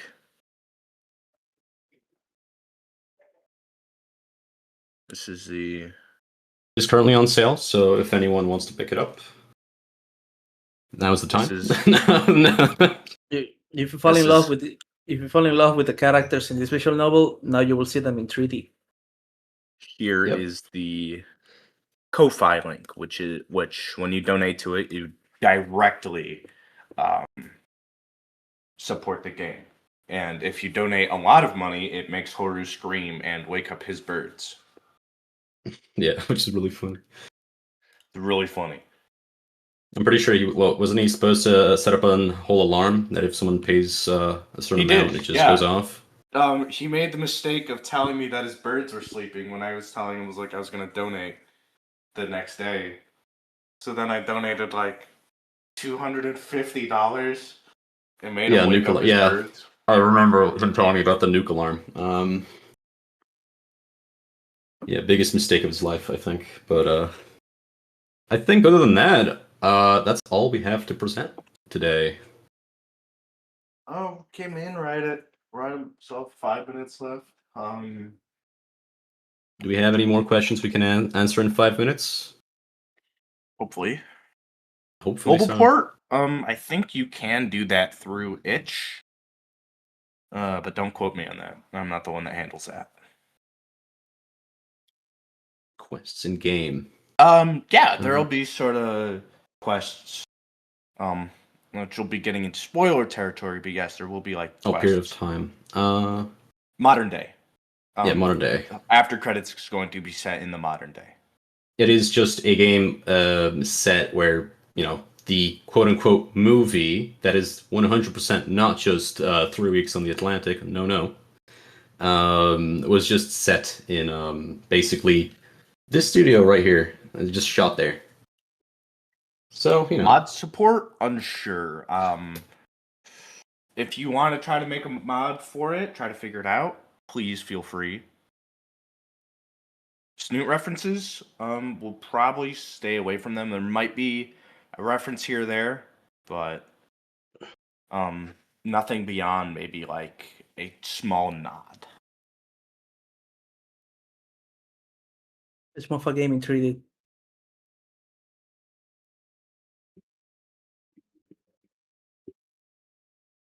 in 3D. Make the project open Isn't source. that sounds amazing, right? Expand on the 3D elements. And again, there's no dinosaurs. It's just dragons. The game makes the game Snoot adjacent, but it is not Snoot. The game is not going to be open source, right? Or is it going to be open source? After credits, no, it's not going to be open source. Due to fucking 3 weeks being basically open source, you can just grab the entire fucking game from the files. Not much you can do about that, but after credits will not be open source. Well, Lurker or everyone, I will head out. It was amazing. Thanks for showing my stuff and everything. Of course. Thank you all Yeah. for having us here. It was a pleasure, of course, being here to be able to present this as well. Oh, okay. Yeah. So I think we will be handing over the talking stick to the next people in line. Yes. All right. But thank you again. And let's say if we get another 10-20% of the Ko-Fi, I'll get a max tattoo. And within the next week, if you guys donate enough money, if you finish the fucking Ko-Fi donation in 2 weeks, I'll get a max tattoo. I don't want to confirm anything, but did Horu mention about if someone donates his OC can be in the game or not? No. I don't think that was... Damn. I don't think that was... Well, your name gets put in the game. Oh, okay, that's good. Yeah, so I remember that. it's technically... my... But if anybody wants their OCs with the style of the video game, you can talk to me. Yeah, the man's right there. The man is right there. Right there. Go talk to him. But remember though, my priority right now it's working on this game, and your OCs will take a little bit longer. But not putting the tattoo on my chest, it'll be on my arm or my thigh. But if you guys finish that donation goal, I will stream myself getting a max tattoo. Okay, apologies because Discord won't let me talk on desktop. My bad. Okay. Thank you very much for visiting us. I think that when Snoot discovered 3 weeks on the Atlantic, it was one of those things where it's like, wait a minute, this isn't really Snoot, but maybe it's something we like. We like this kind of stuff. So thank you again. I feel like we kind of took over your community a little bit, so maybe apologies for that. But thank you again for visiting. Yes. Thank you too for allowing us to present the stuff.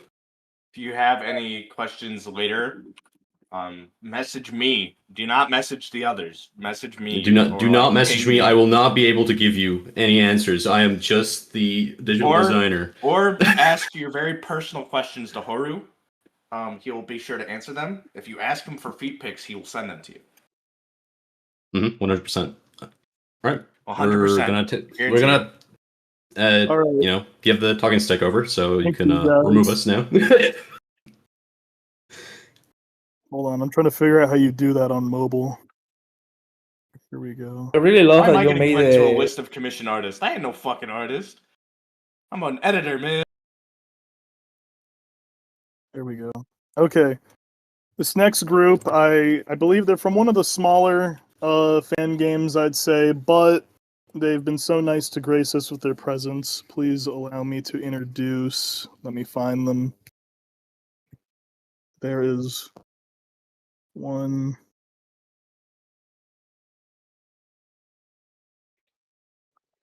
Hey everyone. Sorry, again, I'm on mobile, so just give me a second. Well, yeah, thank you. All right. This is nerve wracking. Thank you. Round of applause for fucking 3 Weeks Atlantic. They're awesome. Mhm. All right. So I admire you. We are a very, very small, very passionate. Uh, who's this guy? Yeah, who's that fella? Is that radical? It is red. You put him down on your list. I forget. Did you not want him? I did, Okay. that's not who we're talking. Yeah. That was not him. Okay. That was not- Oh my gosh, I'm sorry. Uh, You're good. You're good. Okay. I'm not able to stream. Is oh, I should be able to. Oh, You I should? can't Okay. either actually. that's Neither of you? Yeah, we No. can't stream. What the frick? Oh my gosh. Well, I guess while that's getting fixed, I'll introduce myself and Rice as well. I am Tarrant. I am the lead musician for Admire. I've been doing music for about like 5 years, and yeah, I've been a big Snoot fan during all that time. Want to reach out and start making music for the community and stuff like that. Uh, I'm Bloody Rice. You probably maybe see my art somewhere on TikTok. I've been drawing for about 6 years, doing this kind of stuff. But I only recently became a Snoop fan back in the last year or so. And this game has really changed my life. And it's just like I finally get to do this kind of project. And it's crazy to know I can finally be in this kind of thing, you know. And we're really happy to share this kind of story with y'all. We have a lot of great music, a lot of great art. Uh, Sorry, I'm shaking. This is crazy to me. Yeah. I mean, you'll be all right. I know that's a lie. That's a lie, Wooly. You're lying. But yeah. Today we're gonna be presenting. This is really more of an introduction. I wish we had like a lot of game assets to show off, but to give you guys an idea of how long we've been around, we started only about 3 months ago. So it is a big honor just to be here in general and be given a solid chance. There we go. And We can stream now. We can stream now. There we go. There we go. Now you All got it right. right. So All right. this is admired you. You've made center character somewhere, maybe not. Um, we are the admired team. We are beginning to have a small name for ourselves called Glassing Studios, but for right now, we're the admired team. This is our project. This is our passion. We don't do this for money. We do this all for free for everybody, for the community, because this is our passion for everybody. So let's go to the next slide. Okay. Do you have anything to say before I start? Actually, No, I don't have anything to say. You're welcome to just move on to the next slide. I'll take this one. Okay, so a little bit about us. Um, you know, February 19th, we started the project. It's been going pretty all right, pretty good. We've gotten a team of 11 developers over the course for 3 months, and we have a small community of 100 plus different followers. Um, we love Snoot and Wani, yada yada, and we develop Admire with the intention of keeping it accessible, free, and expansive, big. Because we want there to be just more content out there in general. And this is how we go about it. Um, as developers, we interact with our community as much as we can. We love taking ideas, we love taking feedback. We love recruiting members from our community that want to assist. Slither, Scarfy, those guys. Um, Staying honest, active, and transparent as we are amateur developers because you know, we are beginners and we are still trying to. Yeah, that was my hood cricket. It goes off every now and again. I Yeah. would want to say that this over started with me and another person you might know, Jamie. We honestly started just as us just talking on TikTok, just talking about how much we love it, and it just accumulated over the next few days of us getting people in, figuring out what we need, and it's just been a big project to us ever since. And it's just it's Yep. something we do with passion. Like I said, we all work jobs, and we all come home to work on this for everybody here. All right. Now, next slide, if you could.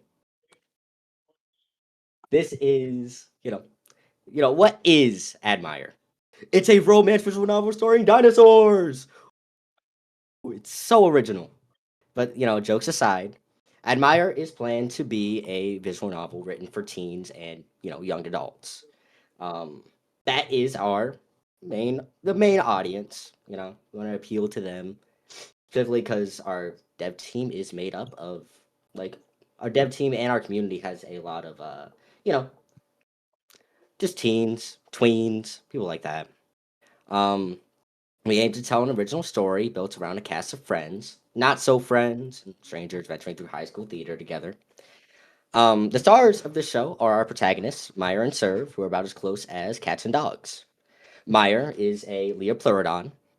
She doesn't know how to live for herself, right? She's always seeking answers in those around her. And Serve, our player POV, is the polar opposite to her. He resides in no one and needs no one and goes to nearly every situation headstrong with the answer. And that does, in fact, affect gameplay. His personality, you will find in Admire that you will be making more choices, and your choices will have heavier Very consequences because very big negative. yeah, because Serve is such a headstrong idiot. But anyways, these two, in spite of their differences, they fall in love, and well, it's nothing too special. You get to guess the end result of these games, though we hope to make the journey worth following. Speaking of, Speaking next of, slide, plot introduction. You can read this one. hey, okay, well, following our resident human, Serve. He left his hometown of Slaptown, following his loss through his family home. He moves to Story Bay, Pangea's oldest seaside town. And here it's Serve attending Story High, which is our main high school, you know. And he finds himself to face forced into his last senior year. And his senior year, he's gonna go into theater as it's one of the last classes he wasn't intending to go there, but it's the last class he what's it called? That was on a roster. So he's kind of forced to join. And so this story would be about a theater class. So know that.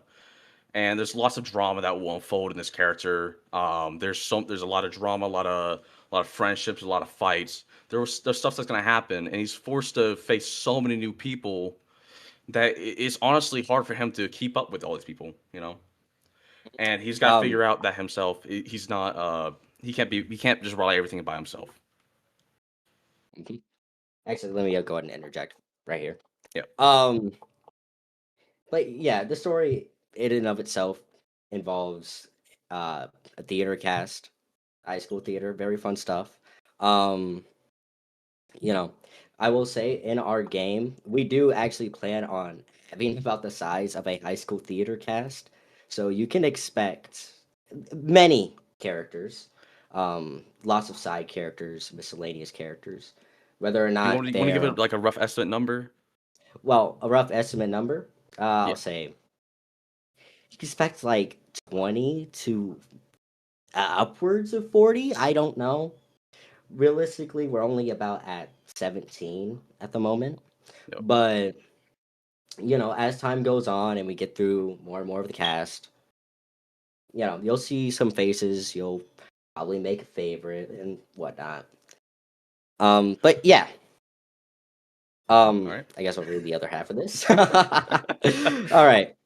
But yes, Meyer is a fellow high schooler of Serve, and she's forced into the spotlight of this same show that she wanted no part in, just like Serve. And the story follows the choices of Serve and how he can deal with the oncoming storms of emotions and actions that get in his way, while hoping to possibly change his life with his last year in high school. Lots of stuff like that. Um, Next slide. Some of the cast, these some people that you know part of the story. Not everybody's here, We're gonna give a but bio on most of these characters here.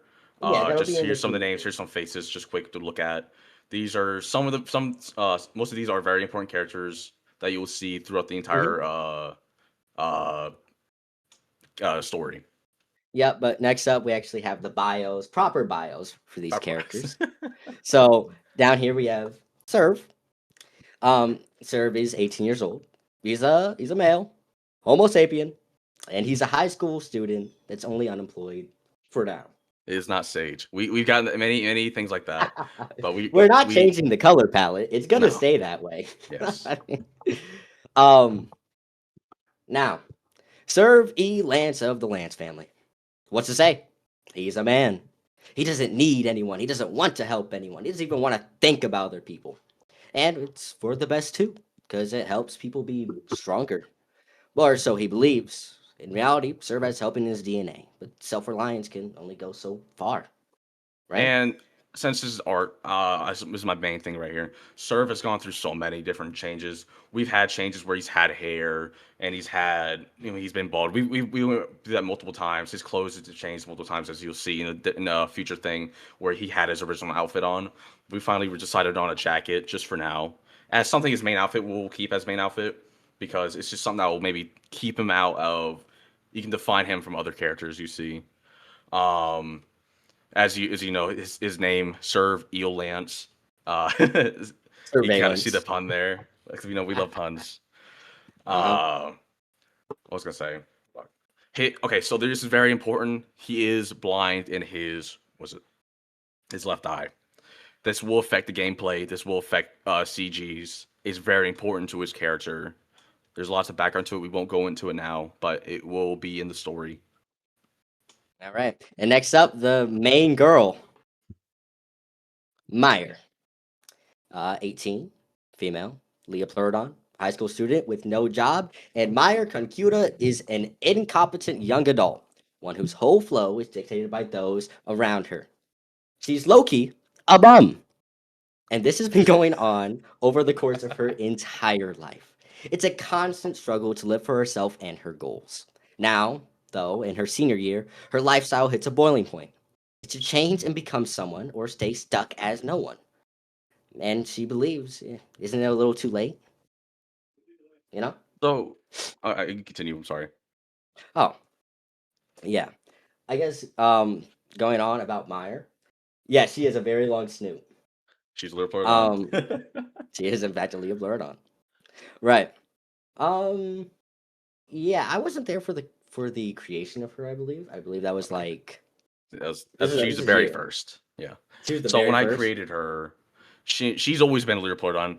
We were at first she was actually supposed to be a shark, and then we changed it to just like it was already one with a shark. Let's just do something different. What we haven't seen, a Leopleurodon. So we changed it to that. She's been this kind of design ever since we made her. Uh, a lot of these drawings you see here that are the stylized of the big character are by one of our other artists, Insomniac.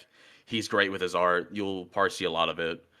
Uh, there's a lot of background to her features. There's reasons why her hair is colored, why she has her hair tied into a knot, not knot, but into a little strand. Why there's a necklace. All these have very important storytelling elements to her. Just something you would all have to figure out once we finally get a demo out.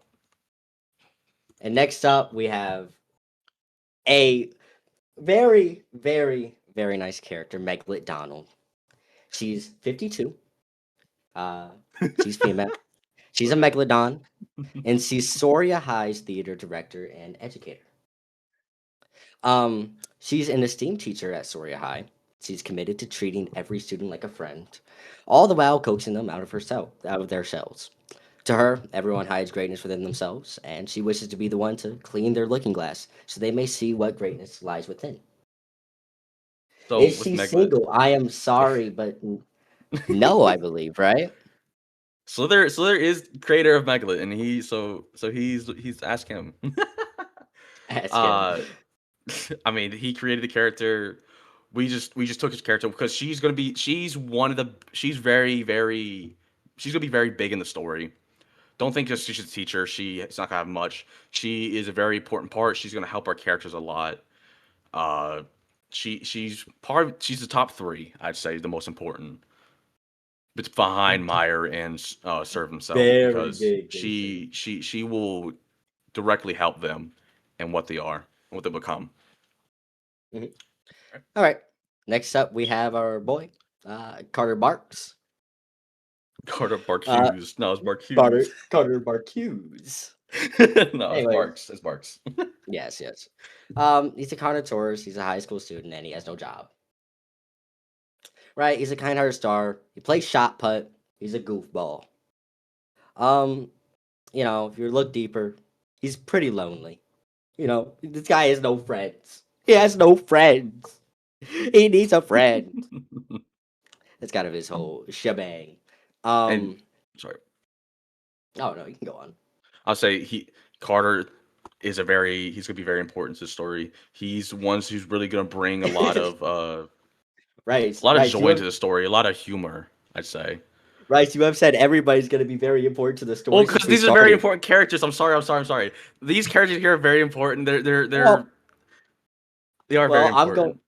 I'm going to say that of the characters introduced, Seraph, Meyer, and Meglit, you could see them as a sort of trio, right? They are main characters for certain.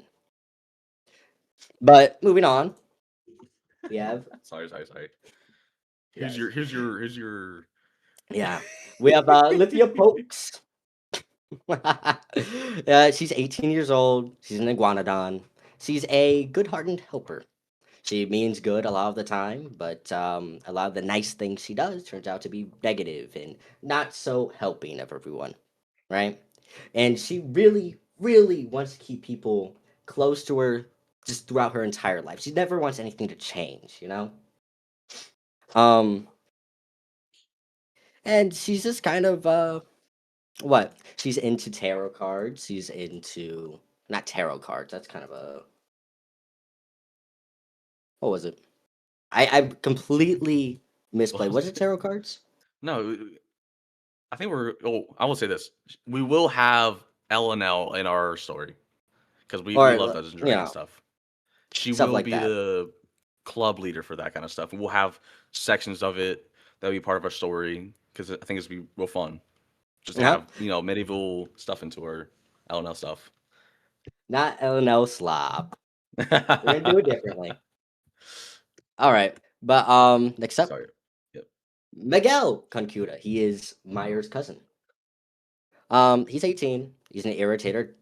You want to say that, Rice? Challengery. Challengery. Sounds a little funny, doesn't it? Challengery. Challengery.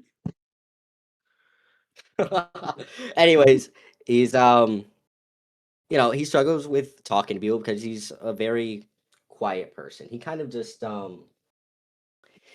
sits there in the background, but once you really get to know the guy, he starts yapping and being, a cool guy. He likes Gundam, likes models. He does music. He does art. He's kind of like your go-to nerd, right?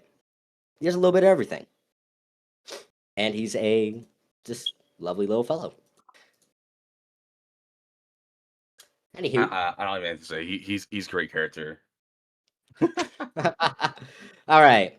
Now this is Trexie Truman. This is Scarfy's character. Trexie Truman. She's a high-spirited 17-year-old, and not every character is 18. She got transferred recently to Soria High after moving away from home, and she spent most of her life growing up in a comfortable suburban neighborhood, only to find herself thrown to a completely different environment and social scene. And she approaches these challenges with confidence, right? She's very straightforward, very brash, and so she kind of comes off as rude or insensitive, even though she doesn't mean to.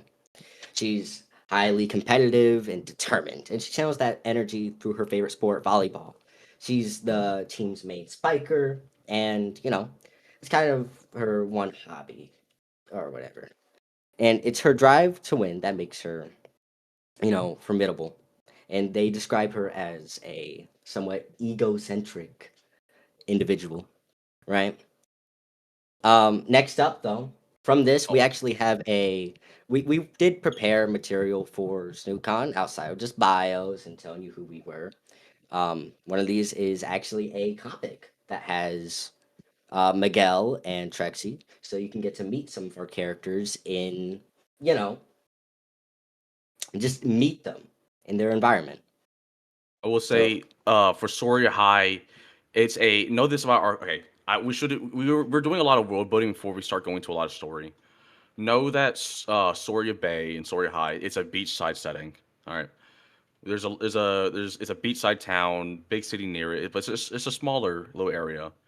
And so for the school region, is very volleyball heavy, very outdoor sports heavy. I won't say nothing yeah, like football or something like that, but track and volleyball are the two biggest things for this school, versus their rival school, Silver Sands. And so there will be a section about volleyball, and there's a lot of things that we'll add into the story. Just know we're doing a lot of world building before we get into the actual story because world building is the most important thing we have in our minds to keep our story consistent and stuff. So, outside of writing the characters, I'm sorry, but of course. it's a very tight knit setting. I'll say that. It sounds a lot bigger than it really is.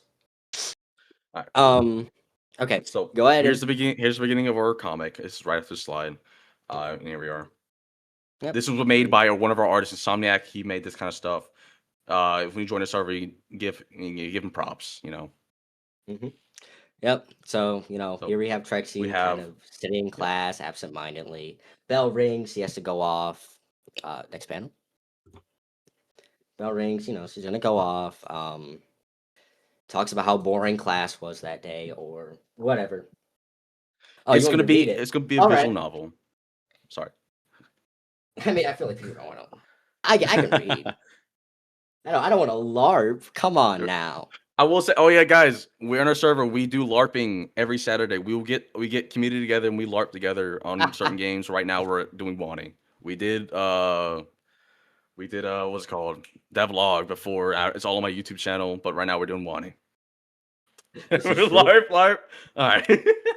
Oh true. God, wait, no, do your female voice, man. I can't do mine right now. I can't do mine. I don't want to. Come on. Do yours, man. Come Why are you on. making? I don't want to do one. I'm gonna. Whatever. I don't care.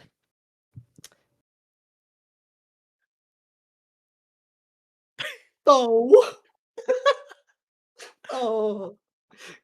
Class today was boring as always.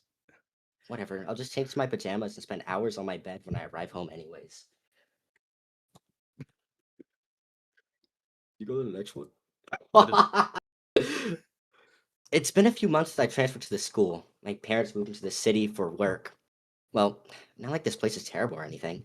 It's just this place is very different from my suburban neighborhood back at home. Man, the people there, people especially. There's even this boy that. Hey, Trexie. That is. Oh wait.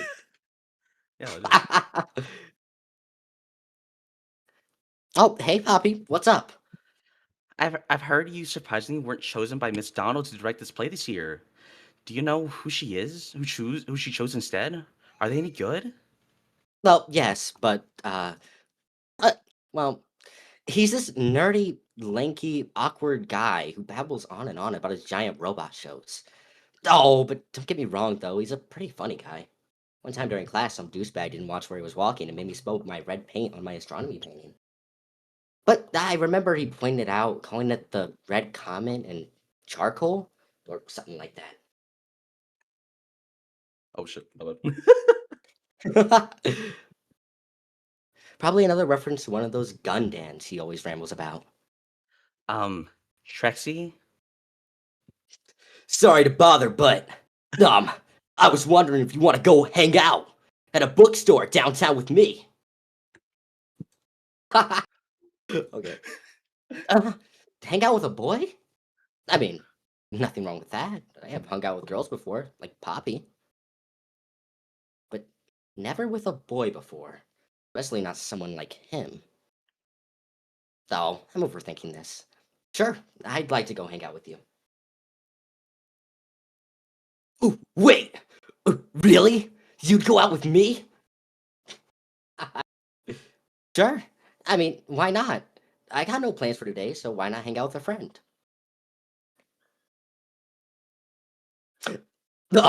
Is 4:30 p.m. an okay time for you? I would love to. Sure, I'm free at that time. Wait, wrong voice. Okay, 4:30 p.m. it is then. I'm looking forward to hang out with you, Trexie. Bye. Hope y'all like my horrible Miguel voice. Oh, our big bad volleyball captain rizzed up by a nerd. Don't even start it, Poppy. I know it will. It'll be immortalized forever. Nope. Maybe not this one. Not this one either. No. Wait, yeah, that's it. Maybe Trexie will think I'm cool wearing this. I suck first impressions. Oh crap, I'm late. And that's about all you're getting. I can And finally get on to That's what we're done. That's the whole comic for this. We do have another comic coming on. We thought we'd get done with it before Snoot Con, but it's a lot bigger, it's a lot more in depth, and it's about Serve, Meyer, Carter, and Licia. And those, that's gonna be our biggest project. You can follow us, and you'll see it through once you join our server once it finally comes out. Anyhow, I wanted to talk about actual dev stuff because next slide. If you could hit that. All right. So the OST. Now, like I said, I'm the lead musician, so this is kind of my pride and joy. I will say the OST is planned to have an A and a B side, with the A side focusing on more specific story beats, moments, and important elements, while the B side is more general emotive setting tracks. And we have prepped a couple tracks to show off for this con. Two from prior to Snoot Con. I'm sure people in our community remember their magical dancing Lear Pleurodons and 5 a.m. And some snippets after that. I don't know if we'll play through all of the music, but I have prepared some minor videos for this. These are, I think we admire these the most. Quote, pun no pun intended. These are, I think, our best kind of things we can show here. We love this, and we all thank Tara for this because he's one of our best musicians. Because he is striving to be the best, and I really think these are becoming the best. Oh, all right, there we go. We'll answer these questions after.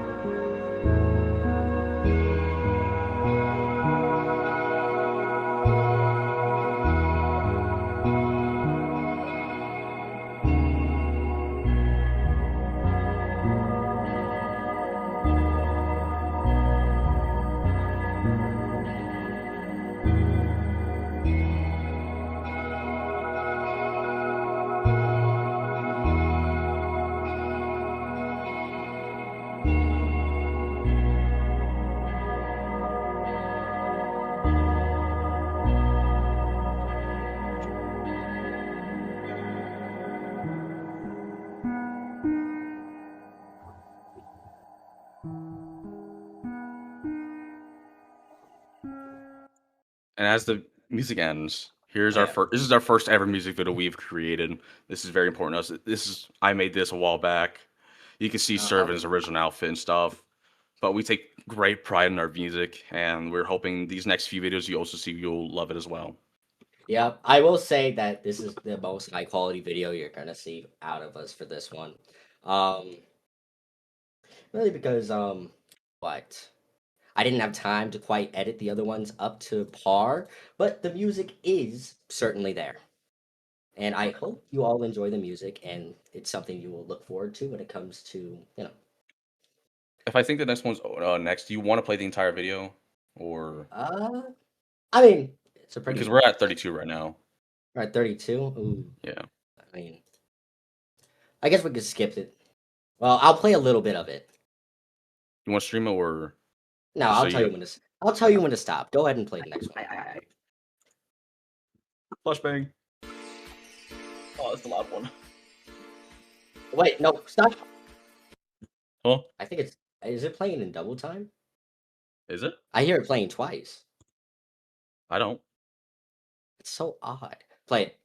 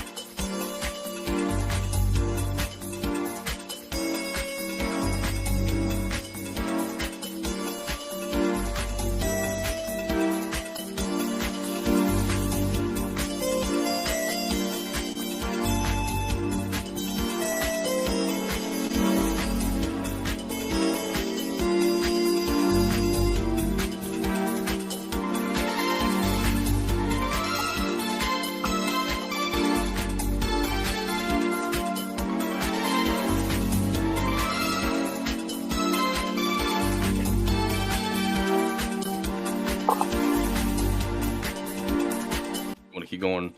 This is a long one. This is a long one, but we're about to get to the next part. And it's the next part.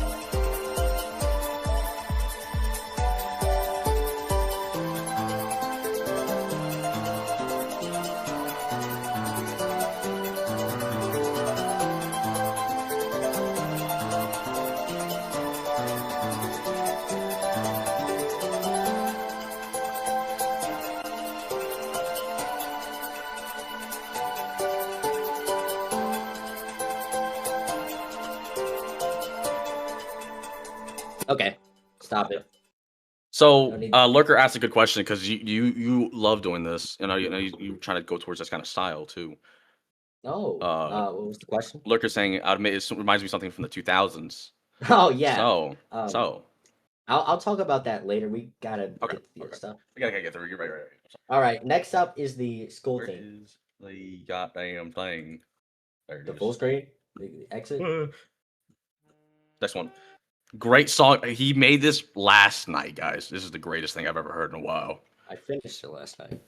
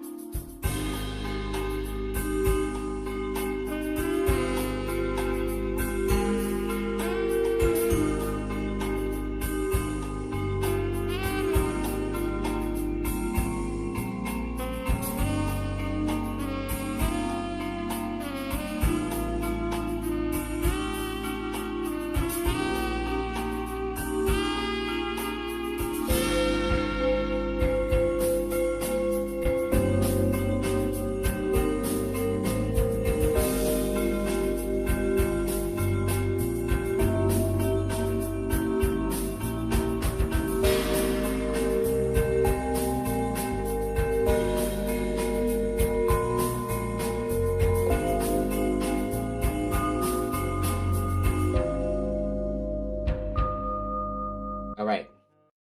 There's that. The next one, I do have a better video prepared for, and it's shorter than the other two. Here we go. Yeah, Dancing Little Inferno is the longest one. We're sorry about that, but it is a great soundtrack we're gonna put in their games. That needs to be, you'd be just to hear it and enjoy it while reading. Here it is. Anything else? Want to see them reading chat? See if there's anything. No, that no, needs to be go ahead. said. Go ahead. I'll save my thoughts for after.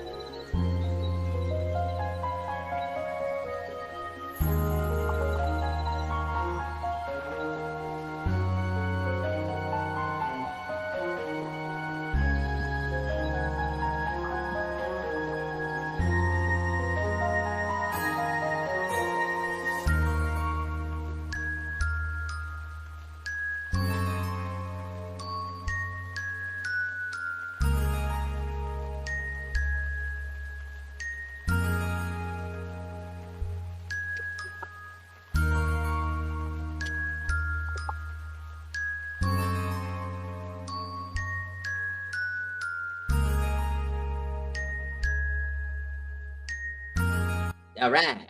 Stop it. And that All was right. that's one of our happy project. We love that one so much. Stop. But since we need to desperately answer questions, I'm not even gonna bother with those because I had Oh, more hold on. We stickers. should show beach tides at least. Beach tide at least. You mean Right. there's penises on the stall wall? That's so much better, dude. It's right there. I mean, it goes. So-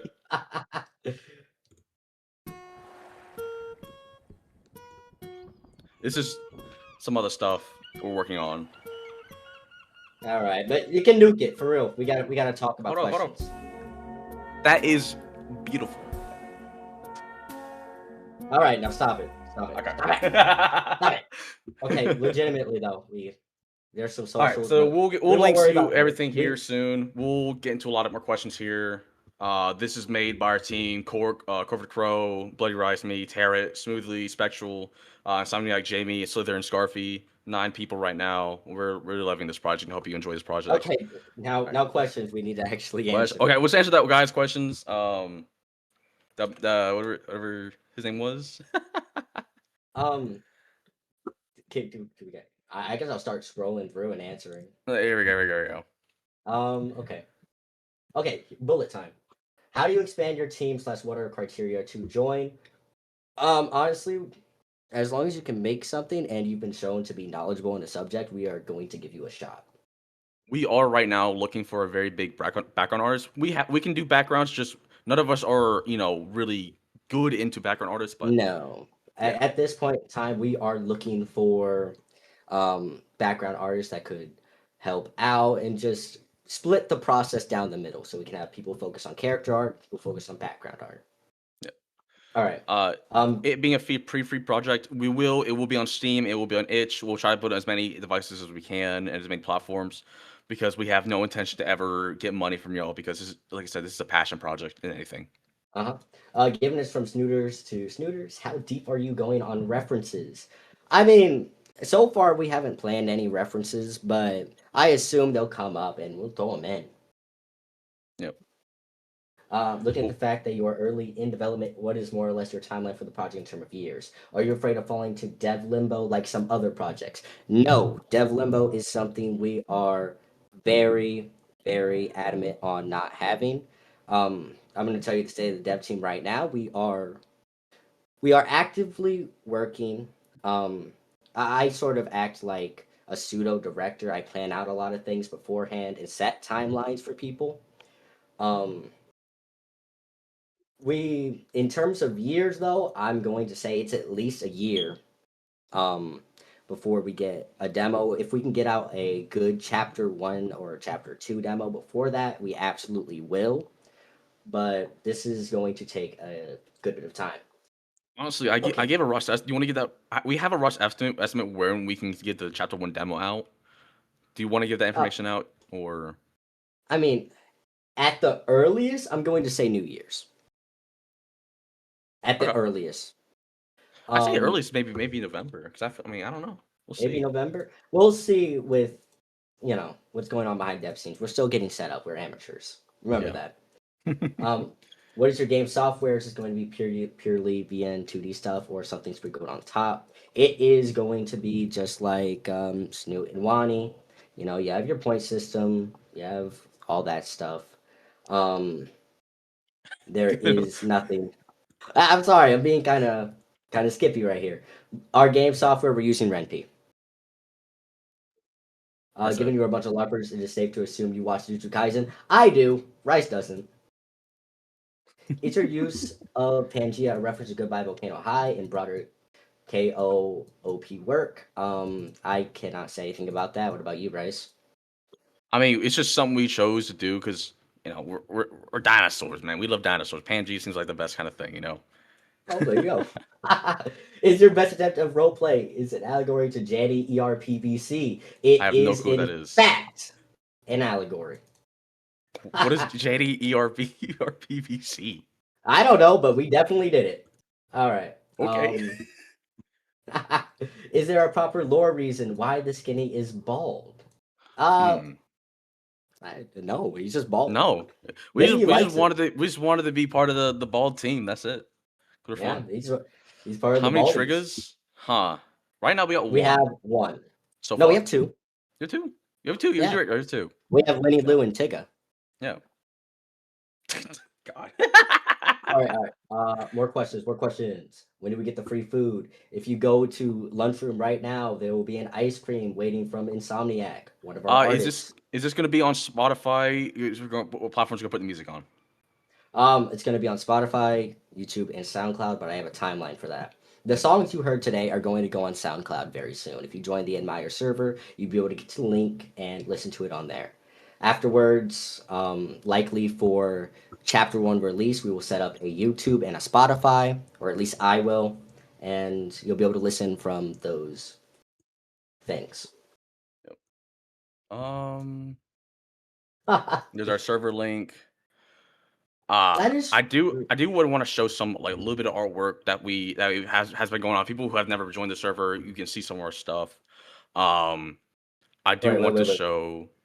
Let me change my strain real quick. Oh wait, I'm gonna answer some questions. I heard throw money at this dev team question. Can we throw money at you, please? Oh, you said no. I said no. For now, no, because honestly, we don't do this out of money at all. No, but at some point, if you wanted to support the team, because we do need to get artist gear, we will probably set up a Patreon for you to support and get rewards. But that's going to be definitely a bit from now, at least a demo release. Yep. Does Tara have a ferret? I do, in fact, have a ferret. Aloy is a very big psyker. That's my character. Go away with her. Okay. I know there was Floppa asking, "Are your characters tubby?" Yes, we have tubby broads. You can be a very happy man. I'll actually show you what our main girl sprite's going to look like. This is our main girl sprite, as I think you should be able to see. This is Meyer. This will be her basically neutral sprite you will have here. This will be her. This is our girl. So here I got a question. If someone were to draw / com a lot of art, do they get honorable mentions or such? Absolutely. And actually, some of them people, which I can't go back right now because there's not enough time, but we've had people like who've made this, who have made very great art of our characters, and we're so very grateful. We're definitely gonna put these people in our credits and stuff. Credits for sure. And it's just very beautiful. Here is our main character, Serve. He's like I said, he's just a bald motherfucker. We love him. And I will say the height difference. I'll say about that. He's about that right there. If you want to compare. Yep. Okay. Any more questions? What do we got? What do we got going on here? Do you have any simians in there? Not at the moment. No. Not at the moment. We're thinking about adding more different species. It's just hard. Me being one of the bigger artists for this community for this project. I only used to draw humans, and I've only started to draw dinosaurs recently within the last year. So drawing anything else right now is really hard. I will show this game is going to be about our two characters, Meyer and Serve. There is going to be lots of theater theme. So like I said, it could be maybe around 30 to 40 characters that will be shown. There will be theater. There will be surfing. See, we didn't even know. Okay, here's the thing. People will be like, "Oh, you got surfing from fucking what's it called? Ashfall." We had no clue about that. This all started before even Ashfall came out. We are wanting to do surfing because it's been a big thing we've wanted to do for a while. And then once Tara showed up, he's like, "Let's do some theater." And theater is what's really bringing this character together. And it's very big parts of our characters. It's gonna be a play. It's a play. That's what it is. We have multiple plays. Not multiple play. We have one big play. Okay. Sorry. No, sorry. Jester asked, "Is the main character going to be hated in any sort of way by other characters, like the start of Wani or Snoot?" Funnily enough, that was something that was happening when I first joined, but we decided against it. We don't really want to go down the whole "you're skinny, I dislike you." We don't really feel the need to do it. And so we love our characters, Meyer, Serve. We hopefully this project can get to many more people because that's what's keeping us going. Is people like you enjoying our our art and our story. Our server, our community, just following along. But sorry. I'm sorry. I don't want to eat up any of next people's time. I feel like we have 5 minutes. We're good. We have 5 minutes, sir. We have 5 minutes. Okay. 5 minutes. Questions for the last 5 minutes? Oh, do you want to show at least the first page of the next comic that's coming up? No. Will you be cross-posting arts news here on server aside from usual events? I mean, I don't know about this server, but our server we definitely post a lot. Each of our artists and creators have their own sections for what they present, and if you join our server, you'll see that. I suppose if these other servers were willing to reach out and say, "Hey, we'd like to promote you a bit," I think we'd be okay with that. But we don't plan on reaching out. Yeah, like that at least. Is our new skinny gonna have any other? No. Meyer is our big one. You'll love her. She's beautiful, bro. I made her with a lot of love. Yeah. All right. I was gonna ask, did you want to show the first page at least? Just not read it, but just show it. See what what people are ready for. Let's keep it a surprise for later. Just keep working on it. All right. But no, we have a lot of characters lined up, and we have a lot of things coming up. And just join our server, and we'll always be updating. We try to do game nights. We do LARPings, try to do every Saturday, which today got canceled because we had Snoot Con. And so we're, join us. We're very active. We're always there. Yep. Okay. Mobile port. We will definitely look into it. I mean, as soon as coding gets brought up, that is one of the things we talk about. What about our mobile friends? But I mean, that's about it. Mobile us. will come in time once we figure out how to do it. I mean, all right. Okay, Lurker. I'm sorry, we were yapping the whole time. It's all right. Generous It's host. all right. I want to thank you guys for coming, and I personally very much like that. How tall was she? She is Again, 6'5". That is awesome. 6'5". That is awesome. Yes. And we didn't want to go too tall, but we didn't want to do too much. I'm sorry. No, it's okay. Thank you for showing up again. That was a new project, so thank you for showing that off. I am going to put you back to the audience now. We love y'all. Right? Yes, we love you. Thank you for having us. Thank you for inviting us. You're welcome. We are very grateful. Right. Thank you. All right. Our next presenter is a returning presenter from the first time. I think technically speaking, let me check my thing here real quick. Besides Caveman on, they are the first people who are actually returning. Like, they're the first fan game that's returning from last year. Please welcome Animello Studio. I hope I pronounced that correctly. Let me get them up here. Hey everyone, how y'all doing? Evening. Happy Midsummer Solstice. Happy Midsummer. Hello. All right. Thank you for having us once again, Lurker. Really excited to showcase everything that's been going on, all the updates. It's been a hell of a journey. I know that we've been kind of quiet recently, but we're back and we have brought a lot to show, and we're super excited. This particular slideshow has 86 slides that we're going to be going through. They're going to include our characters, a little bit about them, who they are, how we develop them, some of our backgrounds, CGs, and some of the sneak peeks of the animated things, just some things that you guys can see, and we'll go from there. So I'm going to start. I can't share my screen. Crap. I cannot share my screen. Let me check that. Riker, what'd you do last time to fix it? Are you there? I don't know. So a lot of stuff has changed as far as graphic wise, not a crazy amount plot wise, but we've done a lot of refining, a lot of just making sure everything is up to our standards. Um, very, very, very proud of how it's turned out so far. Let's see. Can I share my screen? No. I just changed the permission so everybody should be able to stream if they are invited. So I'm not sure why you would not be You able want me to. to leave and come back? Let's see if that works. Sure, I'll double check permissions in the meantime. Yeah, Val did a lot of things for a lot of people. Sorry, I'm reading chat. Let's see. Hello, everyone. Yeah, I just don't have the screen share permissions. I'll try adding Snoot Bro as well. Okay. We'll try that. It may just take a second for you to sync too. That's all good. Here, let me. Oh, there we go.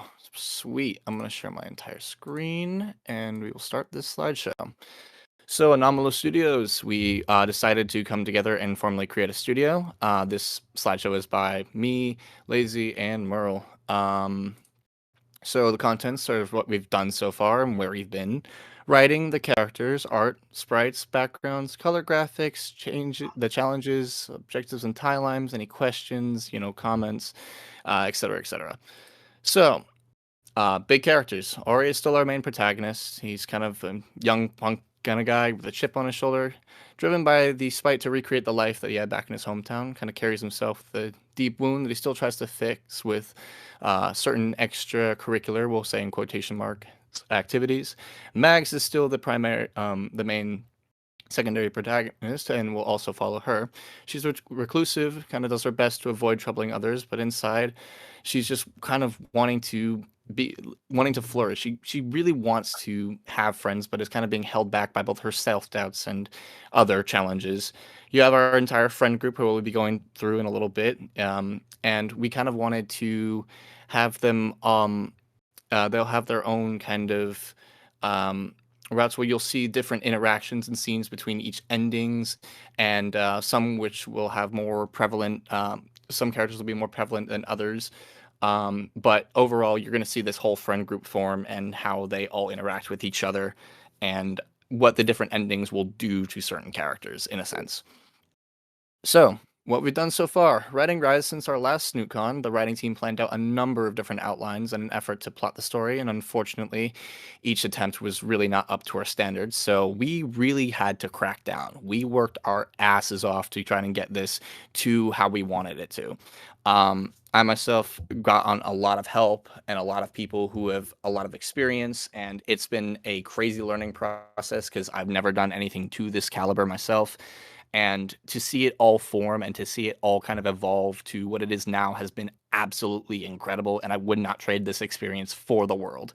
The idea came about that we would use a prologue rather than a chapter 1 as the demo to kind of springboard the proper story so you can see it like before the main story. We wanted to give you a little taste of Mags, who she is, what her main kind of, you can kind of get a little sense of her struggles from this little tidbit, little taste, before we jump straight into the story. Our writing team, we didn't announce this, but our writing team is headed by Rangto. He's been incredibly helpful, very, very understanding of a lot of the different things, has a lot of experience with other projects, and has been just an absolutely essential lead for us. And to take hold and just to have that experience on our team has meant the world to pretty much all of us, because now we not only have experience with somebody who has worked on, both Snoot and Wani, but somebody who has got the proper guidelines on, okay, these are the problems that you guys are having. Let's do our best to fix them through these rounds. And after many corrections, rewrites, arguments, and threats, and the prologue was in fact completed script-wise, and we were all super excited. So here we're going to go through some of our characters. Last time we had a bit of a different shading style. We've kind of refined that, sharpened it, made it look to be a little bit more in my opinion, I think it looks a lot better than last time. Just I love the shading style a lot more. Um, Ori, punk gamer and designated diversity mascot. He's once again the only human thrust into a school full of dinosaurs. He's pretty bitter about coming to his last high school year uh, after his parents dragged him into a new school life. He was about to graduate with all of his friends, and all of a sudden now he's the only human. He's feeling super alone and pretty bitter about that. He's looking for any kind of semblance of familiarity of his old school life. It's pretty difficult for him, and it's kind of his journey through that. Um, we've got Mags here, who also has been, changed quite a bit. We don't talk about oral designs, but she's become a lot more dressed kind of conservatively, baggy clothes. We wanted to give that more kind of that kind of appearance that kind of really showcased who she is personality wise. That wasn't really fitting with previous designs. She's an outcast, mostly not intentionally quiet and kind of considered a walking hazard by her peers. She's our second protagonist. She's gossiped about for her large and imposing stature and kind of an intimidating appearance. She tries not to care about what other people think, but after so long, she kind of slowly begins to believe what other people have to say about her. And she's kind of resorted to her only few moments of peace being after school on the computer playing her favorite MMORPG. But after years of this, she's just kind of looking for something to shake up her life. She's kind of at an unsatisfactory period even before her life really began. You have one of our dudes right here, Finnegan Blanchard. He's positive, super well-meaning, and decently popular. He's a varsity athlete en route to make it big. Super big chatterbox and closeted geek, kind of an airhead. He's most known at St. Matthias as one of their prized players, and he's kind of following in his father's footsteps. But he does have a very big fondness for more geeky things, like tabletop RPGs, like fantasy shows, movies, and his favorite card game, Sorcery the Collection. Yes, that is a Magic the Gathering reference. Personally, one of my personal favorite games right now. Don't ask how much money I sank into it, but we don't focus on that. But his father really doesn't want him getting distracted from these things that are unimportant to the bigger picture, and is kind of keeping a close eye on him, kind of breathing down his neck any chance he can get. Valerie, this is a fan favorite from the multiple people asking me for a Valerie route. It's kind of getting insane. Super sarcastic, blunt, not afraid to kind of show that. She takes a big interest in the more morbid aspects of life, whether it's the dark arts, black magic, etc. She she takes a big interest in that. She also fronts a local goth punk band called Girl Hell, reference to a very fucked up movie. But she tends to butt heads with her mother, who does not approve in her interest in the dark arts. Her mother is a psychic. You'll see more of her later. But Valerie leads the Unexplained History Club, which is a kind of cover up for a paranormal club. She really couldn't call it that and get away with it. So there's only really a few of the kind of considered stranger kids who attend that club. And she likes to keep that very tight knit circle of friends. So anything that kind of shakes that up is she's super kind of not always welcoming of it right at first, I'd say. Luke is an albino graffiti artist. He's one of the only albino students at the school. He's not great with crowds, kind of gets a lot of social anxiety when it comes to it and prefers to kind of be on his own. However, he really flourishes and opens up when he's amongst other artists. And one thing that he really keeps hidden is that he's a lot richer than he looks, as he's the heir to a sizable family fortune. Though he kind of tries to keep that hidden because he doesn't want other artists to perceive him negatively for being kind of a nepo baby, where like there's that whole argument of, oh, you haven't faced true struggle, you're not a real artist. So, he's also got quite a bit of a skin condition going on, so he has to constantly cover his body in hoodies, baggy clothes, doesn't go out much in the day. But at night, he's constantly going around trying to see if he can find his next canvas.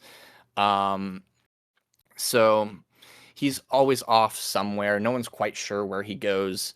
But despite his kind of introverted nature, him and Valerie are very, very close.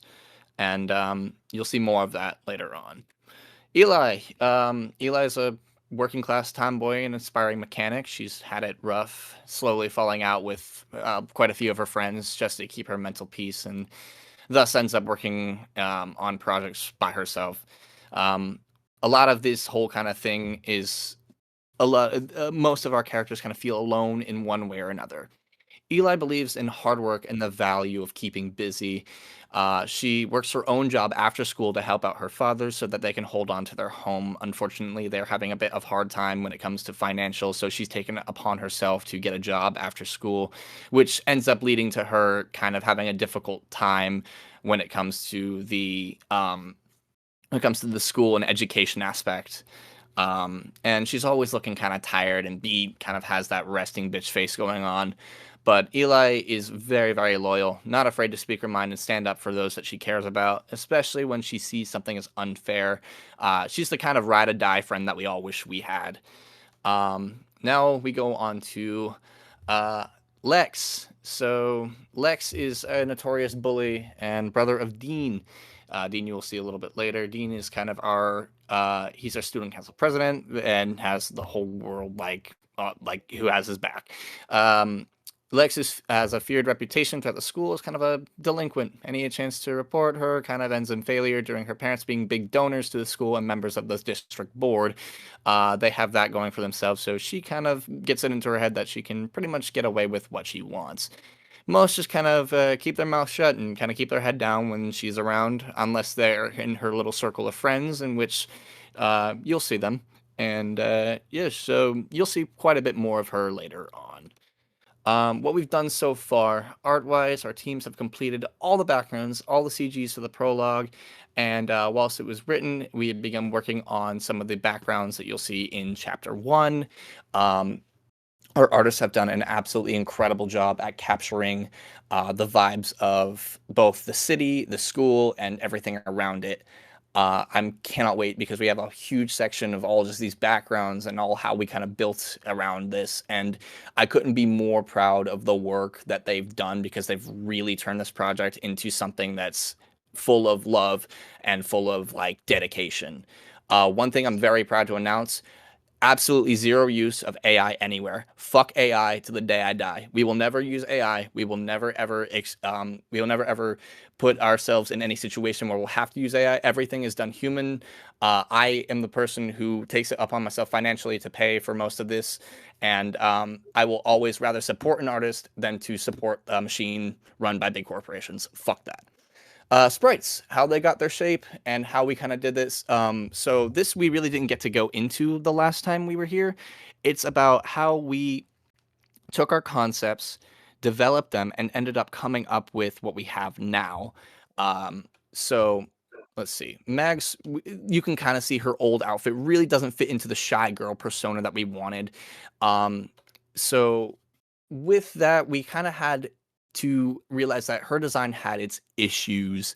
But after receiving quite a bit of feedback from a lot of different people, we scrapped that and we were like, yeah, this isn't exactly what would work for something like this. So we wanted to take it a step back and rationalize, okay, we fucked up here. What can we do to make this better and kind of take the next step forward to not only listen to criticism, but take it and use it to better ourselves? Because that's one thing I've always believed in, which is I can take criticism, I can take that and use it to not only better this myself, but also better the project and the way we handle things going forward. So one thing that was really difficult when we were creating Mags was her neutral pose. We did a lot of different chances, but sometimes they kind of ended up looking like Kevin James doing the shrug. I don't know. I thought it was really funny back in the early days. So eventually, we ended up settling on this. You can kind of see that Mags used to have quite a bit more accessories. She used to have a shirt around her waist, a lot more rings and choker, etc., etc., etc. We decided on more baggy clothes, reserved outfit, but still kept that kind of alternative look into her personality. Mags kind of comes from my love for a certain genre of music called black metal, where it's a lot. You'll see a lot of blacks, reds, and whites being used as part of the color scheme.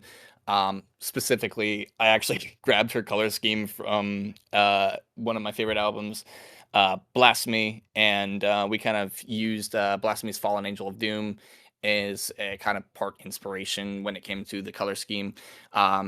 Especially from her old design, where I was like, those are the colors that I want to use, which is black, red, and white, personal favorites of mine. And honestly, I think she turned out much better than how she used to look. We gave her a pseudo fake band T-shirt, and I think that overall the sprite turned out very, very well. And it kind of became a collaborative effort between multiple different artists, with one of my friends, rather devious, taking over and doing quite a few of the different head expressions, which you will see as we go throughout.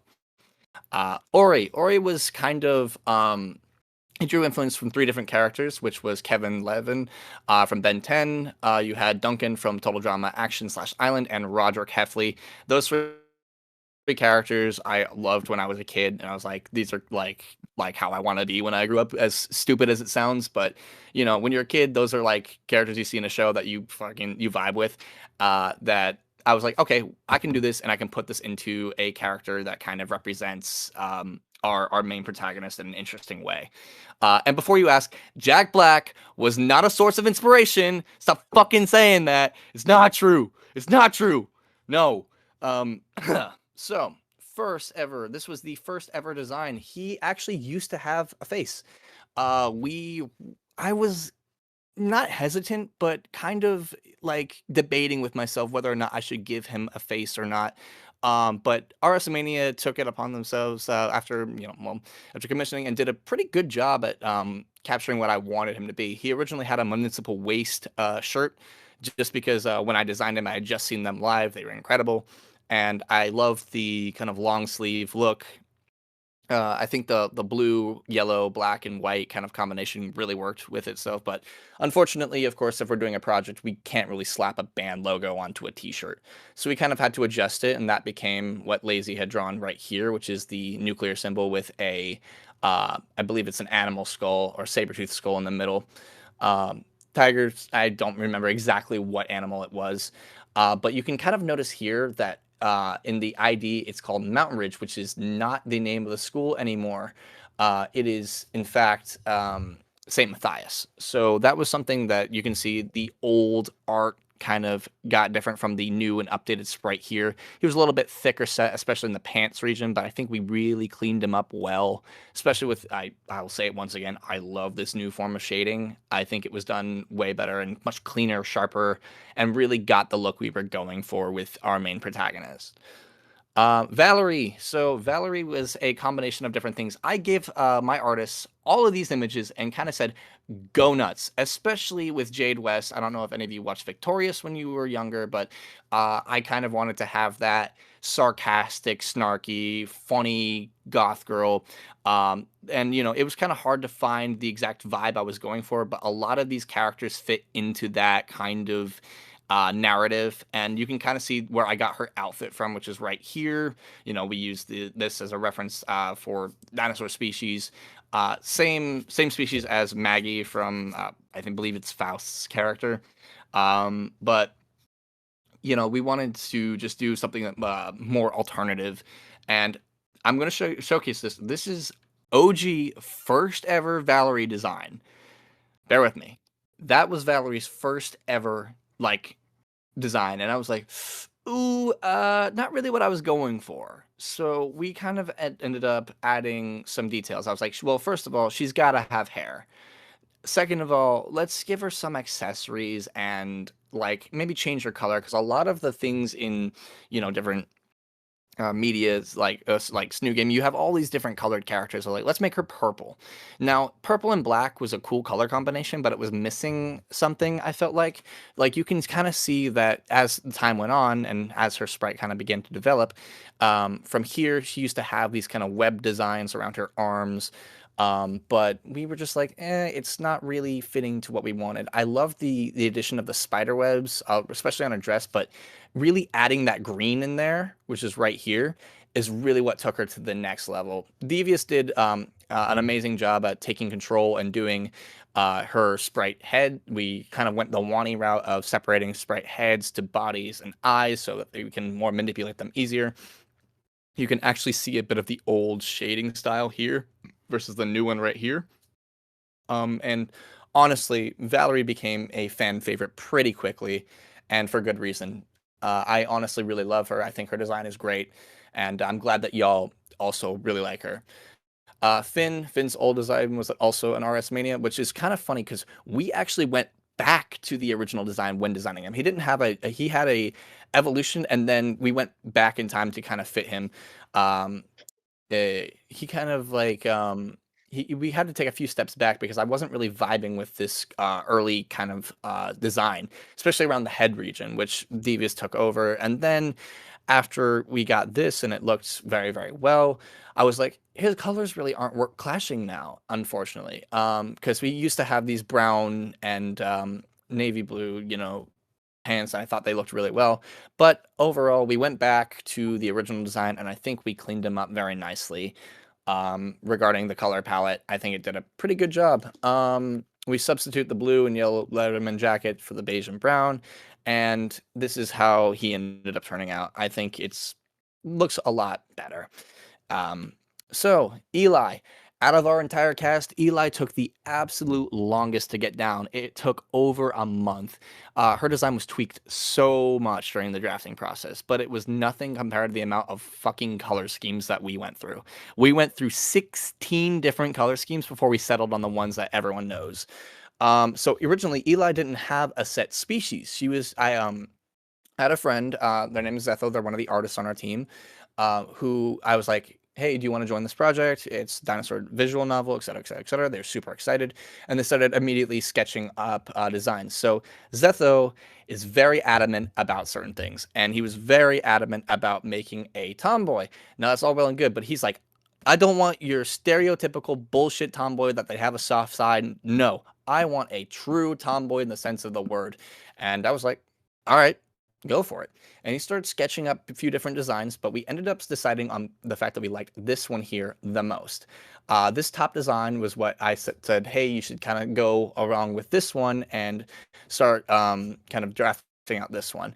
She used to have an eyebrow piercing in certain things, but we decided to take that off as she already had the two kind of chin piercings. You can just see how many different color schemes we went through. We sat there drafting over and over and over again. And I think, Lazy, we put you through the ringer with this one, dude. I am very sorry. Well, I mean, Courtney was the other one. I still have Vietnam flashbacks. Yeah.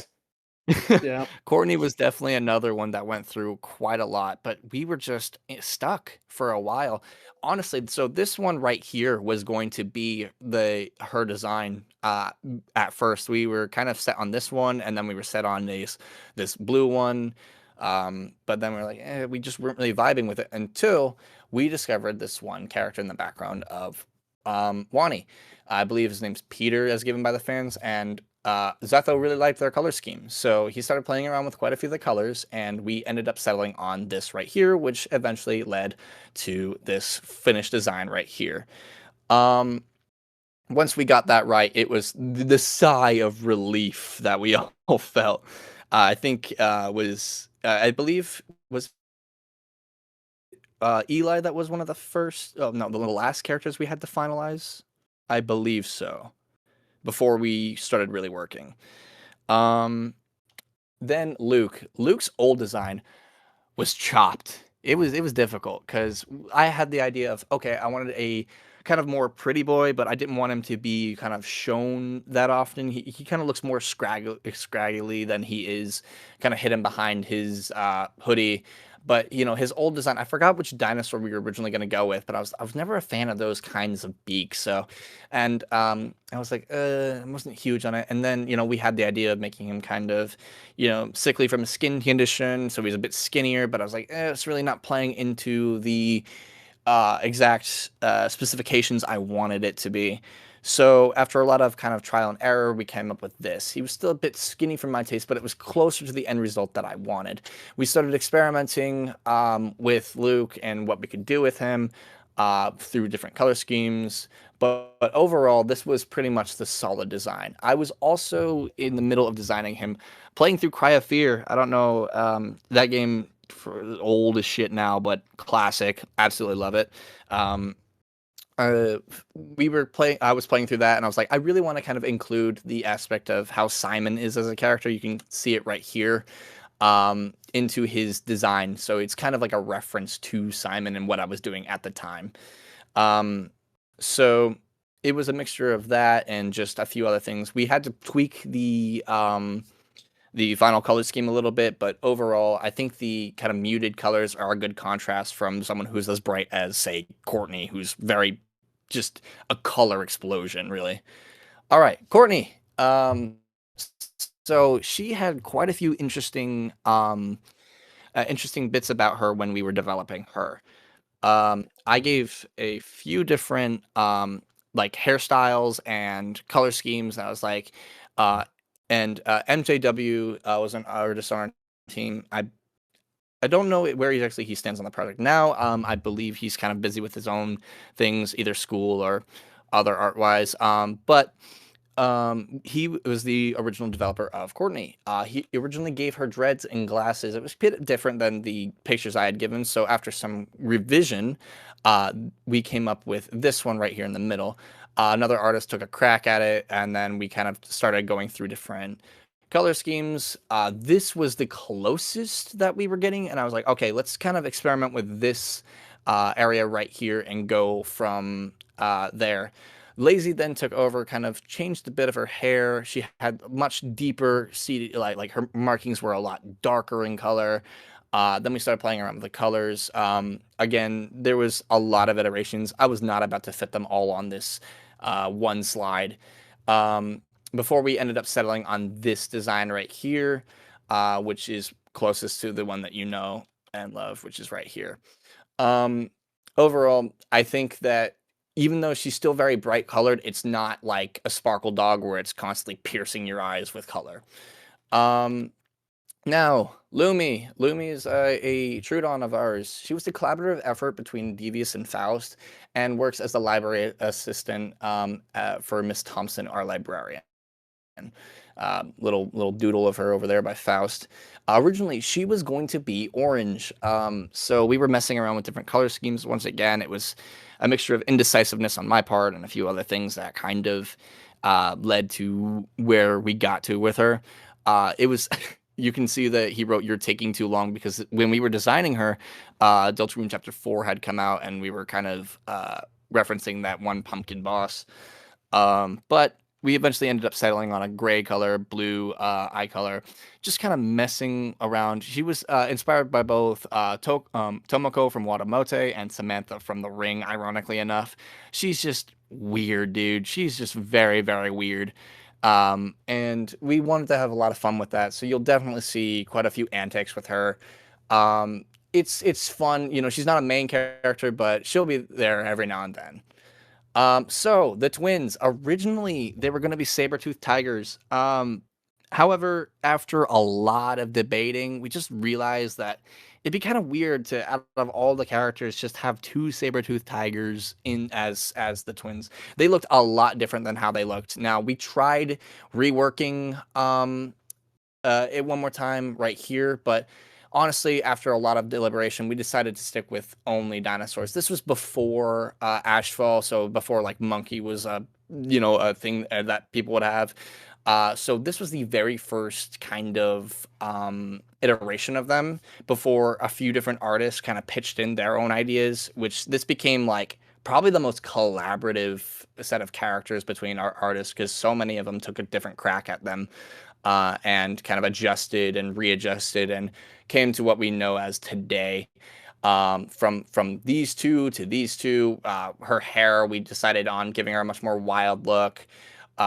Just the overall evolution ending up with what we have as Lex today and Dean today. Fortunately, Dean is not sprited yet, but we kind of had to just dial a lot of things back, adjust, like dip our fingers into what we liked, what we didn't like. We were debating on whether we wanted feathered hands or non-feathered hands or clawed hands, or if we wanted certain clothes, non-certain clothes, just all these different little things that ended up with what we have today.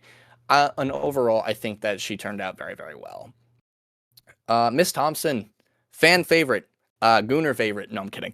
But so Miss Thompson is our librarian, and she probably received the absolute most attention out of any character reveal we've ever done.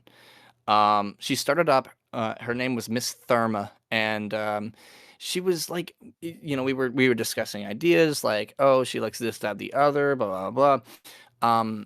But as we were drafting, we kind of got stuck for a little while on how we wanted her to look color wise. But once she was properly like drawn, her sprite pretty much stayed the same from its original line. It was such a strong like sprite, and people really loved it that we were like, all right, let's do our best to kind of take what we had here and translate that over here. And overall, I think it was a very, very well. It looks incredible in my opinion.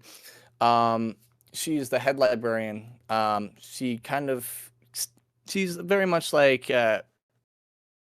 she kind of sticks to herself in the library a lot. Lumi is pretty much the only company that she has, but she really enjoys a lot of adventure books, kind of wishing that some strong and handsome adventurer would whisk her away, even in her older age. But overall, she was a character that a lot of people came to like, and good news, you'll see plenty of her in the prologue. So Laura, this is our janitor. We've never properly revealed her yet, so this is the first look at this character. Another character by Zetho, same person who designed Eli. So we needed a janitor. We kind of had to work a little bit. We wanted to change her body type, make her a little bit of a heavier set character. But overall, the first editions, we were like, ooh, she's way too skinny. Let's give some meat on those bones. Let's kind of adjust. And one thing Zeth likes to do is sketch out a lot of different situations, facial expressions to really get a feel for the character. And from there, we just started working, and eventually we got her sprite right here. We decided to then put all the sprites next to each other as kind of a lineup, so you can see the different heights. So yeah, she had a little bit of a transformation from this, and you will also see her in the prologue. Now, something I'm very, very excited to show y'all. The backgrounds. We worked incredibly hard on all of these backgrounds, and I cannot begin to thank our artists enough for the amazing work that they did on it. I had found photos on like Zillow and other places, and especially they were used as a mixture of real photos that we had referenced and 3D renders, and we began to work on those things. So I would go on like places like Zillow, find homes for sale in like the area that we were kind of basing What Words Can't Say around, which is a mixture of like 3 different locations in real life, which is like Winter Park in Orlando. You also have like Louisiana, New Orleans, and a few other influences. We wanted it to be fictional so you could have the change of seasons, but also sticking to the vibes of these certain places. But from there, we've managed to 3D map and kind of create these environments that made it easier on our artists to render and draw out our areas and our backgrounds. So I'm going to show you just a few of the streets from Orbit Park and how they ended up looking. So these were just a few of the backgrounds. Like this is like on a walk home. Believe it or not, these gas prices were actually real at one point. When we were making this background, I actually stuck my head out of where I was working, which is a bar at the time, and these were the prices of gasoline that were across the street. So all we decided that we wanted to keep like some brick roads, the weeping willow trees, just kind of make it feel and look very southern, while also kind of, you could get the same kind of change of seasons. That's another thing I wanted to go over in later times, is that Words Can Say is very detailed with quite a lot of the different things. Change of seasons is one of them. We were thinking of implementing alternative outfits for the change of season. You have things like, if our cold-blooded characters, of course, will be dressing up much more warmly, even inside. So we just wanted to kind of put a little bit more into the world building aspect of What Words Can't Say. Max's home. So I had found this on Zillow. It's not doxing anyone, trust me. This was a home for sale, and I was like, this is perfect. So we took this inspiration and we were able to pretty much draw out how we wanted it to look. The interior was found through a few different means. We took part inspiration from Damien's house, part inspiration from random city furniture sets and other things that I had found, just to kind of create these images. We decided to make the Max's living room a longer image so you could actually zoom in and create multiple scenes in one area if you wanted to. Her room, like I said, you got the reference to Fallen Angel of Doom. These are all hand-drawn, and this one was actually didn't use any 3D assets, I don't believe. I think it was just done by hand by one of our other artists, and it was just absolutely killed it. Absolutely killed it. Same with Ice Academy. It used to look a lot different from the last time. No more Mr. Beast logo. I don't know if any of you were there to remember that had the logo of the saber-toothed tiger right in the middle, smack over here, but yeah, we decided not to do that. But honestly, overall, I think that was the right call. Here's an example of how we 3D mapped versus how the end result kind of came out.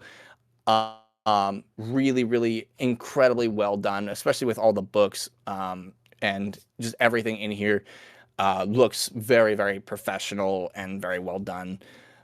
We have the hallways of our school. A few little cool tidbits I wanted to throw in here is that for certain scenes, our school hallways will be they'll be filled with students. We have background students that we're going to be filling the hallways with, and in between classes, they won't be there. It's just to kind of make the school feel much more alive. We will be showing some of the background students that you all haven't gotten a chance to see yet later on.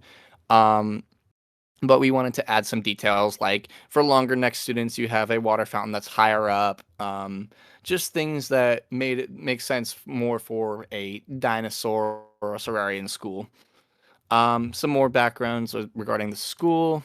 Gymnasium, I was blown away when I got this back, especially with just the scaffolding and just the amount of detail work that went into it. Our artist did an incredible job on just creating this. I mean, even the floor patterns is just wild to me for this. It's just the most beautiful and incredibly good effort on their part, and honestly, hats off to all y'all for that.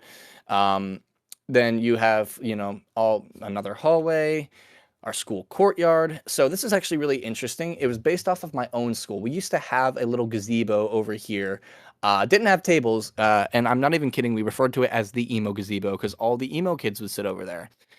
Same with this little seal in the middle of the courtyard. That was also a thing that we had. I took a lot of inspiration from the layout of my old high school to this one.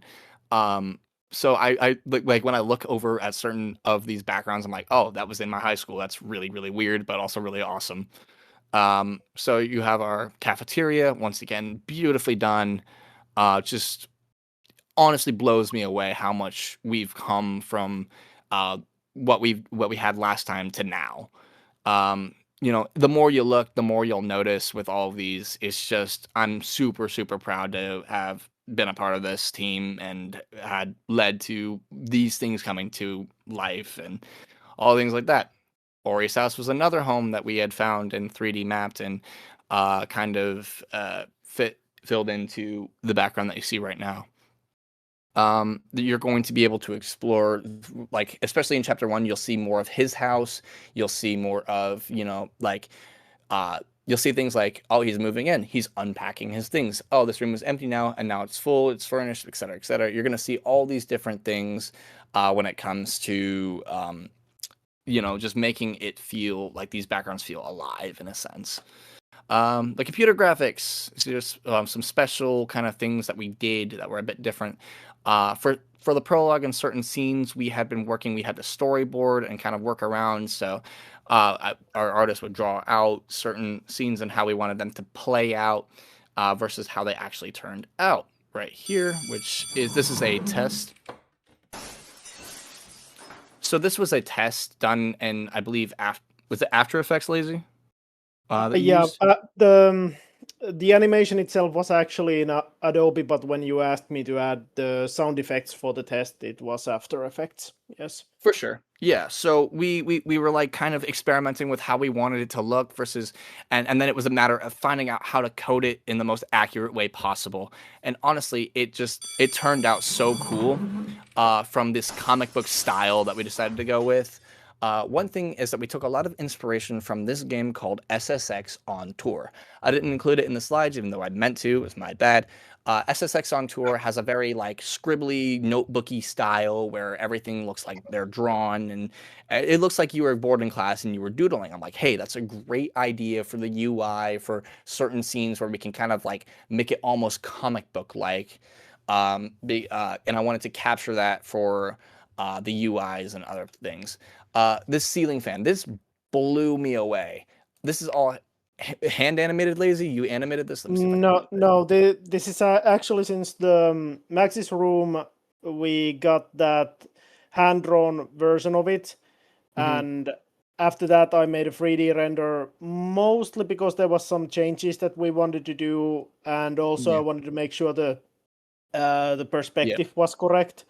Yeah. And after that we kind of made a mix of those two, but since I still had this room model and light fixture, I was like, yeah, I'm not gonna hand animate that. I can just put it in 3D and just fucking do that. It's easier. Pretty much. Yeah. So and then we got like the original. Yeah. Yeah, like few render passes and put it in After Effects, basically. Yeah. It's kind of hard because, it is a little bit fucking pixelated here, but I promise you it looks incredible in the prologue. And it's not as stuttery, of course.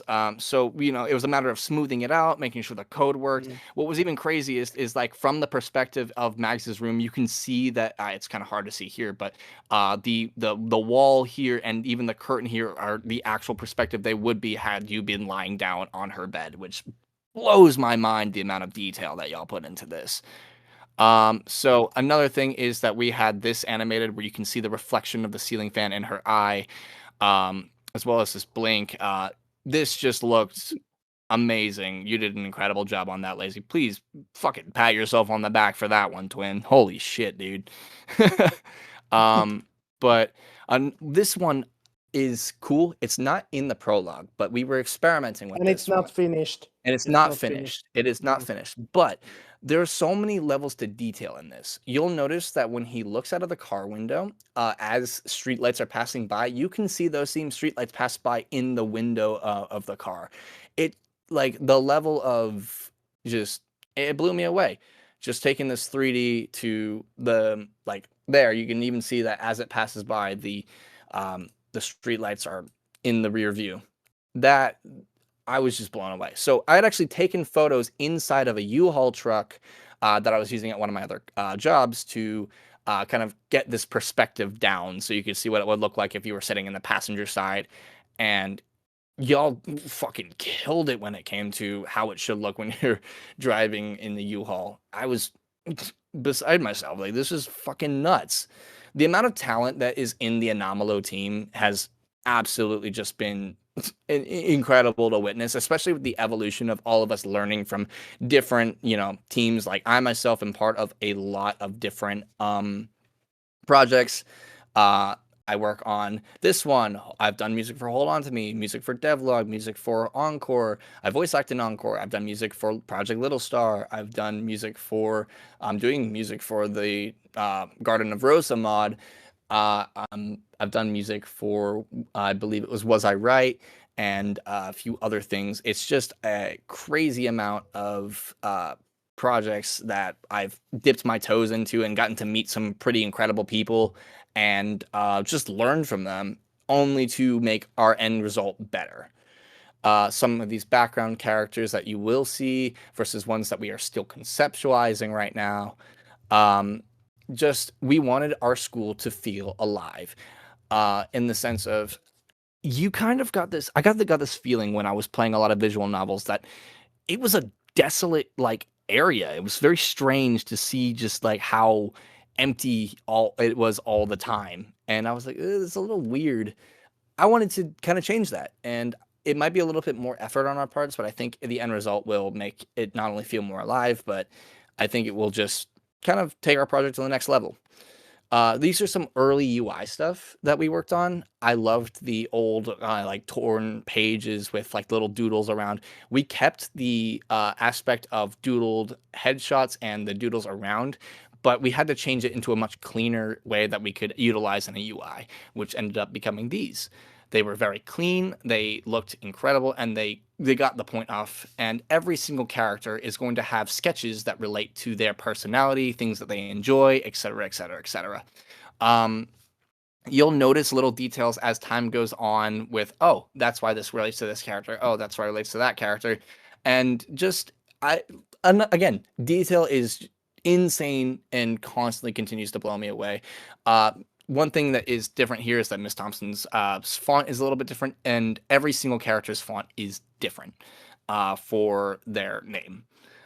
We went through a bunch of logos before eventually settling on the current one that we have, which is this one, which I think kind of captures exactly what we wanted it to look like. That sketchy kind of boarding class style that also is shown a lot in like SSX on tour. But besides all of that, we went through quite a few challenges. We took the silent route. And the reason for that is because A, life gets in the way sometimes, and B, there's just a lot of drafting we had to do, and there was a lot of hiccups. We thought we were closer than we really were, and we realized this, and we were like, damn, this really isn't what we wanted to. And we would rather take our time and polish it and work on it and get you the best fucking product that we can make rather than release a rush job where you notice constant spelling mistakes or inconsistencies or writing errors, just things. We wanted to keep it to our standards. And another thing is that we had to give people their chance to work. I mean, between all my other projects, pretty much all of us in my server, as far as the Anomalo team goes, we all dip our toes in other projects. I also have IRL things that keep me occupied between jobs and my own music career. So I've had to kind of balance this studio time to job time to working on this time to all of this. And it ended up culminating in, man, there's a lot. So when it comes to, it may be a cheap excuse to kind of say, but moving forward, we're going to be working better to inform the community better, give you more consistent updates in a way that's not revealing, because we didn't want to reveal much. We wanted to completely shock y'all at just how much we put into this and just really work on this in the best way and kind of prove to y'all that, hey, we are here to fucking stay. We are working on this in a way that we will take your advice, we will take this, we will take that, and to give y'all something worth playing. That was my goal. That is the goal of What Words Can't Say. That is, I believe, the goal of pretty much everyone on the team. We're going to work hard to give y'all something that is worth playing. And if that means setting a few setbacks, then so be it. If that means, I dip into my savings, so be it.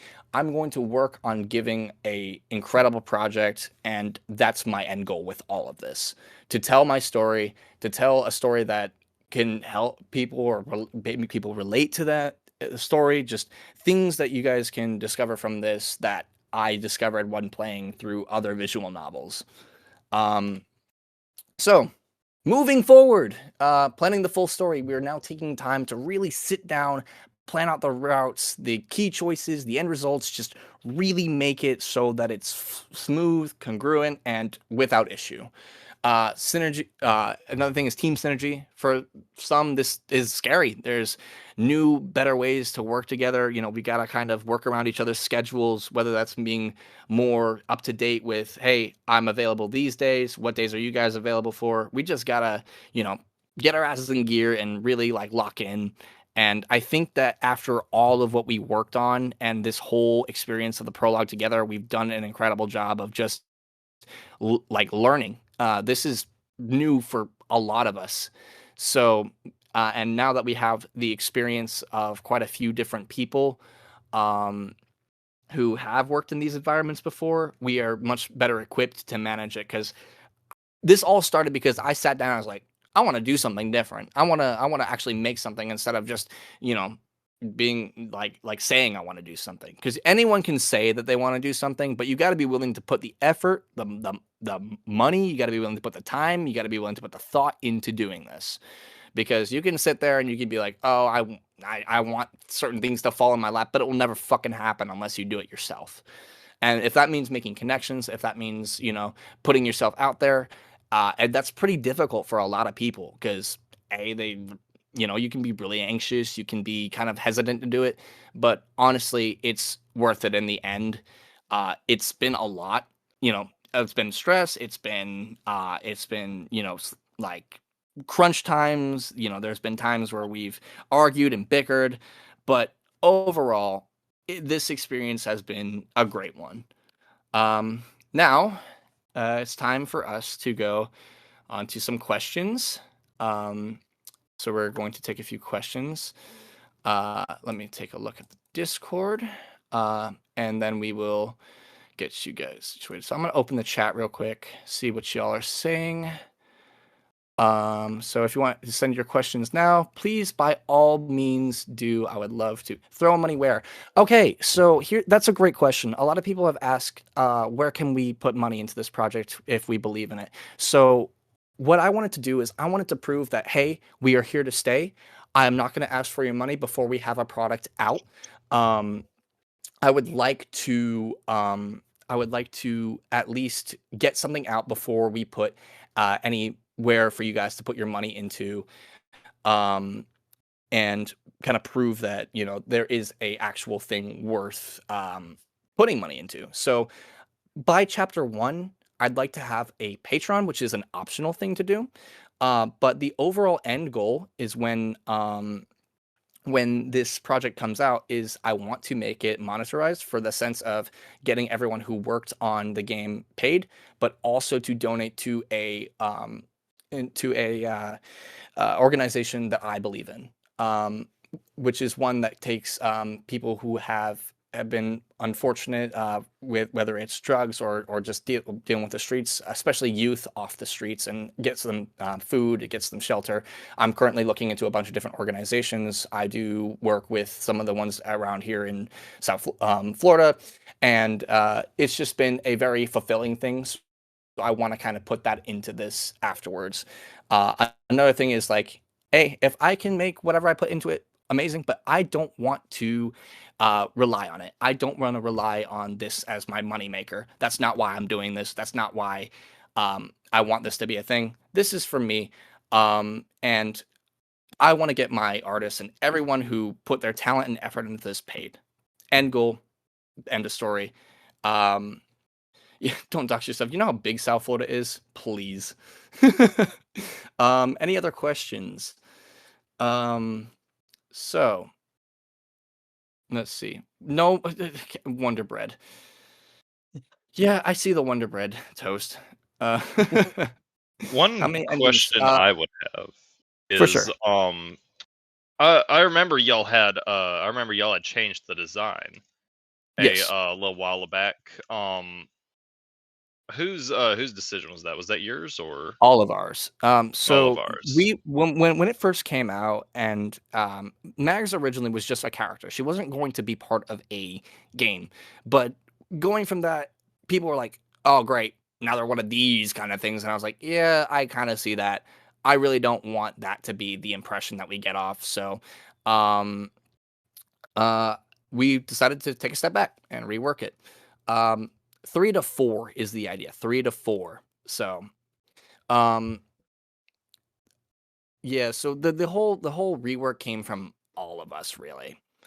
3 to 4 endings is what's being kind of conceptualized and planned. 3 to 4. We aren't set on a number yet, but you know, it's kind of in a debate stage. I assume y'all are doing the music. Yes, I will be doing the entire soundtrack. Unfortunately for this for this prologue, I have not been able to. I've been currently working on redoing not redoing, but doing music for other projects and just working my ass off on those. So as soon as I get that done, I'm sitting down, locking in, and getting all this music done. Where do I post updates and stuff? We have a Discord. It hasn't been open for a while because we've kind of been kind of quiet and kind of more reserved, but that'll change after today. So the Discord will reopen. We'd love to have y'all in it. Any projected Steam release date? No, there's no projected. We want to take our time on this. Making a release date was one of the worst mistakes I've made because we kind of got ahead of ourselves, and my fault. Not going to happen again. We're going to take our time, make sure that this is done right, make sure that this is done without us having to stress and crunch. But that doesn't mean we're going to slack, because I've seen what we can do when we put our minds and our heads into it, and it's fucking incredible. I'm going to take like maybe a few more questions, and then I'm going to get to the end of this presentation. How many romance options? 1. Now, I get it. I would love to have, Valerie and Courtney and Eli as all possible routes, but honestly, that's just a lot of routes. Okay. You can mod your fan fictions later. Yeah, you all can write your fan fictions and your ship art and whatever else. I believe in y'all. If you don't mind, I want to pre-fire and answer questions. Will there be background characters? Yes, there will be background characters. And we are all working on them. Devious, myself, quite a few others. How tall is Mags? I believe we had to adjust her once again. We made her even taller. Harem route when. Whenever y'all write your fan fiction, I guess. Let's see here. I'm gonna do the next 2 minutes of questions, and we'll get to the end of this presentation. If you don't mind, I say something. As you probably noticed, I've been asking other people about mobile ports for. I've been doing this because I've been making mobile ports for some of the fan games before, and I want to say that we do not have a mobile port now, but I will be working on it. It should appear soon. Yes, I'm sorry, Corpse. I know everyone wants the Miss Thompson route, either that or the one we didn't show that's on our Twitter page. Do you have any advice when it comes to doing this project? Be prepared to spend money. Be prepared to get into arguments. Be prepared to argue. Be prepared to kill your babies. That's morbid, but it's true. The ideas that you think in your head might work are not going to sit right with your team if you're going to do it. And you're going to have to kill your babies. You're going to have to kill your children. Be prepared. Yeah, because in a way that when you create a character or a thing in your head, it becomes your baby. And it's really hard to get rid of that. It's really hard to do that for the sake of a better project. Yeah, pretty much get an abortion. And sometimes, I'm not even going to make that joke. No, we don't, Merle. No, we don't do that. No, we don't. Sunyon ring. All right.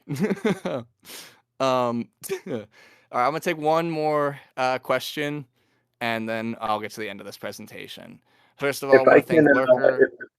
Okay, go ahead. Sorry. But I do want to chime in real quick. Again, Mags, you've done a great job presenting our work. Kudos to you and the artists and coders and the writers who've managed to bring this whole project together. It is a dream come true, and it's an honor to be working alongside such esteemed people in this new community. And of course, to the many people who will be playing our game when we release content. We love you guys so much, and we're so happy to be here and present this. I do want to give just simply a quick shout out to a project I wish was here to present because they are also an amazing team. Control Alt Interactive, their game Was I Right? They had a teaser dropped a few weeks ago. They are an amazing group of guys, and I think one girl. And just want to give a quick shout out to those guys. They're real dudes, real tough, real fucking awesome. All right. I pass the mic back to you. All right, so it's time to get back and to answer your question, Toast. My favorite dinosaur is the Spinosaurus. Thank you. Let's get through this. Who the fuck put this there? God damn That it. was not me. That was not me. Bro, who put the okay. Obviously not me. All right. Who put the okay. Moving on. We don't fuck with Jack Thank Black. you. We love you guys. We hope to finish this game. Thank you for sticking with us. I know it's been a little bit difficult, and there was the theories about dead game for a while. But without any further ado, please look at the chat. Enjoy your prologue demo. I'm gonna be sending it right now. Thank you guys so much for The prologue demo is coming out. Thank you guys. I'm sending it right now into the school stage, and it will be spread everywhere now. You can play the demo in 10 seconds. Yeah, let me right now. Let me grab it from DJ real quick. It's coming. Yes, sir. Or yeah, there we go. This one, I believe. Yes. It's on the way. It is on the way. Yes, I'm dropping it as soon as I get it. Fucking Play it, love it, print it out, put it on your walls, eat please it. have fun. Please have fun. Is this the Magma link or the Mega link? No, it's not the Magma link. God damn it! Oh, We don't want to hear any criticism. Love no, the shut game. up! Shut or- up! Shut up! I gotta get the Mega Okay. link from DJ. Okay, My bad. We will take criticism. Anything that you guys want to give back to us, I appreciate. And be happy to share that this has both the PC and the Mac version. You can play both. Thank you guys so much for listening. It's been amazing experience to present for you guys once again. And we hope you enjoy. Thank you for sticking with us. Just to interject, sorry. PC version is for Windows and Linux. Yes.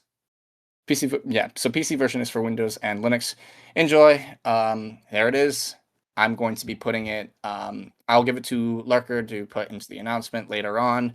But there it you is. guys enjoy. Have a good time. Thank you very much. And yeah, thank you guys. Thank you, Lurker. Thank you, Lurker, and everyone else of the Snoot Club who set this up. Thank you guys so much. All right. Been an incredible Thank experience you. once again. Peace. Thanks. So yeah, you can play that right now. They have a demo out. It's here. It's real. You can hug your big trigger. Now, this next project. Some of you old heads, you might remember when this was spammed in the general chat a couple years ago now. There was a point in time when there were a couple obsessed people here with this project. And they've been so nice to come here and show off what they work on. So please welcome to the stage, Heartfelt Games. What's up? How's it going, everybody? So I guess I just start here. Yeah, take it away. Take it away. All right, let me share the screen. All right, I guess I'll start it with a trailer. This is Wholesome Monster Girl Academia. This is a truly wholesome Monster Girl experience. Has a couple of feats into religion here, specifically Catholic Christian, but hope you enjoy real quick.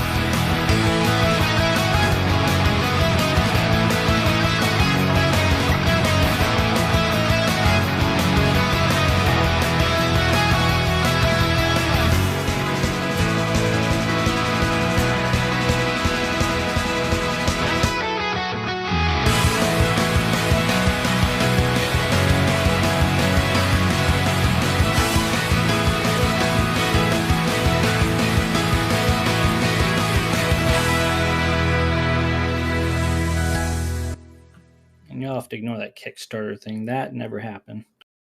But anyways, I will do something similar to the last guy. I have a PowerPoint that I had presented to actually my church to see if it was a decent enough idea that it would appeal to both secular people and religious people. So I'll take it away from here. There is a demo on Steam for Wholesome Monster Girl Academia, as well as itch.io. DRM free, so download it, whatever. It should be about an hour to 3 hours, depending. But I will start into why I started to make the game. I kind of like dip my toes into several different types of games, visual novels obviously being one of them. And yes, I do love Snoot Game quite a bit. It did inspire one of the routes in a way, but not before I created the character. But I'll get more into that a little later.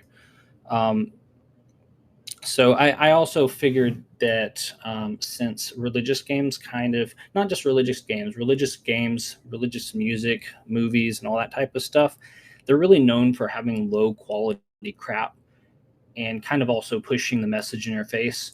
I kind of felt like there needed to be some more high quality stuff. And so this is kind of my answer to all that. And according to, I guess, the wish list and the Discord community, it seems to have its own niche.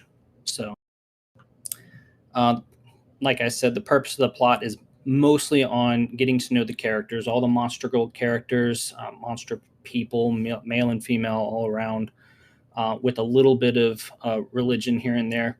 Now, one of the girls, being a Southern Baptist, she has a little bit more Bible in the rest of them. But like if you want to avoid the religious stuff, you can go on any of the other routes. And I mean, whatever. I try not to be pushy about it when it's there. It just happens to be the background. I've made a few games in the past. Just this is kind of to legitimize, will he finish it? I finished a mobile puzzle game, an arcade top-down shooter, a Mega Man clone, and a sort of unfinished digital pets game called Spirit Orbs Pet. But, you know, I've been working on Wholesome Monster Girl Academia for maybe about 3 to 4 years now. It may be another 1 or 2 years, but you know, I'm a one-man team writing 5 routes, so it's going to take a little while, but I'm still a good ways there.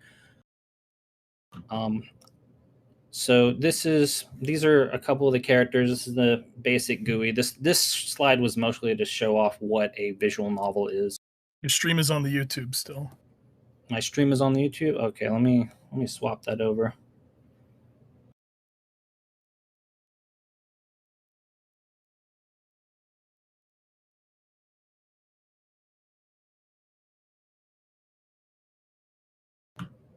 There we go. So I just kind of go back through a couple of the slides for a sec. It was a bunch of text anyways. This showed some of my old games. This is what the game looks like. Y'all read visual novels. Y'all know what that is. This was mostly for people who weren't familiar with visual novels.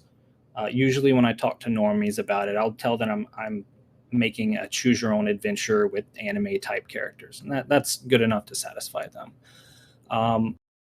A couple features that other visual novels don't typically have. I do have an encyclopedia. It's not exactly like the Monster Girl encyclopedia that you might find online or in the manga section that's very not safe for work. This one kind of just, it gives you the backgrounds of the people you run into, any religious terms you might run into that you don't know about, so you can kind of follow along.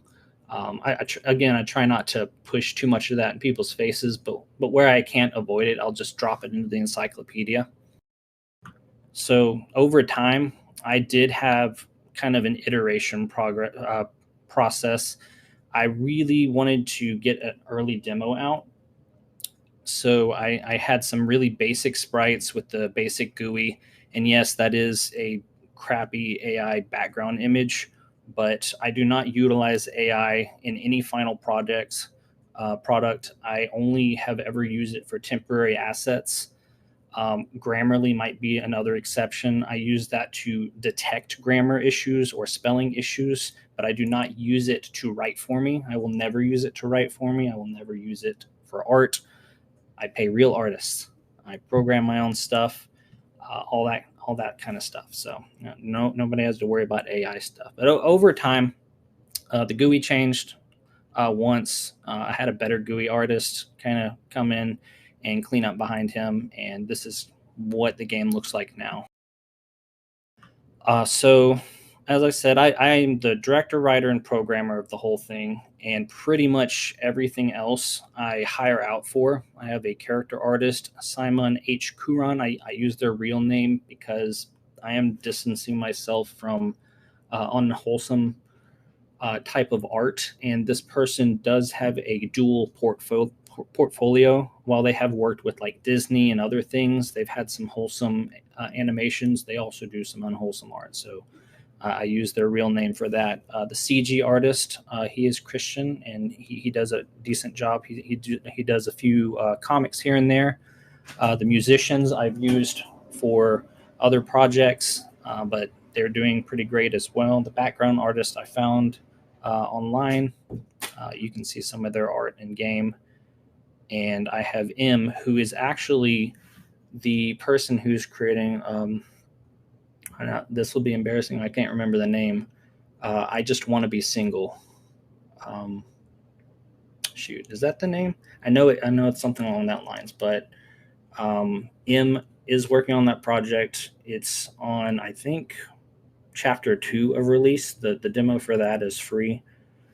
But they have previous experience, and they've been helping me kind of also not just the GUI artist and programming part of this game, but also helping me, I guess, in a consulting way and kind of as a friend as well. So let's move along to the characters. Sarah is a harpy, of course. She's got wings. She does have the ability to fly. There will be at least one flying CG in the game, if not multiple occurrences of that.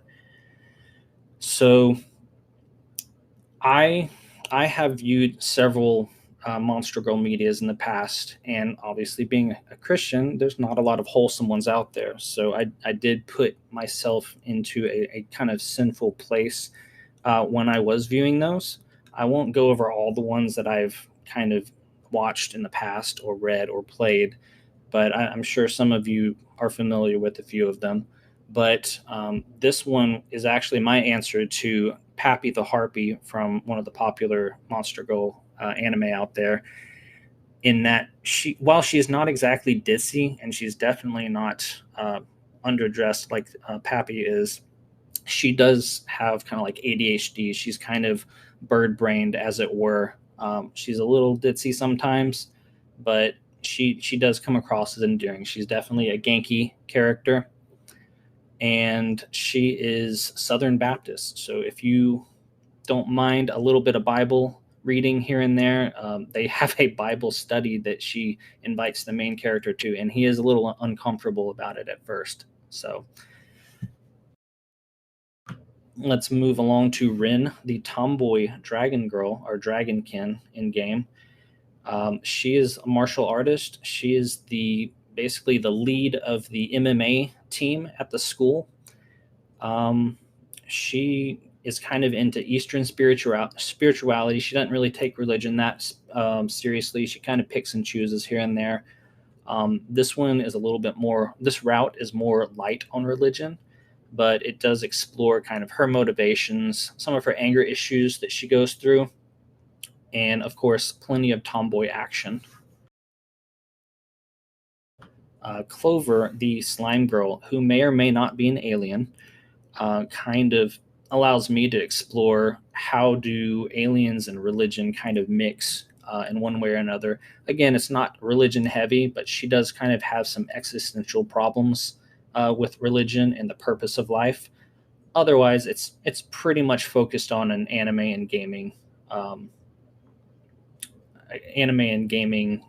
route entirely. She's the laziest of the bunch. She's not stupid. She's not book smart either, though. She's just kind of, she absorbs the information, if you excuse the pun. But she kind of gets by in class, and otherwise she'll be hanging out with her friend in the library because that's where the computer lab is.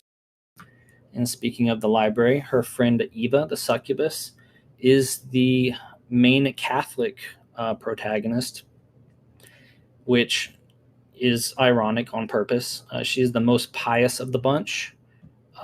She reads books all the time. If you read the demo, she has several real book recommendations from fantasy to sci-fi to philosophy and religion. She kind of started off as a very shy, Hanako type character from like Katawa Shoujo, but she's adapted herself a little bit more into kind of a bright, cheery girl with a little bit of a tsundere tendency. So if you like tsunderes, if you like book reading, and you don't, and you would like to get into kind of the mysticism of dreams, you might like her route because succubi do have dream powers and abilities. And last but not least, Arya the half vampire, or daywalker as I will call them in game. She is actually a senior. The main character, Gabe, who is a human, is a junior, but she is the only dateable senior in game. So if you like older girls, she's the one for you.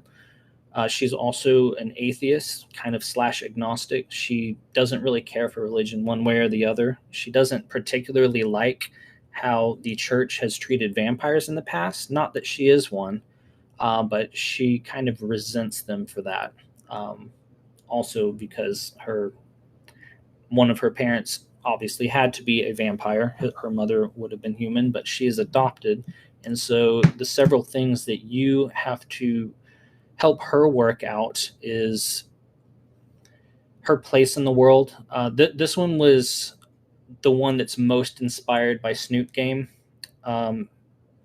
because as I was developing all the girls' routes, I didn't really have a great frame of reference for where I would take a story like hers without just being kind of in your face, religion versus atheism kind of stuff. But as a punk rocker, obviously, the Snoot Game kind of gave me a few tips and tricks here and there. It also helped me learn some visual novel transitions in Ren'Py, so you can thank Snoot Game for some of the transitory sprites moving across the screen.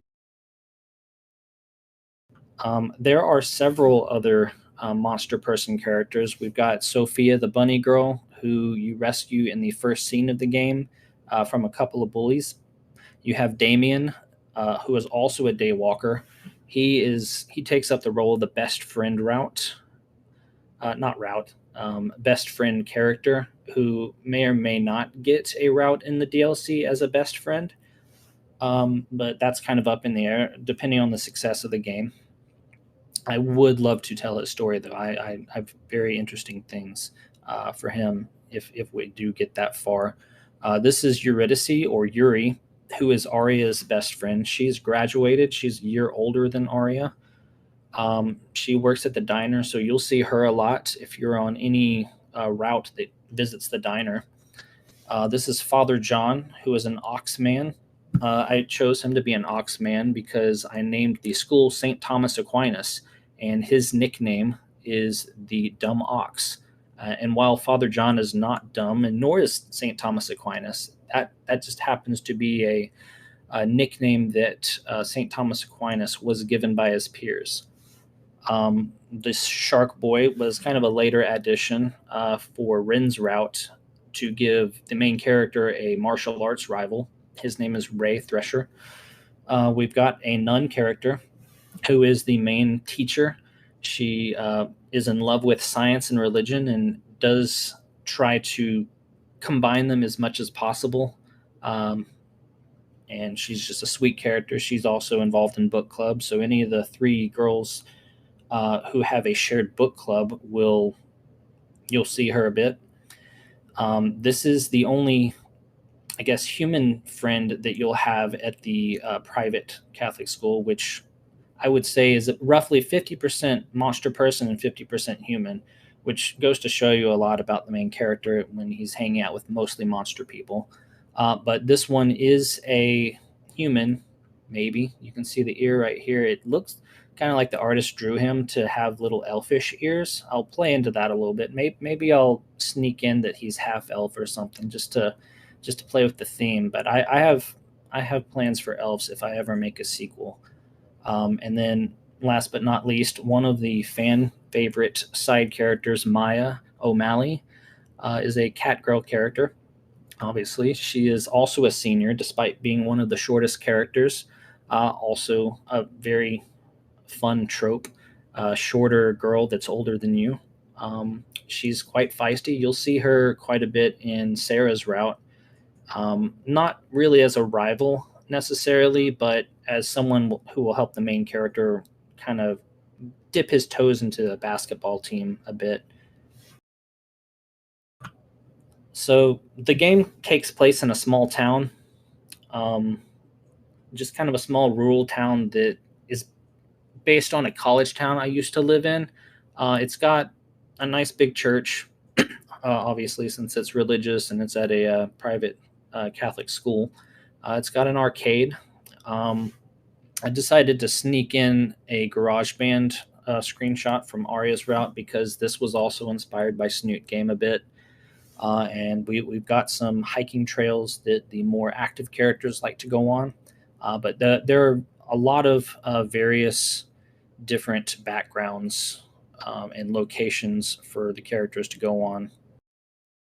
Something that I would like to kind of show off now is very recently I threw up a burrow for fan artists and I guess memers to post to an official source to ensure that whenever they run into Wholesome Monster Girl Academia fan art, they won't be running into not safe for work images. So this is personally curated by me and a few moderators so we can just make sure that everyone has a wholesome experience. Right now it has close to 400, 500 images on it. So if you are interested in seeing some of that, you can check out that. I don't have a screenshot of the Discord, obviously, because you can find that on your own, but there's also a Discord. Moderators should be at the ready to let people in after a screening process. We do have a screening process because we've had a few bad actors from both religious and atheists, or not atheists, but non-believers, just because people like to stir up trouble. It's the internet, but we do keep it a wholesome place. You can talk about just about whatever as long as it's not politics or like overly sexualized topics. So I had a few concerned spots for people when I was presenting this to, I guess, more religious people, but this was just to assure people that this would be a wholesome take and kind of answer their questions about it. But this was similar as well. It gave a few examples of wholesome monster people, like interviews with monster girls, pretty good anime. Ogami Tsumiki to Kinichijo, or otherwise known as Sumiki Ogami and the Strange Everyday Life, is really cute monster girl manga that I found recently. And there are several others out there if anyone's interested in more wholesome monster girl media. But as far as the slideshow goes, that's kind of it. I don't have a lot, I guess, left to present on unless I were to like jump into the visual novel itself. I'm not really going to do like a read off, but if anyone had questions, it looks like I have like, if I can do the math, 38 minutes to do Q&A. I can also go into my notes folder, which you probably can't see right now, that has several things I could just dip out of and just show off the autistic level of planning that I've done for everything, because I have summaries out my butt, just summaries and summaries of all of the routes finished. So if I were to die and someone were to pick up, they would know exactly where to leave off. I do have the Harpy Girls route completely finished on my local machine, as well as backed up just in case something happens. The Dragonkin girl only has 2 acts out of 4 finished. The Slime girl has 3 out of 4 finished. The Daywalker has 3 out of 4 finished. And the Succubus, I'm currently working on her Act 3 of 4. So we are getting there. We're kind of churning along. Lately, I have had issues dedicating time to it because my job transitioned me from basically back-end database management, which gave me a lot of time to write during work, to a more active programming position, which I won't say has stolen my time, but I will say the work has stolen its time back fairly enough. So once I get back into this, I'll be continuing the Succubus Girls route, Eva, and I'm also having my wife help me write. Currently, I gave her the task of writing a demo for Wholesome Monster Boy Academia. I do not have public screens for that right now, but she has written about 14 days worth of in-game material, which is about double of what you'll find on Steam for the demo of Wholesome Monster Girl Academia. So as soon as we get background art, character art, and CGs and music for it, we can throw up a demo for that and just kind of let that be a thing. That one is going to feature a... Let me get the order right. I always, even when I first started writing Wholesome Monster Girl Academia, I'm so bad with names that I had to memorize my own girls' names in order. So the monster boys will be a golden retriever boy, a lion boy, an axolotl boy, a snake boy, and a fly guy. So yeah, those are the guys that the girls will be able to date when that comes around. But because I know she is a good writer, my wife will be helping out speed things along in Wholesome Monster Girl Academia. I will be going behind her. She's following my summary notes. I will be her editor like I am for Wholesome Monster Boy Academia. So all of this is still coming out of my creative mind while she is putting pen to paper and fleshing it out and doing a pretty dang good job about it. So so I guess that's all I have that I can formally present. If y'all want to do like a Q&A, I can answer any questions you guys have for me. I can read some that I saw actually. Someone asked, what about Protestants and Orthodox now? I know Baptist counts as a Protestant, but Yeah, for sure. We have had a few Orthodox stop by the chat. We've actually had a Mormon and a Latter-day Saints show up, and several people want their denominations in the game, despite it being mostly a Catholic, pro-Catholic or Catholic first game. I don't do anything to denigrate the other denominations or ecclesial communities. But as far as Wholesome Monster Girl Academia 1 goes, I have those set in stone. I would also like to represent something of a more Protestant nature, since I do know that Baptists, Southern Baptists in particular, are more evangelical than technically Protestant. I'm not against an Orthodox. In fact, one fan character that someone has made, like a Sphinx girl, is Coptic Orthodox. That would be an interesting route to go down, kind of exploring Eastern Catholicism or Eastern Christianity in that sense. Let's see. I don't have a neo-pagan or Wiccan girl that you can date, but Arya, the Daywalker's best friend, Yuri, she is into Wiccan and more occult stuff. So if you go down Arya's route, you will be presented with some of those themes and some Catholic answers to some issues that she has with him and her friend dating one. But otherwise, everyone gets along pretty good in the game. Right. Another question I saw, someone asked, do you have an expected price on the Steam page? So I don't have it on the Steam page right now. I would like the first idea I had was 15 or $20, which seems about in line for indie visual novels. Um, as it is right now, if I do ever release it for $20, I have made the promise that if somebody has donated up to $15 on the Patreon or on itch.io, I will be giving them a key. You can also go on the Patreon now and play an extended form of the demo that will get you most girls Act 2 and some girls Act 3. I will not be releasing Act 4 early until the game's out, but you can have early access with the $15 tier. Also, if you do the $15 tier, you don't have to keep yourself subscribed. You can just use the same link anytime I update it because I don't ever change the link.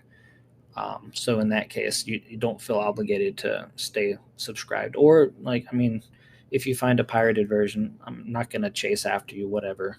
Do your thing. Just tell people about the game if you like it. Another question I saw is, aren't you worried as a Christian that this will give people the wrong idea or temptation? And if you don't mind, I'd actually like to say something about that. Some of you might know, some of you might who know me, probably not a lot of you, I am a practicing Catholic. So personally, I don't get the wrong idea or any crazy temptations from this project, but I'm speaking just for myself, and I'm not gonna speak for everyone, but I'm speaking for myself, and I just wanted to say that, and you can answer now. Absolutely. Yeah, and that's kind of the main thing that I point to anytime someone has questions about the game with Temptations. I make sure that all the text in game, all of the CGs, all of the characters retain attractiveness and beauty because I hate it when usually I don't want to be political. Usually it's left oriented people who want to take the sexuality of a game by making women as ugly as possible. I want to keep the attractiveness and beauty of the characters while just not sexualizing them. Um, and the community also seems to be very much in line with that. They also want the same thing when they join, typically. And so far, no one seems to have been tempted to go kind of off the deep end and explore other media. But even in that case, that they haven't told me if they have. But regardless, the people who have played it, which are in the thousands according to the Steam pages in the itch.io, the ones who come back and give me reviews or tell other people about the game, they ensure everybody that this is a wholesome game and it does not point anyone in any unwholesome directions.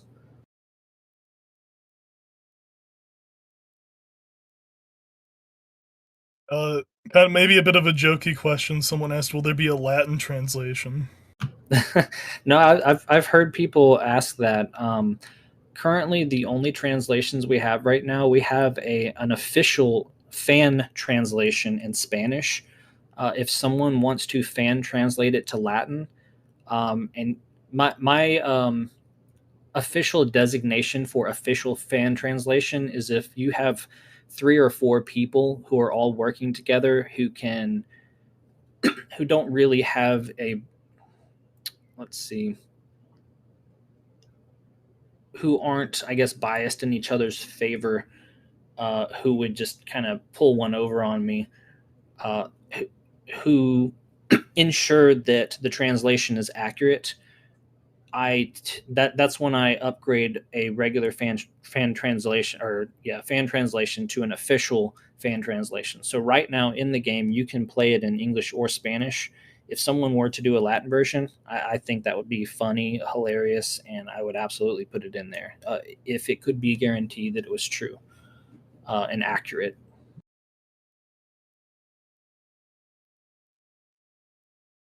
Uh, this person asked, "How are you planning to include succubi without their usual stereotypes?" Absolutely. This is probably one of the more common questions I get. How do you have a succubus, or they say a demon, in the game? because demons cannot be redeemed. And I agree with you 100%. Demons cannot be redeemed. A true succubus, as defined by what people in the past defined them as, would probably be considered a demon. However, in this universe, succubi are kind of misnamed creatures of another race, which I do have another name for. I'll just say it now. It's revealed a little later, but I call them dreamwalkers. They have the abilities that succubi normally would, except for the lust kind of portion, where if a succubus is attracted to you, only the person who is the object of their affection can smell that smell, and it would be something that the character, the person who is the object of their affection, would like or enjoy, like a sweet smell, like a flower or a candy or something like that. And these dreamwalkers, the succubi, they also have the ability to go into someone's dreams, but I'll leave that open to what all that kind of means, because that will be explored later in her route. But the main idea, to answer the question more directly, demons do not have physical forms, and demons can no longer make a choice to change whether they are redeemed or not. These succubi characters, these dreamwalkers, they are human in every sense of what I would say St. Augustine would define them as, where they can make free will choices, therefore they can be baptized. They can choose good and follow God, or they can follow themselves or evil or Satan and be damned. So that's kind of my catch-all answer for that.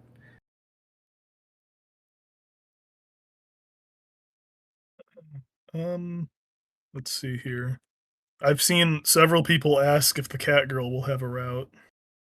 So I have the fans in the Discord for the last 3 or 4 years have latched onto the cat girl and the bunny girl, asking if they would get routes. And if the main game does well, I would feel very obligated to give the bunny girl and the cat girl routes. And I do have ideas in mind for them. I have some basic summaries that aren't as fleshed out as what I currently have for the main 5, but I will not say no. And the yes is mostly dependent on, is this going to be worth my time? In which case, like, I love these characters. I want to give them my time 100%. But I also want to make a sequel if it does well. And I have several characters that aren't already in game that I would like to present. More monster people, more monster girls, more religions to kind of philosophize around the monster girl question.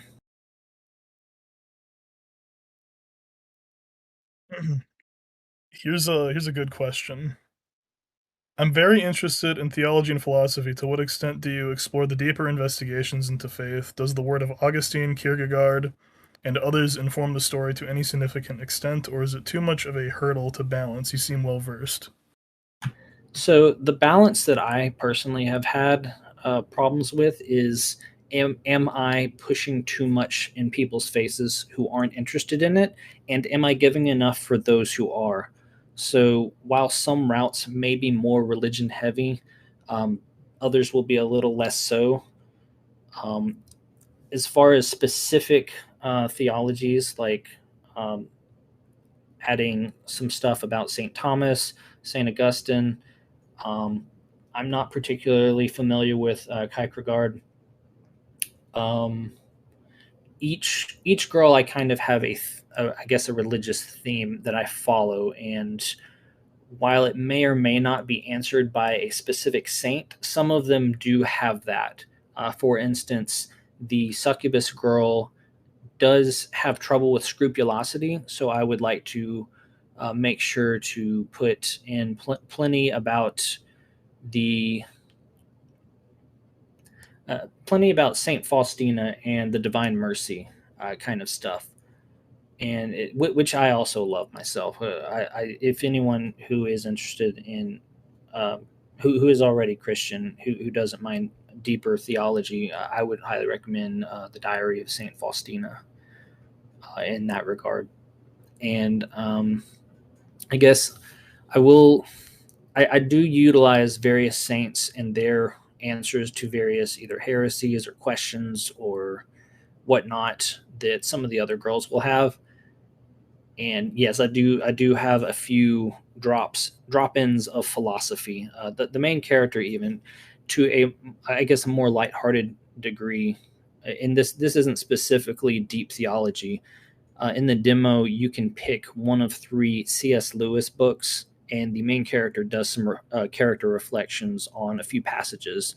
And then just past the demo, I have the main character. He chooses one of 3 G.K. Chesterton books to reflect on if he's going down one of the library or one of the book club girls' routes. So there will be a healthy dose of religion in there. But also not too much that it should scare people away. I gotta, slide on that. Is like I said, it's about 80 to 90% getting to know the characters, but there can be a good 10 to 20% of religiosity in the game, depending on which route you are in.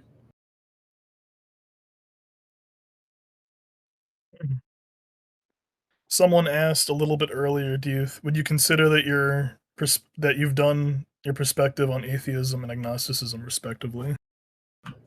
Yes, because I have several friends who are atheist, agnostic. My wife was even agnostic for about 9 years. She started as a Assemblies of God Christian, and then when she married me, she became Catholic. Some difficulties arose several years later, and she went off to atheism. And more recently, about I'd say 2, 3, 4 years ago, she came back to Catholicism. So I've used some of her journey in there. I've talked respectfully with several of my friends who have delved into atheism, agnosticism. For the Wiccan neo-pagan route, I've talked to a current Catholic friend who did go down those, I guess, rabbit holes of occultism. So I do try to get accurate portrayals of whoever I'm talking to. And that's similar as well to the Southern Baptist. I also grew up where my mother was both Baptist and Methodist, and my dad was Catholic. So I personally have experience encountering these different viewpoints and denominations. But even then, I go and look at debates and take the actual arguments that these people have and then address them in a charitable way when they come up.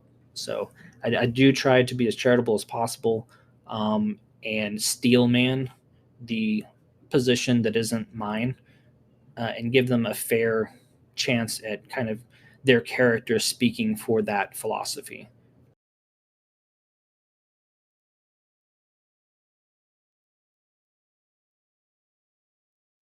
Someone asked, do you have a list of saints mentioned / referenced in the game somewhere? I don't have them listed off. I don't think you can see my folder here. I have a very big list of all the different characters, the plot point guides, parody copywritten names for consistency. But I do not have a direct list of saints.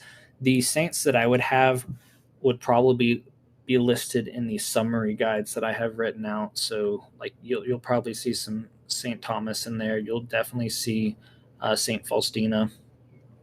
I'm looking for some saints for the Eastern girl.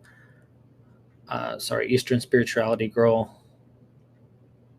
Yeah, I'm sorry. I do not have a list of them outright, but I do utilize several of their philosophies and quotes in some of the stories. All right. Someone asked, favorite Bible verse? Favorite Bible verse?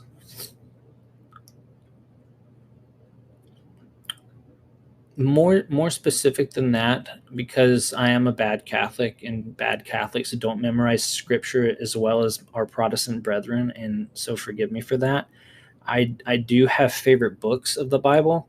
Some of them would be considered Deuterocanon, or I guess Apocrypha to Protestants. But I enjoy very much the wisdom books. I love Proverbs. I love Wisdom. I love Ecclesiastes, um, which I probably just butchered. I stuttered over it because I'm talking in front of several people right now. Sirach, I'm a fan of.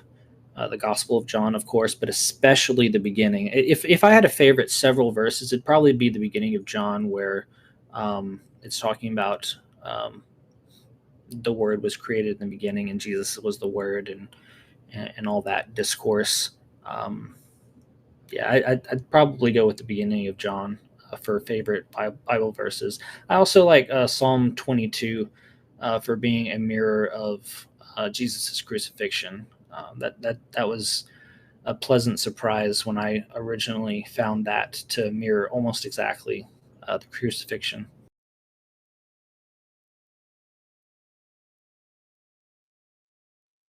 That was well put, by the way. I'm just seeing if there's any more questions.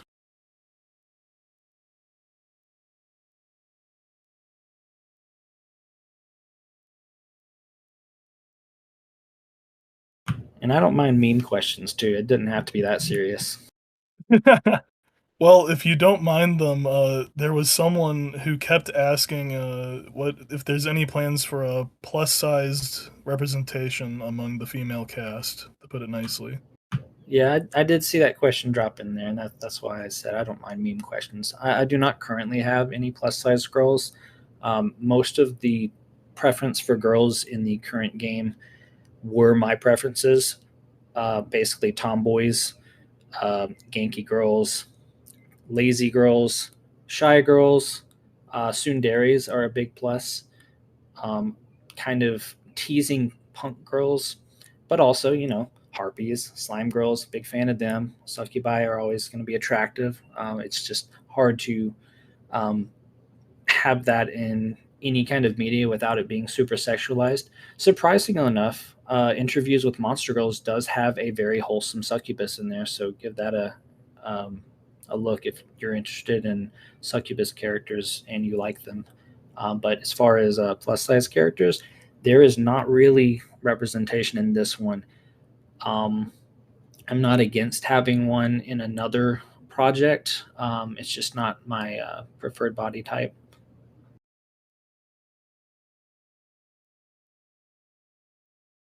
All right.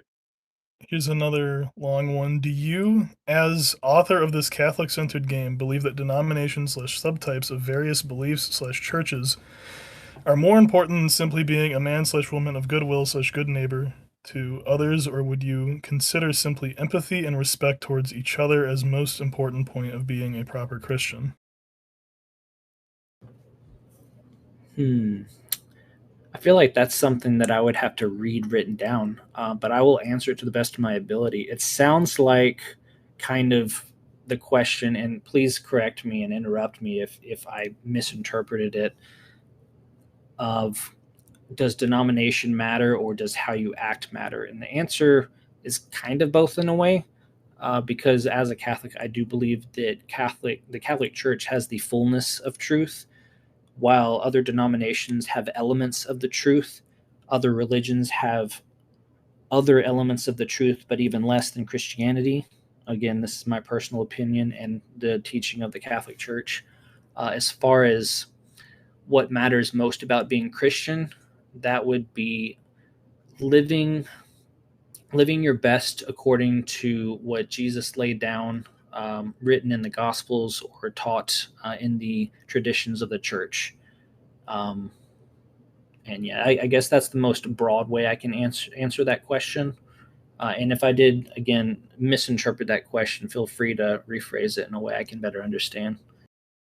I think that is what they were asking. At least that's how I read it too. Okay.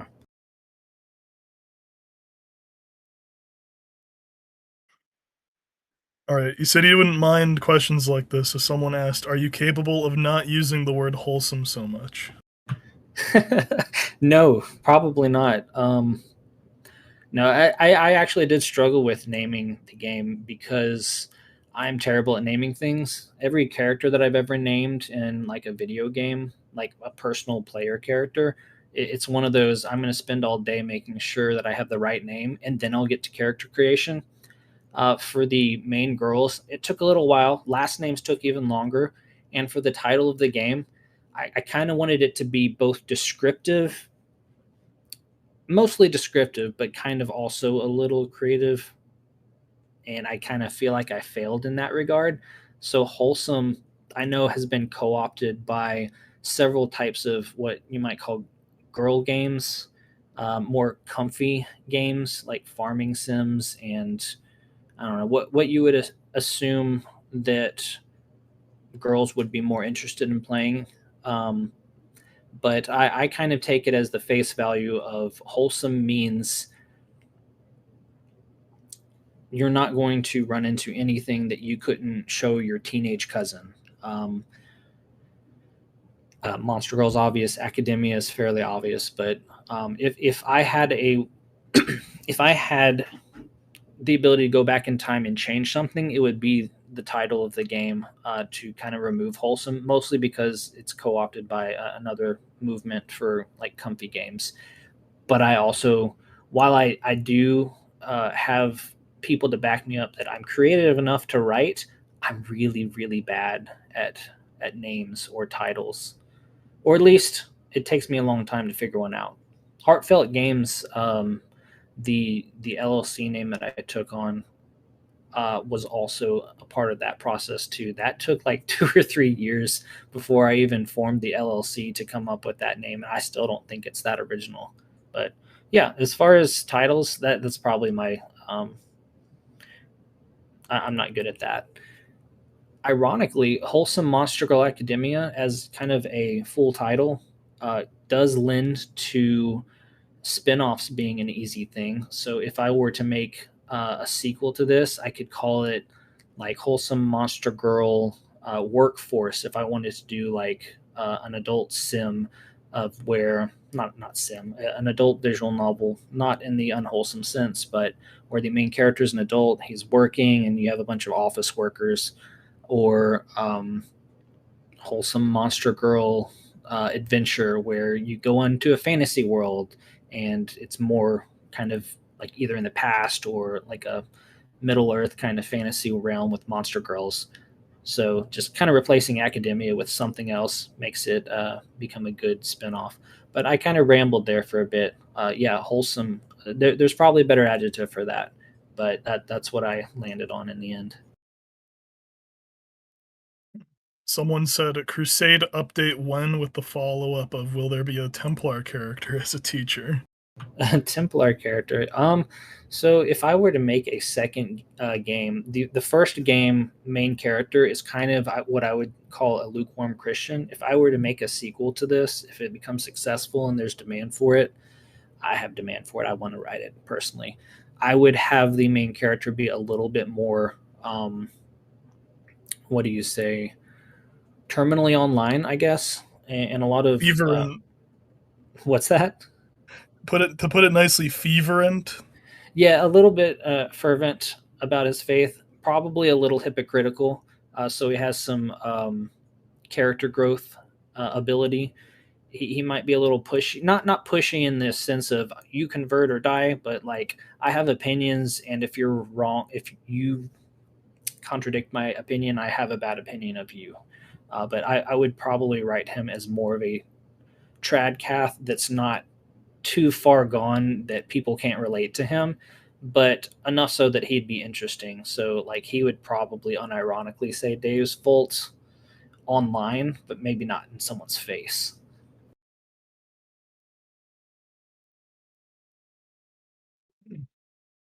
Someone asked, you mentioned that dreamwalkers aren't real succubi. Is it safe to assume there are no angel-themed equivalent, or is there one in your setting? I did not want to touch that at first because it is incredibly easy to accidentally misportray angels who are considered saints in a sense. So I'm not against having like a Valkyrie type character who people say, oh, yeah, that's an angel girl. But it wouldn't be an angel in the true sense that they are a spiritual being come down to romance the main character or something like that. So there could be winged characters. There could be winged monster girls who appear to be like angels, but they wouldn't be true angels in that sense. Not celestial beings either.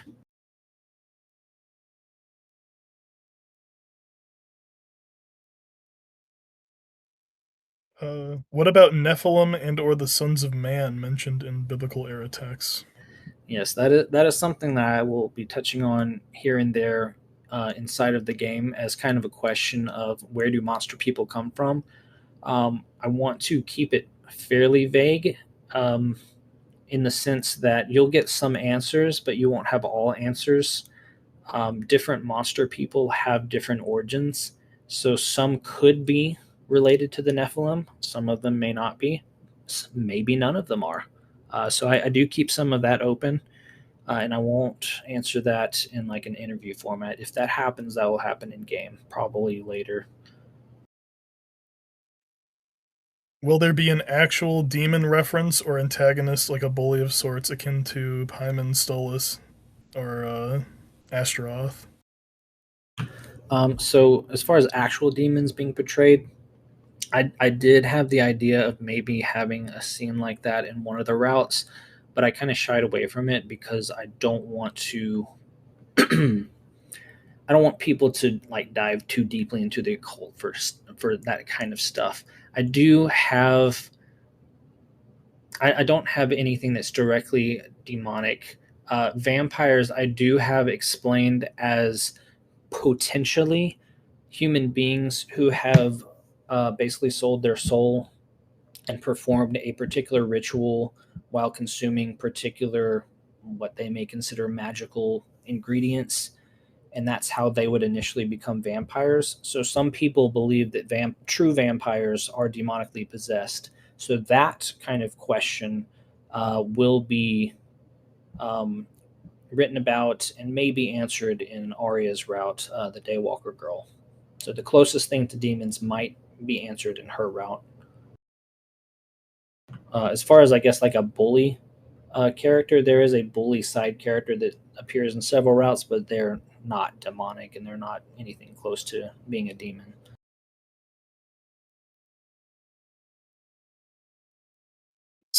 Two people asked Leviathan Girl and or Baphomet. Not true Baphomet, but like the character design of Baphomet girls. That would be, I guess, closer to a goat girl or a goat girl with wings and a tail. I don't have any portrayals of such because such that kind of imagery might throw people the wrong way. On a Leviathan girl, I think you might get something closer to that in like a merfolk type character. And as far as that goes, I've played with several different Monster Girl types for if I ever made a sequel, and I do have that stickied in my my Discord. Some of those ideas would be like an elf or a fairy, a Sphinx type character, or Anubis. Just any kind of Egyptian character. They fascinate me.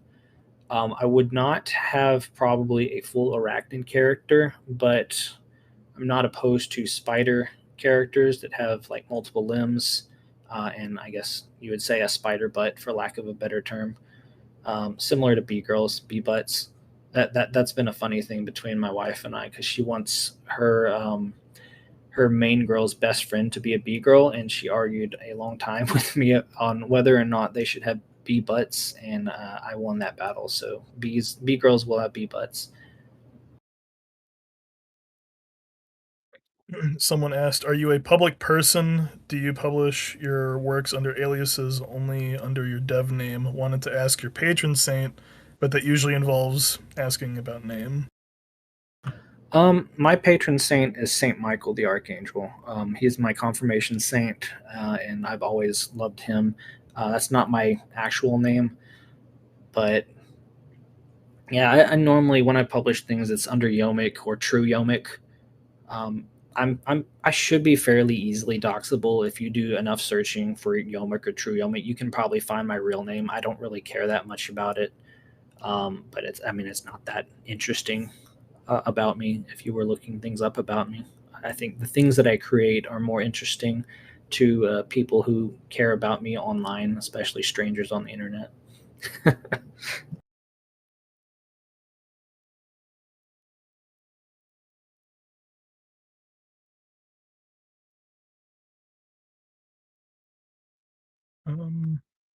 Someone asked. Sorry, I'm having trouble reading the question. I think he's asking, would any of the people in the Bible have been portrayed as monsters in your world? I think that's what he's asking. So anyone who's canonically human in the Bible or potentially in history will have always been human.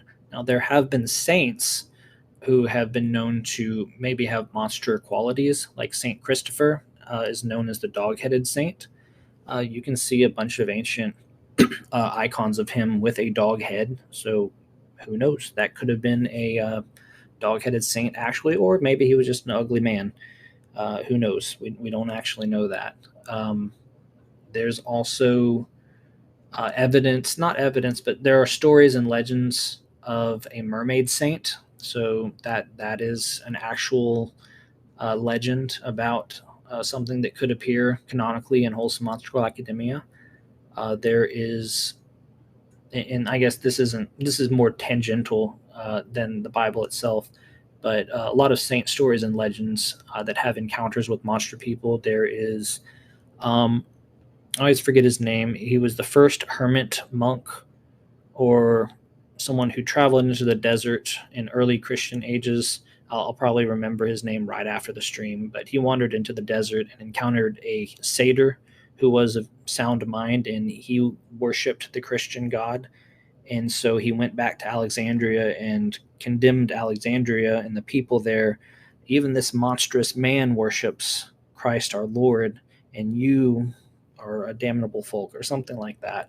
That story definitely shows up in at least one route as a story or legend. So, yeah, a lot of that kind of stuff does show up in there.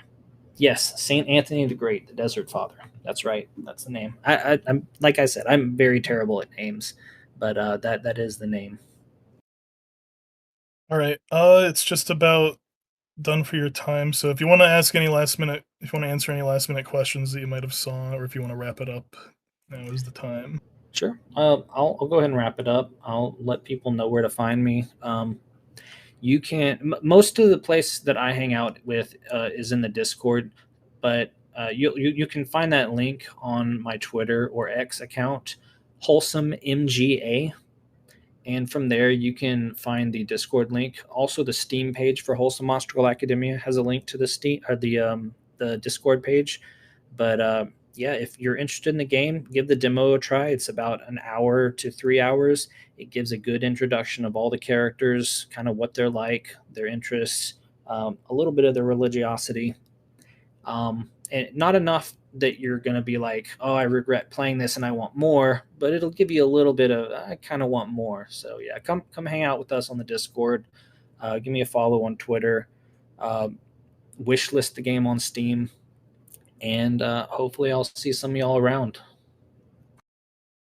Thank you very much. I hope most of that. I hope a lot of that didn't go over the heads of the people here.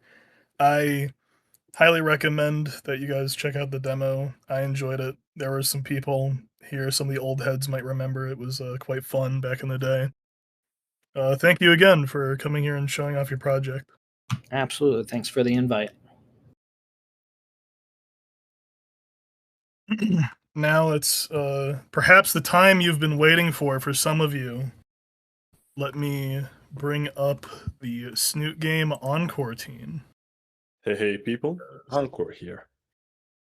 Could you please also bring up Ranktail and Gruffy? Yep, just looking for him. Howdy, folks. Rankto here. And the real Ruffy, please stand up. Where's Ruffy? There he is. No, it's not Ruffy. Oh, is Mags okay to come up? Whom? Roxy. Ah, Roxy. No. Ruffy's in the chat. Where is he? I can't find him. Ruffy There he Yoshi? is. Here we go. All right, take it away, guys. Testing 1, 2, 3. Hey guys. Yep. All right, we got everyone. Well, hello everyone. For those who don't know, Snoot Game Encore is so to say remake of original Snoot Game. Basically, a bunch of enthusiasts, me included, decided to, as a love letter to a project, to, with our own powers, add more features and elevate the art and other aspects of the game. So our project includes a lot of many interesting things such as voice acting, new backgrounds, new sprites, animations, a lot of interesting stuff. And I think the best way to actually show it all is just to show our demo as it is. So allow me to bring it up. Give me a second.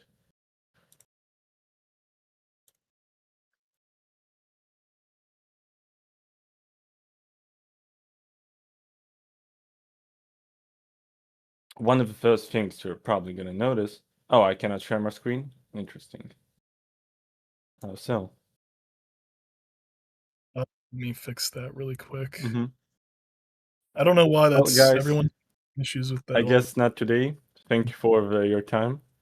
We're probably going to see it.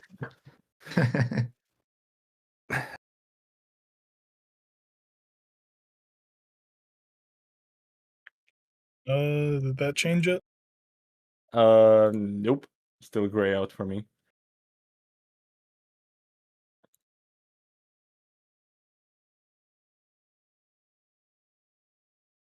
How about now? Still. Maybe I should rejoin. Could that fix it? Yeah, try leaving and rejoining. That probably could Yep. fix. Oh, now I can. All good. There we go. All right. So, as you can probably see, I got a new menu animation. I'm really happy, honestly, with all the work the animators have been doing all this time. And honestly, it's been such a pleasure working with the whole team, because, again, you all have to understand we're a bunch of enthusiasts, and the fact that we managed to go this far, it's honestly fantastic. Like, having so many voice actors, artists, animators, coders, audio editors. It's all been a blast cooking it all together. As just to show what we had before, quickly, because for people who probably didn't know about it, we have an entire new UI for the game, and there are some options that you can tweak. For example, if you like the original soundtrack better, you can switch that. There's also going to be a possibility to switch between narrator or no narrator, because from previous comments that we got, some people like to read as a narrator on their own. So that's cool. Well, how about I show some of the new stuff that we managed to do?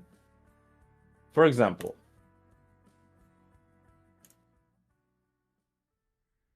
I'm gonna show one of the cool features that we did regarding some of the variations that we managed to make.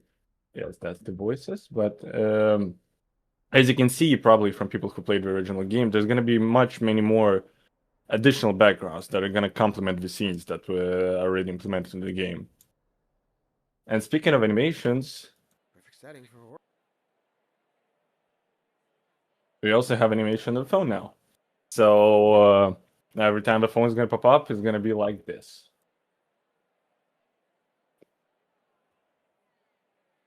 Some of the other stuff that we managed to do that I also want to implement, Ruff is really proud of this one. Speaking of sprite variations, this is a really good example of this one. Oh yeah, you're also gonna hear some new voices. So get ready for that as well.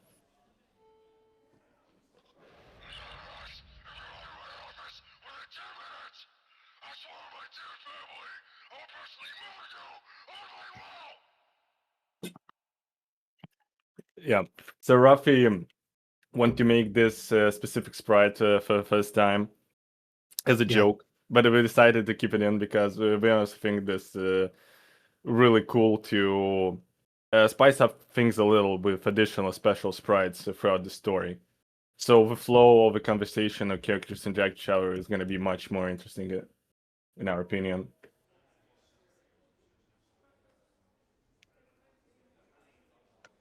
The office is down this hall. Yeah, as you can see also, for people that didn't know about the project before, every character is voiced as well. We have a really big cast of people from all around the world that we personally picked to voice every character, and we thought is going to fit best for that specific role. Yes, every character is voiced by a person. So no AI, no other. Every character is one actor. Another way, but thanks. As you can see also as an example here, all the backgrounds, we managed already, a bit of a spoiler, we already drew all the backgrounds and we're doing additional backgrounds right now. We wanted to make it more interesting, so backgrounds have different variations. For example, as you can see, there are silhouettes of students on the backgrounds. Personally, when I was playing the game, I noticed that when characters are in an empty background, it feels a bit unnatural, like we're in a liminal space. So adding some flair to it, like silhouettes of our students, actually makes the background more lived in. Another variation of sprites that I want to show is, for example, this one. By the way, you may hear, but people also didn't know, that we also redone the soundtrack. So as you can choose here, you can switch between the OG soundtrack if you like it better, or our soundtrack that we remixed and added some of the additional new songs. What do you mean my halter top is out now? I haven't noticed a difference. I'm telling you, the next thing is going to be leotards. No, fuck that. I would never wear something that retarded. So, you play video games, right? Yeah, I got a couple consoles. And a toaster of a PC. Only X-Rocks. Battlestars is sick. Oh, Super Blue Shift, you'll be surprised. Trisha's actress is actually black, so you're wrong on that one. Hacky Station has a better lineup. But like, Stony games are all lame. Like, just movie lame. You can't prove that. I can. Huh? Get your phone out, man. Look up uppercase LW underscore uppercase S9 lowercase ZN PK L uppercase I. Yeah, that's an example of how we sometimes torture voice actors. Sorry for that. How did you... Just look it up, man. For example, people that didn't see that before, here's one of the additional sprites that we used. And as you can see, probably that Reed also has some new sprites, especially the one with the drumstick.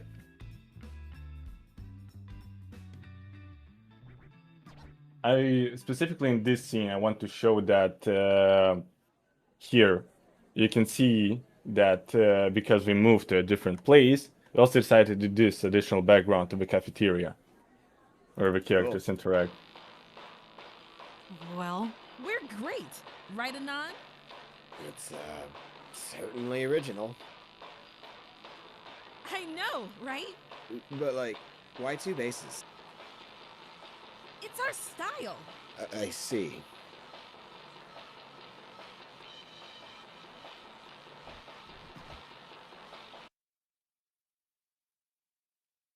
how could you tell? Jeez, man. You got the ears of a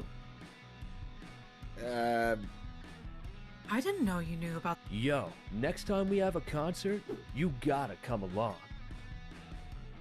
So an example of a scene, I'm not gonna go further because you guys should play the demo and to see all the features. Also, just so you know, some of the features that we added to this current demo I will not be presenting, so people have to play the game for themselves, so have fun. Another thing that a lot of people have been waiting for. I know you all did. We're finally gonna see Stella and Rosa and this one. So get ready. There she is! There she I is. see you are admiring our work. The gardening club takes much pride in our flowers. Good morning, Rosa. Ready for today? See? It is a beautiful day for gardening, isn't it? You want to be here? Rosa's the head of the garden club. Oh, does he wish to join our club? Is that why he's here? Stella! Stella! We have a new member! Oh, wonderful! Hey, you're that weird stego from the other day. My name is Stella, and I'm not weird. Right. So, what was with the pocket raptor cards? I was just saying what my tarot guidebook told me. The, work of an astrologer is to show people what fate has in store for them. And that's what I do. Astrologer? Really? But there always will be those who aren't able to accept what their fortune tells. Yeah, we're gonna bully Stella. I'm sorry, guys. A, that's retarded. 2, How dare you. astrology is retarded. And thirdly, that sounds like something from a bad video game. No,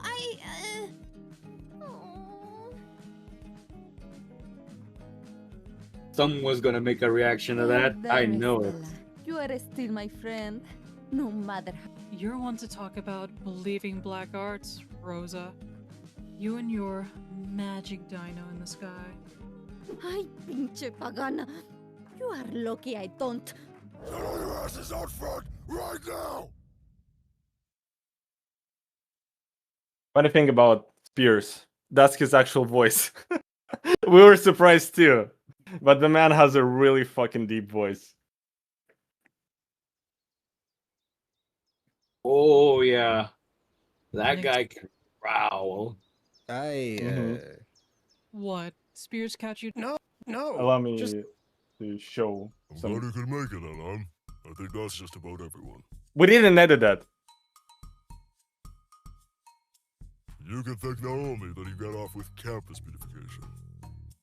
She was quite adamant that it would be more constructive than homeroom detention. Actually, we can prove that right now. If Rod doesn't mind to join, just talk a little just to prove to people that's his actual voice. Let me message him. Give me a sec.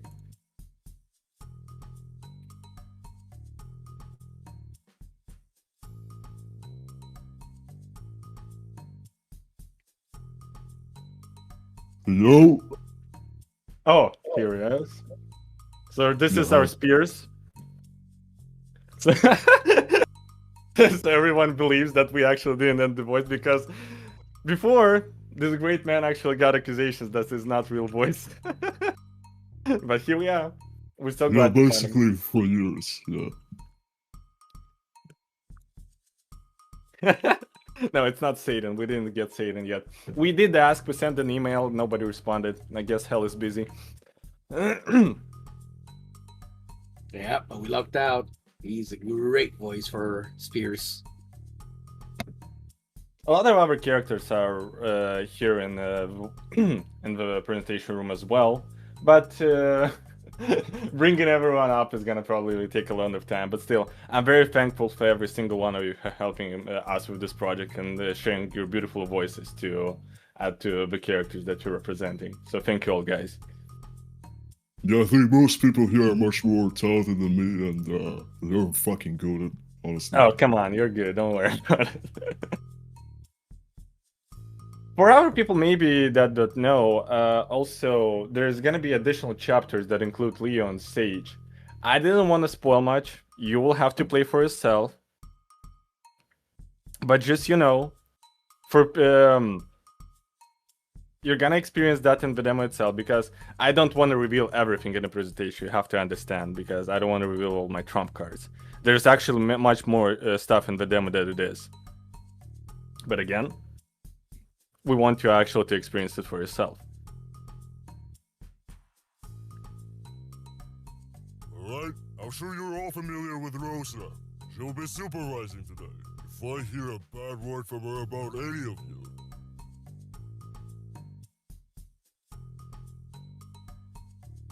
Muchas gracias for coming out to help with the campus beautification today. If we all work hard and have a good time, we can get it done before you know it. Can I just So, also by the say end of the day, how we need to get the weeding done in the amazing our gardens, Rosa as voice well as actress turned replanting out all to the be? flowers, and some of the She really vines is. are ready to be trimmed back. Yeah, Listen, she is. I honestly, I don't know how this happened. I guess we got really, really lucky, but for some reason, characters that voice people that voice our characters are really similar to like the characters itself. Like, and the voices fitted so much every time. It just like they attract each other. For example, our Stella actress. Oh yeah, She's our also Stella actress is peak. She's also into Absolute tarot. peak. Like insane coincidence. I don't know how this happens, but this keeps happening, and I find it's really fun because characters, in such case, actors can actually get really deep into the characters and play them perfectly without any hindrances, which I find beautiful. Oh yeah, our Stella voice actress. She is Stella. Just no Yeah. argument about it. She Indeed. is. Period. Make sure you all get a pair of gloves and return them before you leave. Fingerless don't count. You should all pair off now to split the work evenly, so decide amongst yourselves.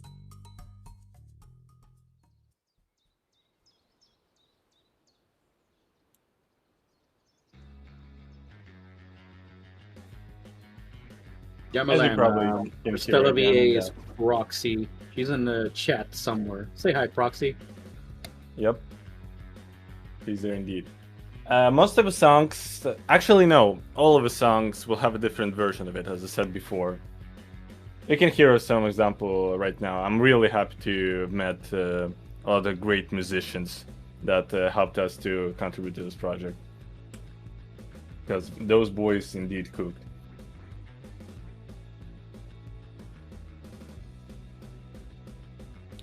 I honestly want to show you more, but I don't want, but I cannot because again, it's better for you to play the actual game. So I guess I'll have to cut this segment short, but I'll show some other stuff that we plan to do for the future.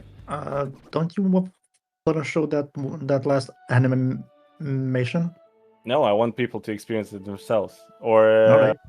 or do you want me to actually show it? Either is Why good, don't honestly. why don't we actually have a bit of a consensus from our fans? I want to see all the yeses or nos. In the Okay, chat. some people want to be surprised. Some people people asking for Leon save. Yes. Honestly, good point.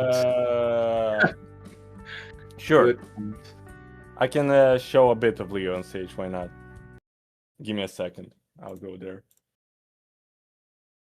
Give him a little bit of a crumb, Yeah, Simon. yeah, of course. Just a little tiny crumb, just enough to get them really biting. Interested, yeah.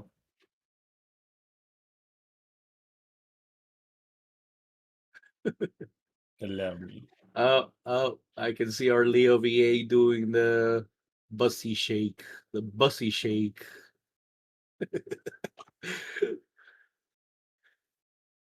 The buzzy shake. You never heard that term before?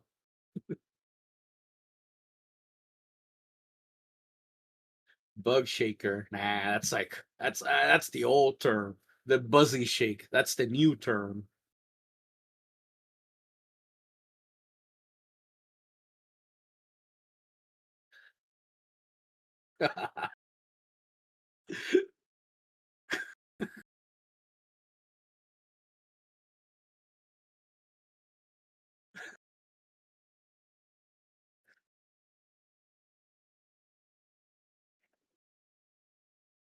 All right. Sorry for interrupting the very important bussy talk, but some people want to see Leon Sage. Yeah, we also have another teacher, Coach McGurk. Some people will probably know from which show we took the reference, but there's that.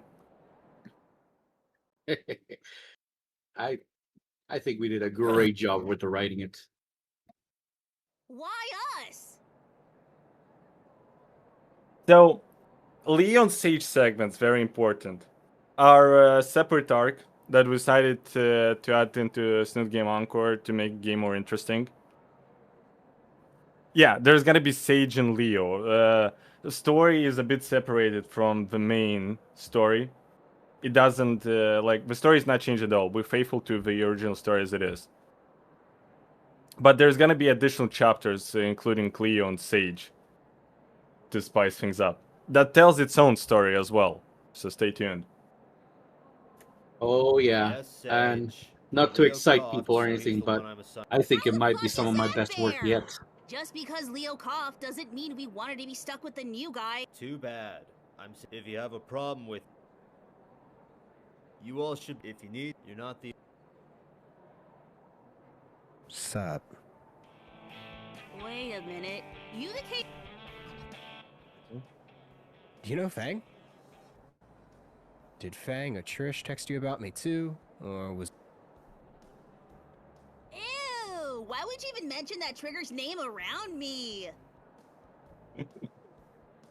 So, you and Trish aren't friends, but you're both friends with Fang? Dare I ask what's the history of Yep. There's gonna be a lot of unusual things coming for Sage, but don't worry, don't worry. There's gonna be some That's interesting a story arcs. for another day, and that's only if you turn out to be cool. Let's just say I don't like the bitch and wish Fang didn't rely on her as much, and leave it at that. You fucked me, you know? How could I have fucked you already? Because of a diversity hire like you, I got my ass booted from science class. That was the only time I— Whoa, hold the fuck up there. I've only been here 4 days. I didn't get to choose my schedule. It was assigned to me.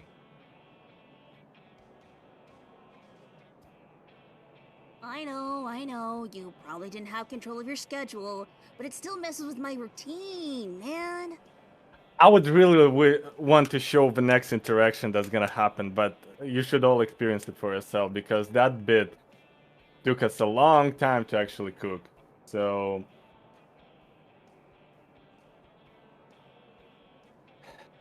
I know, Roxy, I know you really want people to, yeah, play the demo. So that's all.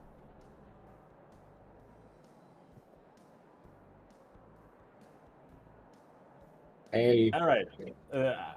No more spoilers.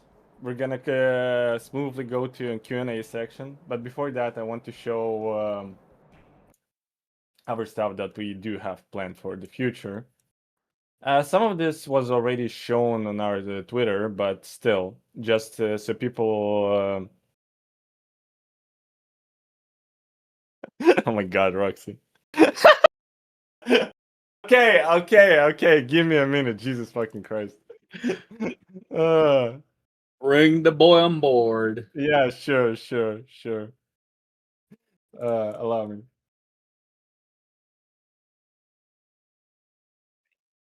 Gotta let that cipote have his little words. I know. My What apologies. the fuck? That's fucked up, twin. Why would you do me like that?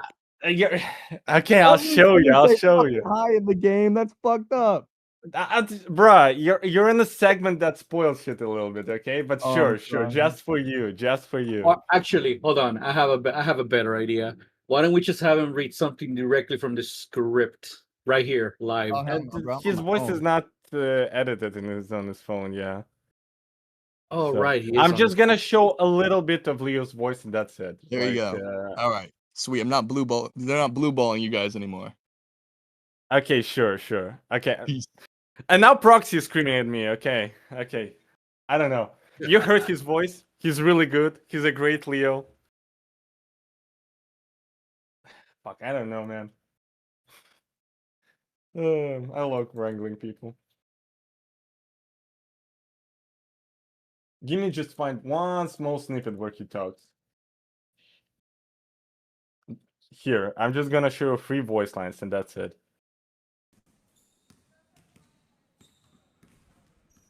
What the hell do you want? Again, I'm sorry if I freaked you out. Let's, start this again from the beginning.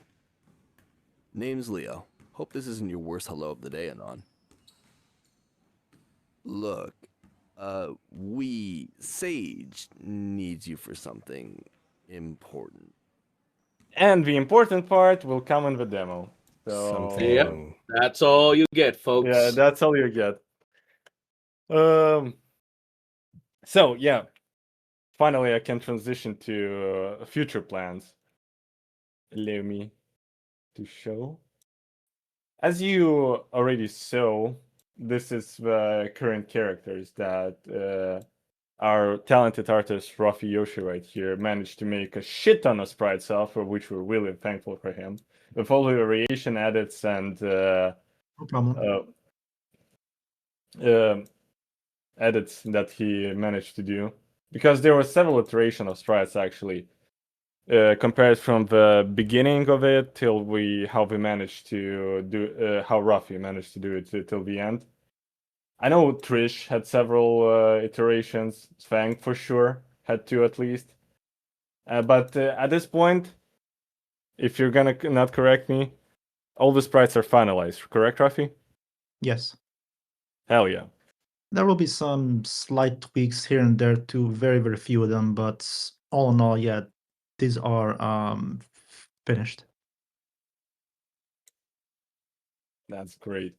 Also, this was already shown on our Twitter page, but there's gonna be night and day variation between sprites, depending on the scene.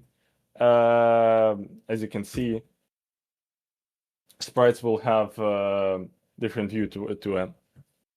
Yeah, the Flintstone car, of course. That's just that Pierce is there. It's always somewhere. The Flintstone car.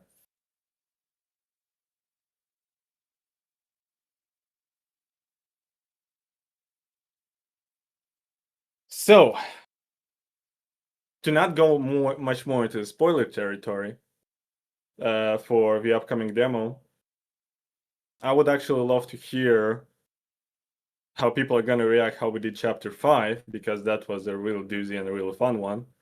But I think you're all gonna be pleasantly surprised when you're actually gonna see it. Other than that, I think we can smoothly transition to the Q&A section.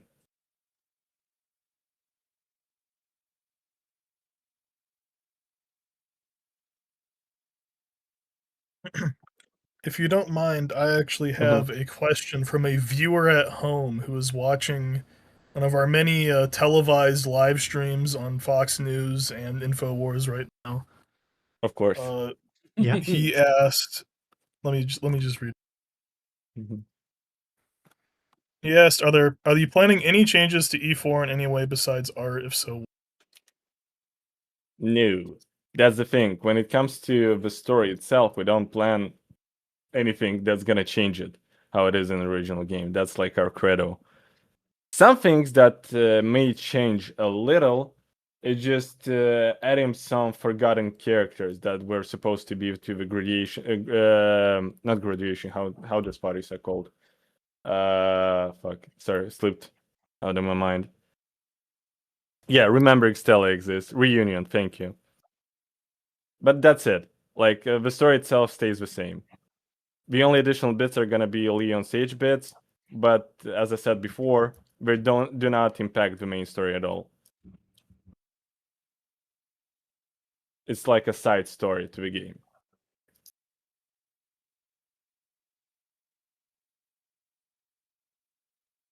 Let's see what else do we have here. Can I read some questions from the chat? Of course. ETA for the demo, and there was one more about the completion percentage of it. ETA for the demo is gonna drop in a week or 2. We're still polishing a little, but oh, interesting. I will allow Duck on the stage. I don't know who's Quadzilla. What's up, Doug? Hello. Jesus fucking Christ. Yes. You good? I drive. Okay. Ryan Gosling Okay. is literally me. I am making bad decisions, my fellow retards. But hi, I will do my best. Okay. Okay.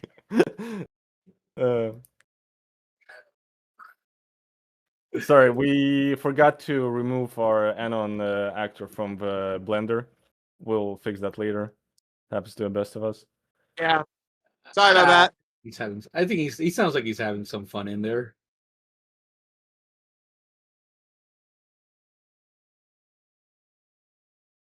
Let me check our questions. Give me a sec. What else people were asking? What was If the anybody has hardest any questions for non-V8 me, I'm gonna. audio? Doc, honestly, your sound quality is not the best right now. But yes, if anybody has Okay. a question specifically for actors, that could actually be an interesting Q&A segment. I hope it's not going to take too long. But if you have specific questions for actors, some of the actors are in the chat and we can pull them up. But yeah, this one is, what was the hardest non-V8 audio to record? Non-VA audio, most likely the music, because Snoot Game has a lot of music in it, and we basically remixed or produced entirely new tracks depending on the scenes. So that was a doozy. But again, with help of our musicians, we managed to accomplish it all.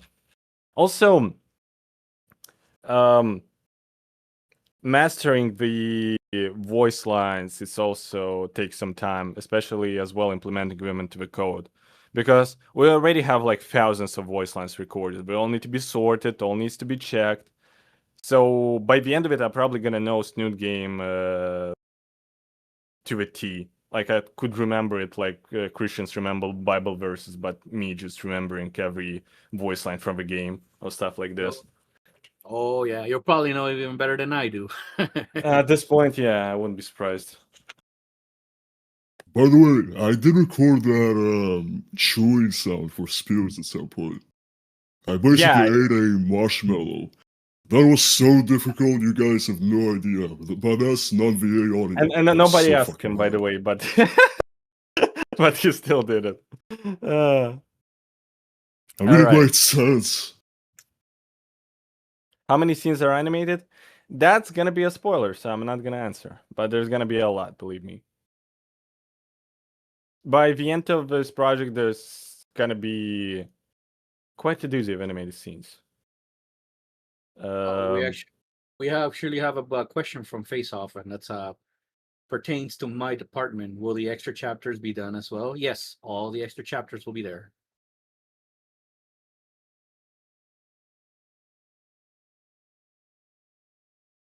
Is there going to be an encore Wani? No, never. Sorry. No, sorry. It would be quite the undertaking. And as well, again, Wani, no. Let's be honest, we're already taking our time with Encore. I don't think my heart is gonna survive with Wani as well. So, yeah, Encore, I'll think about that one. That actually sounds interesting. The moment it releases, I'm gonna make we're gonna make a remaster of Ashfall because it's funny. Well, you'll be on your own on that Somebody one. also I know asked- nothing of Ashfall.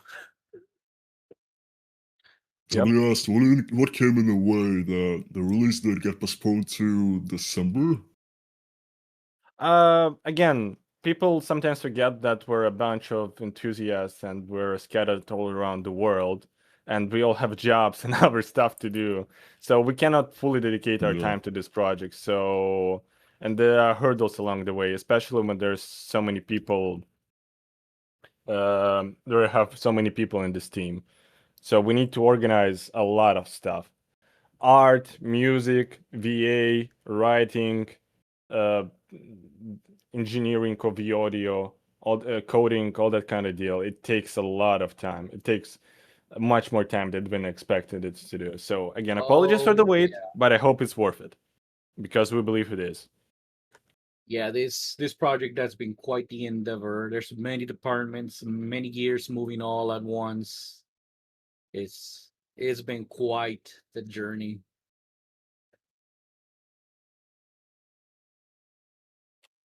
Lurker, can you mute Patch? I think he's revealing some secrets of our project. This is uncomfortable. We don't want this close yet.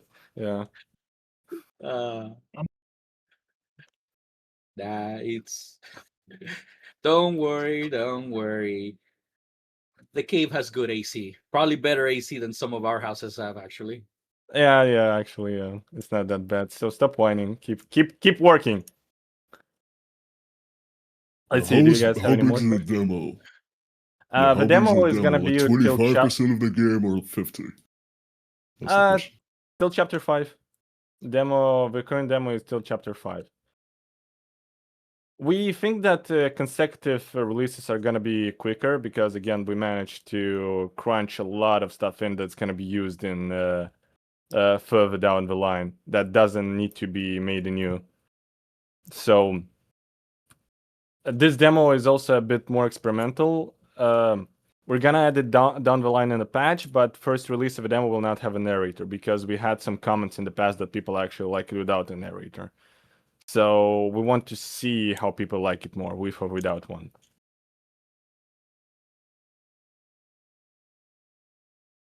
Personally, I kind of miss it. We had a really based voice actor for the inner thoughts of Anon. Yeah. It was We have really a different funny point that, right you know, now, to but other people, he sounded kind of nerdy, but in his head, he was cool. we do plan make yeah, that's the idea between two voices. People called us schizo for that, but actually people start liking it. We think it's an interesting addition to how Anons hear himself in the head. It's like when you hear yourself talk, but then you hear yourself on the recording. Yeah, narrator will be toggable. So we're working on that in the code right now. Yeah, it's just that coding was a Mhm. little bit more difficult than we were expecting for this. As you demo. probably, some of you know, Rempa is a beautiful and great engine, and I wish all the best to their creators. But not, because it's actually really fucking sucks. But we do manage. We do manage.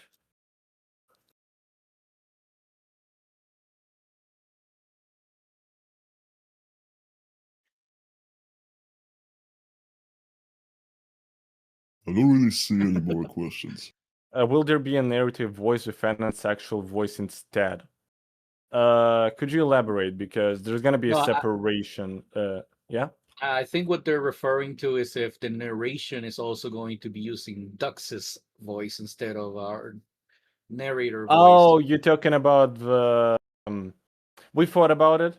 I'm not sure for how many people. I guess everybody played Snoot game here. So, Lurker, what do you think? Should I tell him about the mumbling? If you don't know this about Snoot Game, you're a new friend and you got a problem. So Yeah. tell whatever. Like we thought about because yeah, Anon does indeed mumble sometimes, but if we're gonna make it like this, it's gonna be more obvious. We think. So we decided to keep them separated.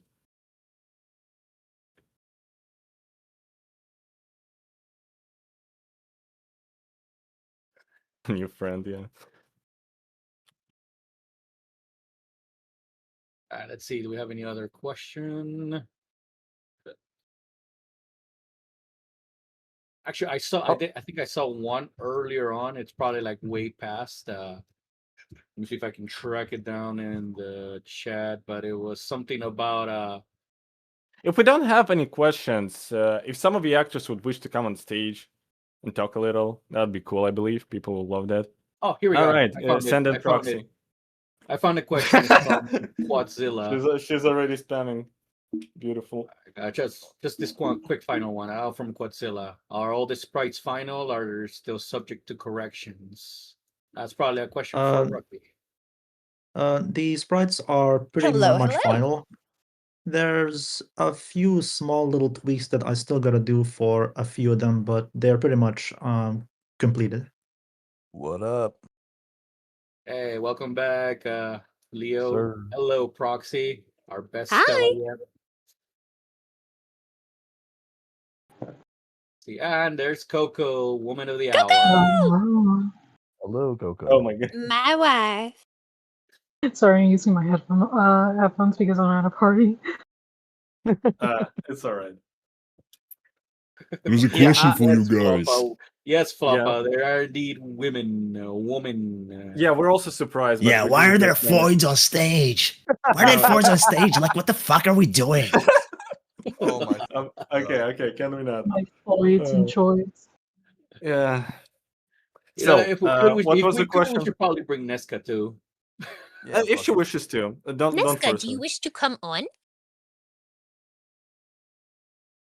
That way we have All right. let's see, 1, 2, 3, 4, Wunderbar. And 5. and also, please don't interrupt each other. Let's keep it a little civil. I know we're chatty like that, but still. Yo, yo, yo. Hey, Nesca. Yo! How much did I Yeah. shower last month? Practically every day. What? Yeah. Women. Women. Fuck. Why did you say that, Roxy? Now half of Stella fans are gonna leave. Because I don't like being like icky. So cute. Water's good. This is not canon. Shut up! This is not canon at all. Listen, I'm autistic. I don't like feeling icky. Caster is in the chat too. Caster is also asking to get in. Yeah, Lurker, sorry for jumping on you like this, but God damn it. There we go. how many speakers can you add just in general? I do wonder now. Let's test it. It's Reed. I don't know, but we'll find. Hey, Yeah. everybody.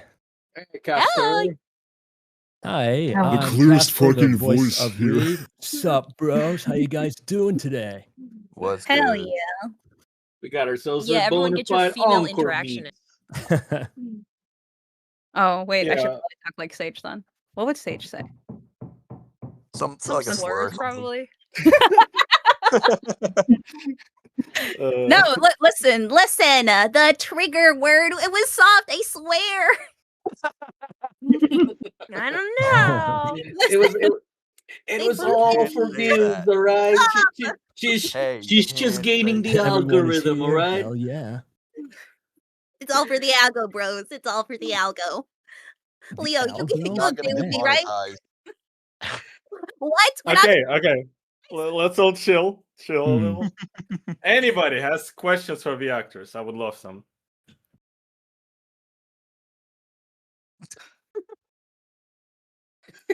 later, male monk. Later. Yeah, we'll save that one for when we're about to Ooh, that's a good bid question. farewell. Oh, what's the question, Proxy? How'd y'all get into Snoot Game? Oh, yeah, that's a good one, I think. I actually have a very interesting answer for this. So, hi, it's Stella VA. So I saw the listing for this silly game called Snoot Game Encore on a voice acting server I was in, and I applied because I was just like, oh my gosh, she's just like me. She's a weeb and she's like a cute stego, and like, oh my god, she's just like me for real. So I applied using literally just my normal voice, which is what it is right now. And then they got back to me and they were just like, hey, you got the part. And I was just like, holy shit, what the fuck? And then only after I got the part was I just like, you know, I should really like look up what this project is. And I found what it was, and I was just like, oh my god, it's a 4chan thing? This is so fucking cool.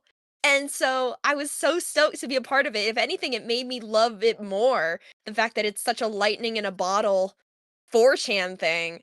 I was just like, this is so cool. And I tell everyone about it. I'm just like, I'm in a game. And they're just like, what game? And I'm just like, it's called Snoot Game Encore. And they're just like, what's it about? And I'm just like, you date Dino Girl. A Dino Girl, exactly. Yeah. A singular Dino Girl. It's been hard to explain to people that what I work on. Listen, I have no shame. I tried to explain to my previous coworkers. It was really fun. I can also answer because, funnily enough, somebody from like my community, basically I had a YouTube channel, we got, or whatever. I have a small Discord of people from back in the day when I like huge Discord server, and one of these guys apparently is a Snoot fan. So he suggested he somehow got me connected, and yeah, immediately when I joined, I was forced to play through Snoot Game. I've heard of it before, I just never played it. So yeah, I was forced to, and it was pretty fun. Nice. I actually didn't. I actually only knew Snoot Game through like some random ass ugly looking thumbnail on YouTube, and I think a couple months before I got asked to like audition for Sage, I voiced as Fang in one of my friends' I guess Snoot Game reviews. And actually, I think it was Caster here who was like, Nesca, you know how to make that Toad voice, right? Yeah, you could totally be Sage. And I was like, well, I don't even know what the fuck a Sage is. Like, what is she like cute? Is she adorable? Like, I didn't even know what to I didn't even know what to do or like what to say. But you know what? You know what line I said that got me the role? Hey, you, Monkey Man. That shit fucking scratched everybody's brain so well. But yeah, I don't know anything about Snoot Game. I'm gonna play it sometime soon, and then I'll be I discovered it initiated. through Umbra, believe it or not, just like a random like YouTube recommended. I mean, I had a little bit of experience with like visual novels, but I also put myself out there to be like a musician because I got connections through other projects. It was like Megalove, then it was Hold On to Me, then it was Devlog, then it was just any other thing I could get my hands on. And eventually they needed a new Leo, and here I am. I also do have a funny little story of how I got into here. Literally, how I learned about Snoot Game was, I think I saw the original trailer for GBH. I was like, oh, that looked interesting. And then after a while, I kind of forgot about it. And then I saw that people made reviews of about GBH, and in those reviews they were talking about Snoot Game. I was like, oh, that's pretty interesting. And then one of my friends who was on the team before it was even Encore, where it was just a dub project, basically messaged me, is like pleading me, please, we need more female VAs, can you do it? And I was like, yeah, sure, man. And originally I was supposed to be Trish until they changed it and I'm Fang.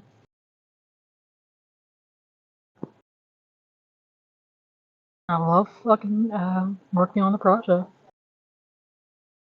Yeah, I had a Hey, all. for me, when I discovered Snoot Game, I was there since the beginning, since the day the thread was made about developing it, and it was a very interesting thing. So I, uh, kept my eyes on the project, and eventually, when I got to play the project, it was like version 8.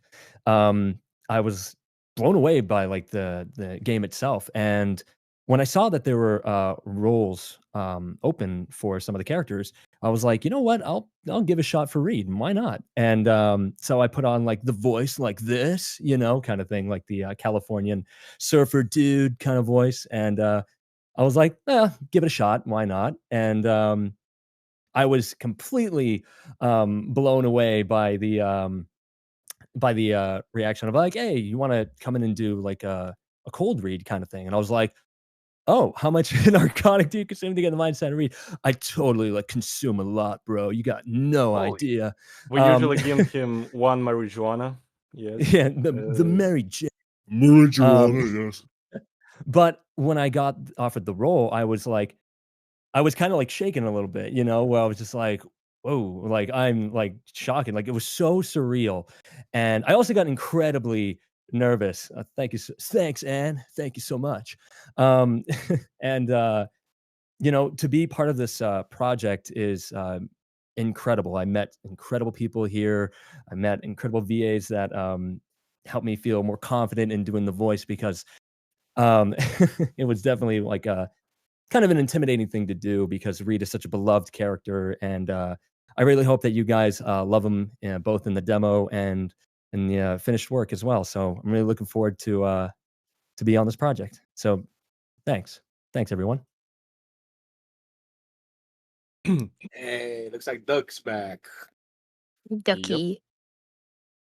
Well, if Duck is available to talk, it'll be cool to also to hear his story. But while we're at it, I think we have like 5 minutes left. So, if Danny finishing question, Alex, you guys can take hold over on. the I am extra not getting time Mike since. Wazowski'd in my own project. Hold on. wait, never mind. Real quick, I'm Alex, so since not getting you Mike guys are last, you Wazowski. can take some extra. Thank you. You're giving out extra time. Yeah, you guys are the last project, so you can take some. Extra time. Well. Oh hell yeah! Hooray! I sound better. Hooray! Yeah, you sound Nah, better. Yeah, I it's- sound a bit better. you, Yeah. you do sound better. indeed. I hear a sound. Okay, so I'm on phone. I promise you, this is Don't not worry, we can tell. indicative of project quality. All right. Well, sharing my story as to how I got here. Oh man, it was like a few years ago now. Way back when this was just a dub project, and it was just a twinkle in the eye of the original director team. They had put out an ad on, and I know, throw your tomatoes in the comments section here or in the chat or whatever the fuck. I picked up an ad from Reddit. I used to use Reddit, okay, but I also used 4chan, so I was already aware of what Snoot Game was, and I quite liked it. I loved the characters. Anon is of course literally me, and now he's literally me. So I came into the server and we did auditions, and it was decided democratically, almost. So it was me and one other fellow. I can't remember his name. I'm so sorry. He had a Moomin profile picture and he was a Celebro. I remember that. It was down to him and I. We were tied. He almost beat me, but there was some problem with the voting.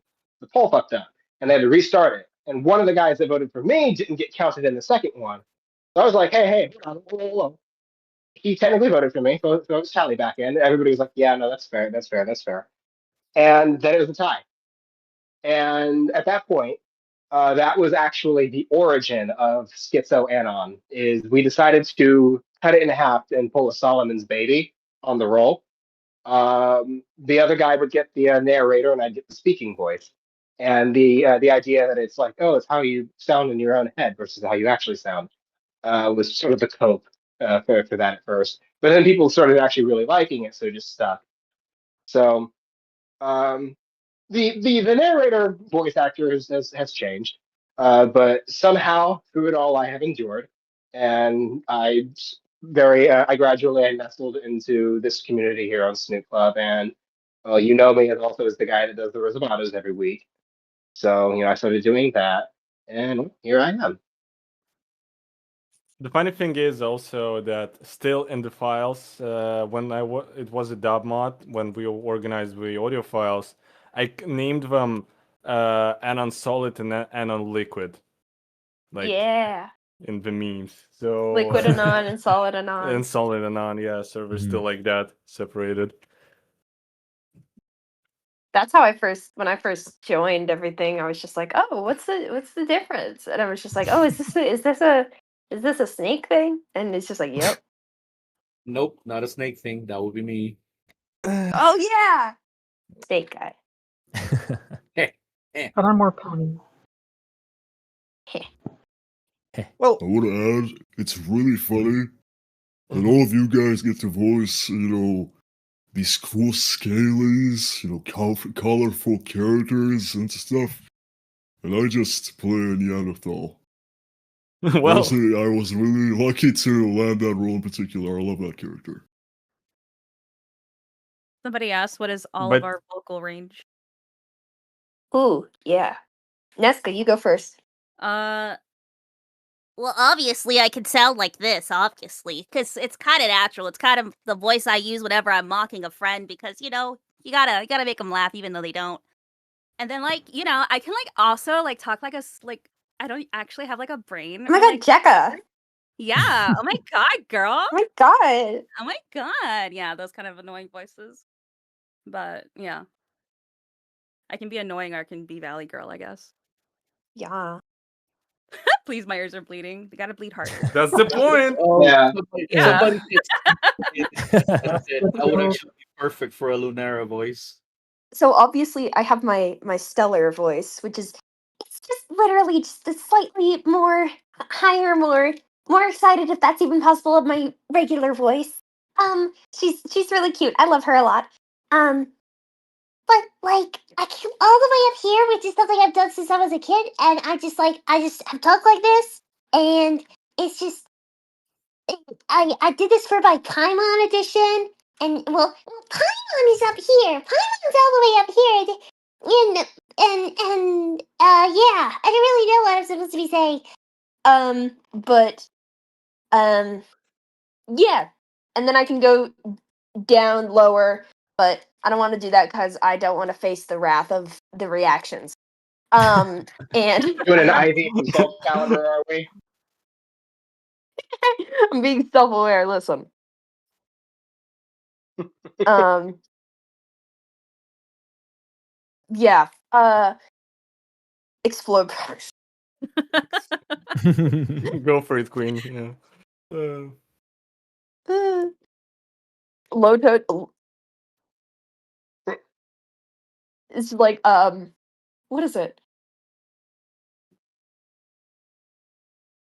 Oh God, no, I can't think. I can't think. The aura. Nah, I will, dude. Oh, That's throw a up. paid subscription Oh, yeah. model. You'll need to send us Actually, 30 yeah. bucks. Yeah, hand me like sorry. $20 and maybe. Yeah. Why? You don't Motherfucker's let yourself gonna short creep the shit in this out of you, economy? dude. True. That won't even buy me like a meal. No, it has to be $40 or more. True. Where can I send it?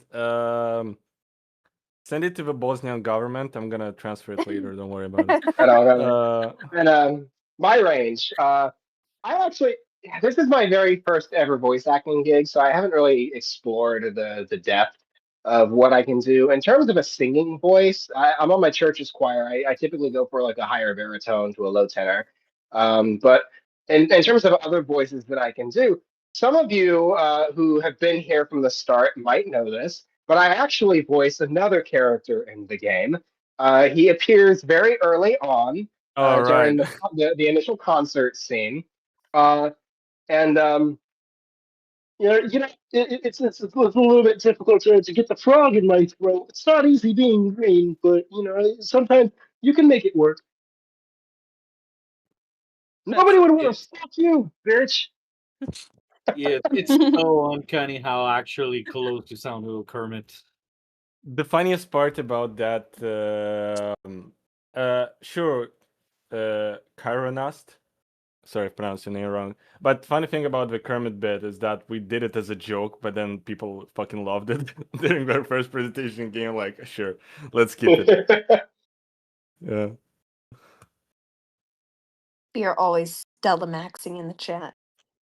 Hell yeah. Stella Max. Stella Maxing never stops. Stella overdosing.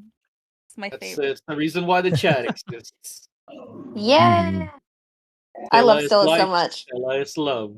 We all love Stella. I grew to love her so much that I'm just like, I'm gonna cosplay her, and then I did, and it's one of my favorite cosplays I've ever done.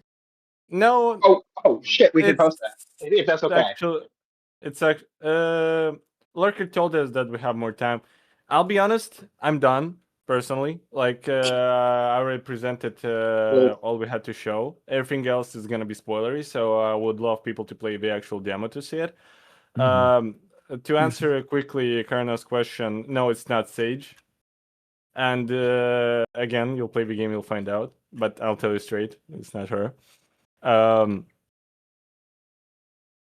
Plans to include the other Fang. What? Mrs. Spears? No, we haven't. You mean the other thing? What? Yeah, I think he's referring to Fang, Primal Fang. Primal Fang. Why? Well, listen. I understand we all have our own desires. I'm sorry we cannot fulfill yours. I will say though, Ruffy would absolutely fucking cook with it. I know for sure. Ruffy can do it. We know it. I'll try. Somebody asked me, did I have to slay the other candidates in martial combat to get the role of Spears? Yes. Yes, we fought to the death. I came out the winner. Obviously. Yeah, we literally went to some Siberian like ring of cage fighters, and I just saw this man like primarily screaming, ripping a person apart. I'm like, yeah, that's the one. That's Pierce. I'm taking him. So I just bought him. That's how we got. But seriously, the conversation with the previous VA was actually very civil. He did not mind like at all. Yeah, no, he's So still I was with happy us. about that. He's still with us. He Yeah. actually helps out with the writing. Steak and beef. Well, if we don't mind like plugging our stuff in, we do have our page on Twitter, and we also have a Ko-fi. So if you wish to support us, we'll be happy for any contribution, so we continue rolling and work on Please this give project. us money. Yes. Please give us money, please. In short, just We need allow that me moolah to keep things moving plug- along. plug our Ko-fi real quick. No, Yeah, but bros, seriously, give us money, please. no, but in all seriousness, and it's never necessary, but it really, really does help us out. Yeah, Mhm. we're no pressure. Just It's a but it completely does help us. passion-funded project, so any contributions made go directly towards the production and the speed of the project. Oh yeah, nothing is booked. I even lost money on this. Like I also Yeah, contribute to, I could say like- I can say all of the directors have we put in funds into this because it's like again it's a passion thing. Like we're doing this because Snoot Game deserves it. Snoot Game cool. I want Snoot Game good. Yes. Like I do not think I exaggerate when I say that Snoot Game is become a very important part of all of our lives and it's affected us in one way or another. And I'm pretty sure I speak for a lot of folks here when I say that Snoot Game has been just something incredible in the lives of people. No, honestly, I have to. Snootastic. True. I have to admit, like, it's so surprising to me still because I've been in many different fandoms, but for some reason, this fandom specifically, how niche it is. The fact that it has even a Snoot Con and people are showing a lot of projects. When I got in this fandom, there were like 4, but still, for such a small fandom, have at least 4 projects that are separate games entirely. And now there's like so many of them. People are so creative in this fandom and so innovative, and they really something makes people like ignites a spark in their hearts when you get here. It's so fucking cool. Yeah. Mm-hmm. It's been pretty great getting to know everybody and getting to actually like learn about the fandom and just like everything. Literally, Like I've met Clockwork Orange. Yeah, like meeting my fellow castmates has been such a genuinely some of the closest friends I've ever made have been through this project and through this cast, and genuinely it's so exciting to see all the work that gets poured into this, and I truly believe this will open up a whole new audience to Snoot Game. Oh, That's hell the yeah. plan, Mhm. indeed. Absolutely. More people need to be radicalized by Snoot. That's gonna be our job. You got to bring more into the fold. I Exactly. can't wait to get. I got a condo recently. Those who know, and I just want to say, I cannot wait to get to catch noise complaints and fines from the HOA for how we're gonna have to do the rooftop scene in E1. Oh You and I no. rooftop. Oh yeah. Just live fire into the conservation easement. Oh shit! Oh, also because Not I yet. want to and because I can. It was my birthday yesterday, so Stella birthday, Stella birthday, Happy Stella birthday, birthday. Happy Oh, birthday. Stella Stella, happy birthday. everyone! Happy birthday. birthday to Stella in the chat. As birth. they, as Birthday. they The say in my birthday. country, Sapo Verde to you, Sapo Thank Verde you. to you. Hanjovi omedetou. Alright. Well, I guess we can end on this beautiful note. Thank you Yeah. everybody Mhm. for listening to us. Hold on, I have Before- a spoiler. Yeah. Thank I you have a guys spoiler. so much. Love you guys. One by one. One by Yeah. one. Before we Sure. before we leave, Sanya, can you What's please up? show off that sprite that I started working on, the fang Oh, you're talking about hugging. CG, No, the sprite. the sprite. Oh, oh, you want to Yeah, show the please. sprite? Yeah, sure. Why Yeah, not? Give me a sec. Ruffy You guys are wanted gonna to get show one you more all little an treat before we additional head out. surprise. Treat. Exactly. Riker asked. Yeah. Riker asked if they say slurs. Yes. Yeah, we do the slurs. So I guess Ruffy want to show this one, right? Yeah. This little sprite that Oh my he's cooking right gosh! now. So cute. Still in production, but Oh no, Rebecca, that sprite right there we're saving for the extra spicy hidden extra chapter. Sorry, Coco. Sorry, I'm so sorry. I'm so sorry, Fang. The Yeezys are gonna have to stay on. It's fine. The Yeezys. Way. And okay, Fraud, you also want to say something? Yes, I will spoil something. There will be a secret chapter where you get to control spears.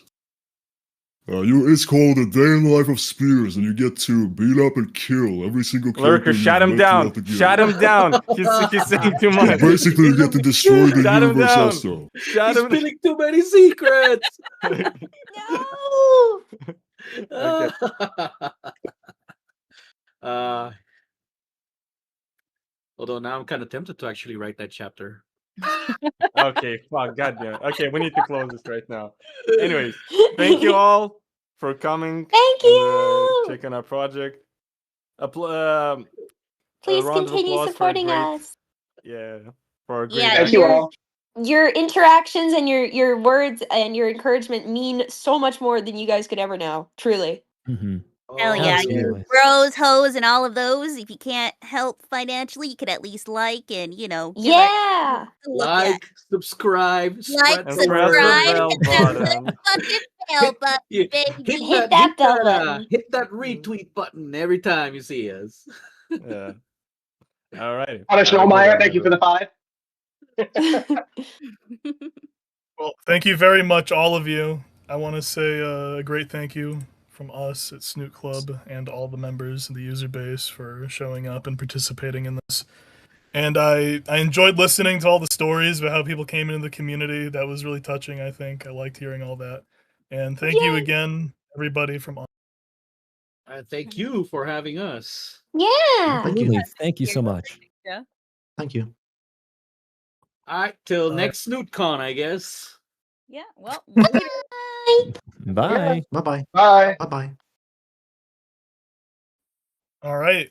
And that will conclude day 2 of Snoot Con. Thank you all for coming.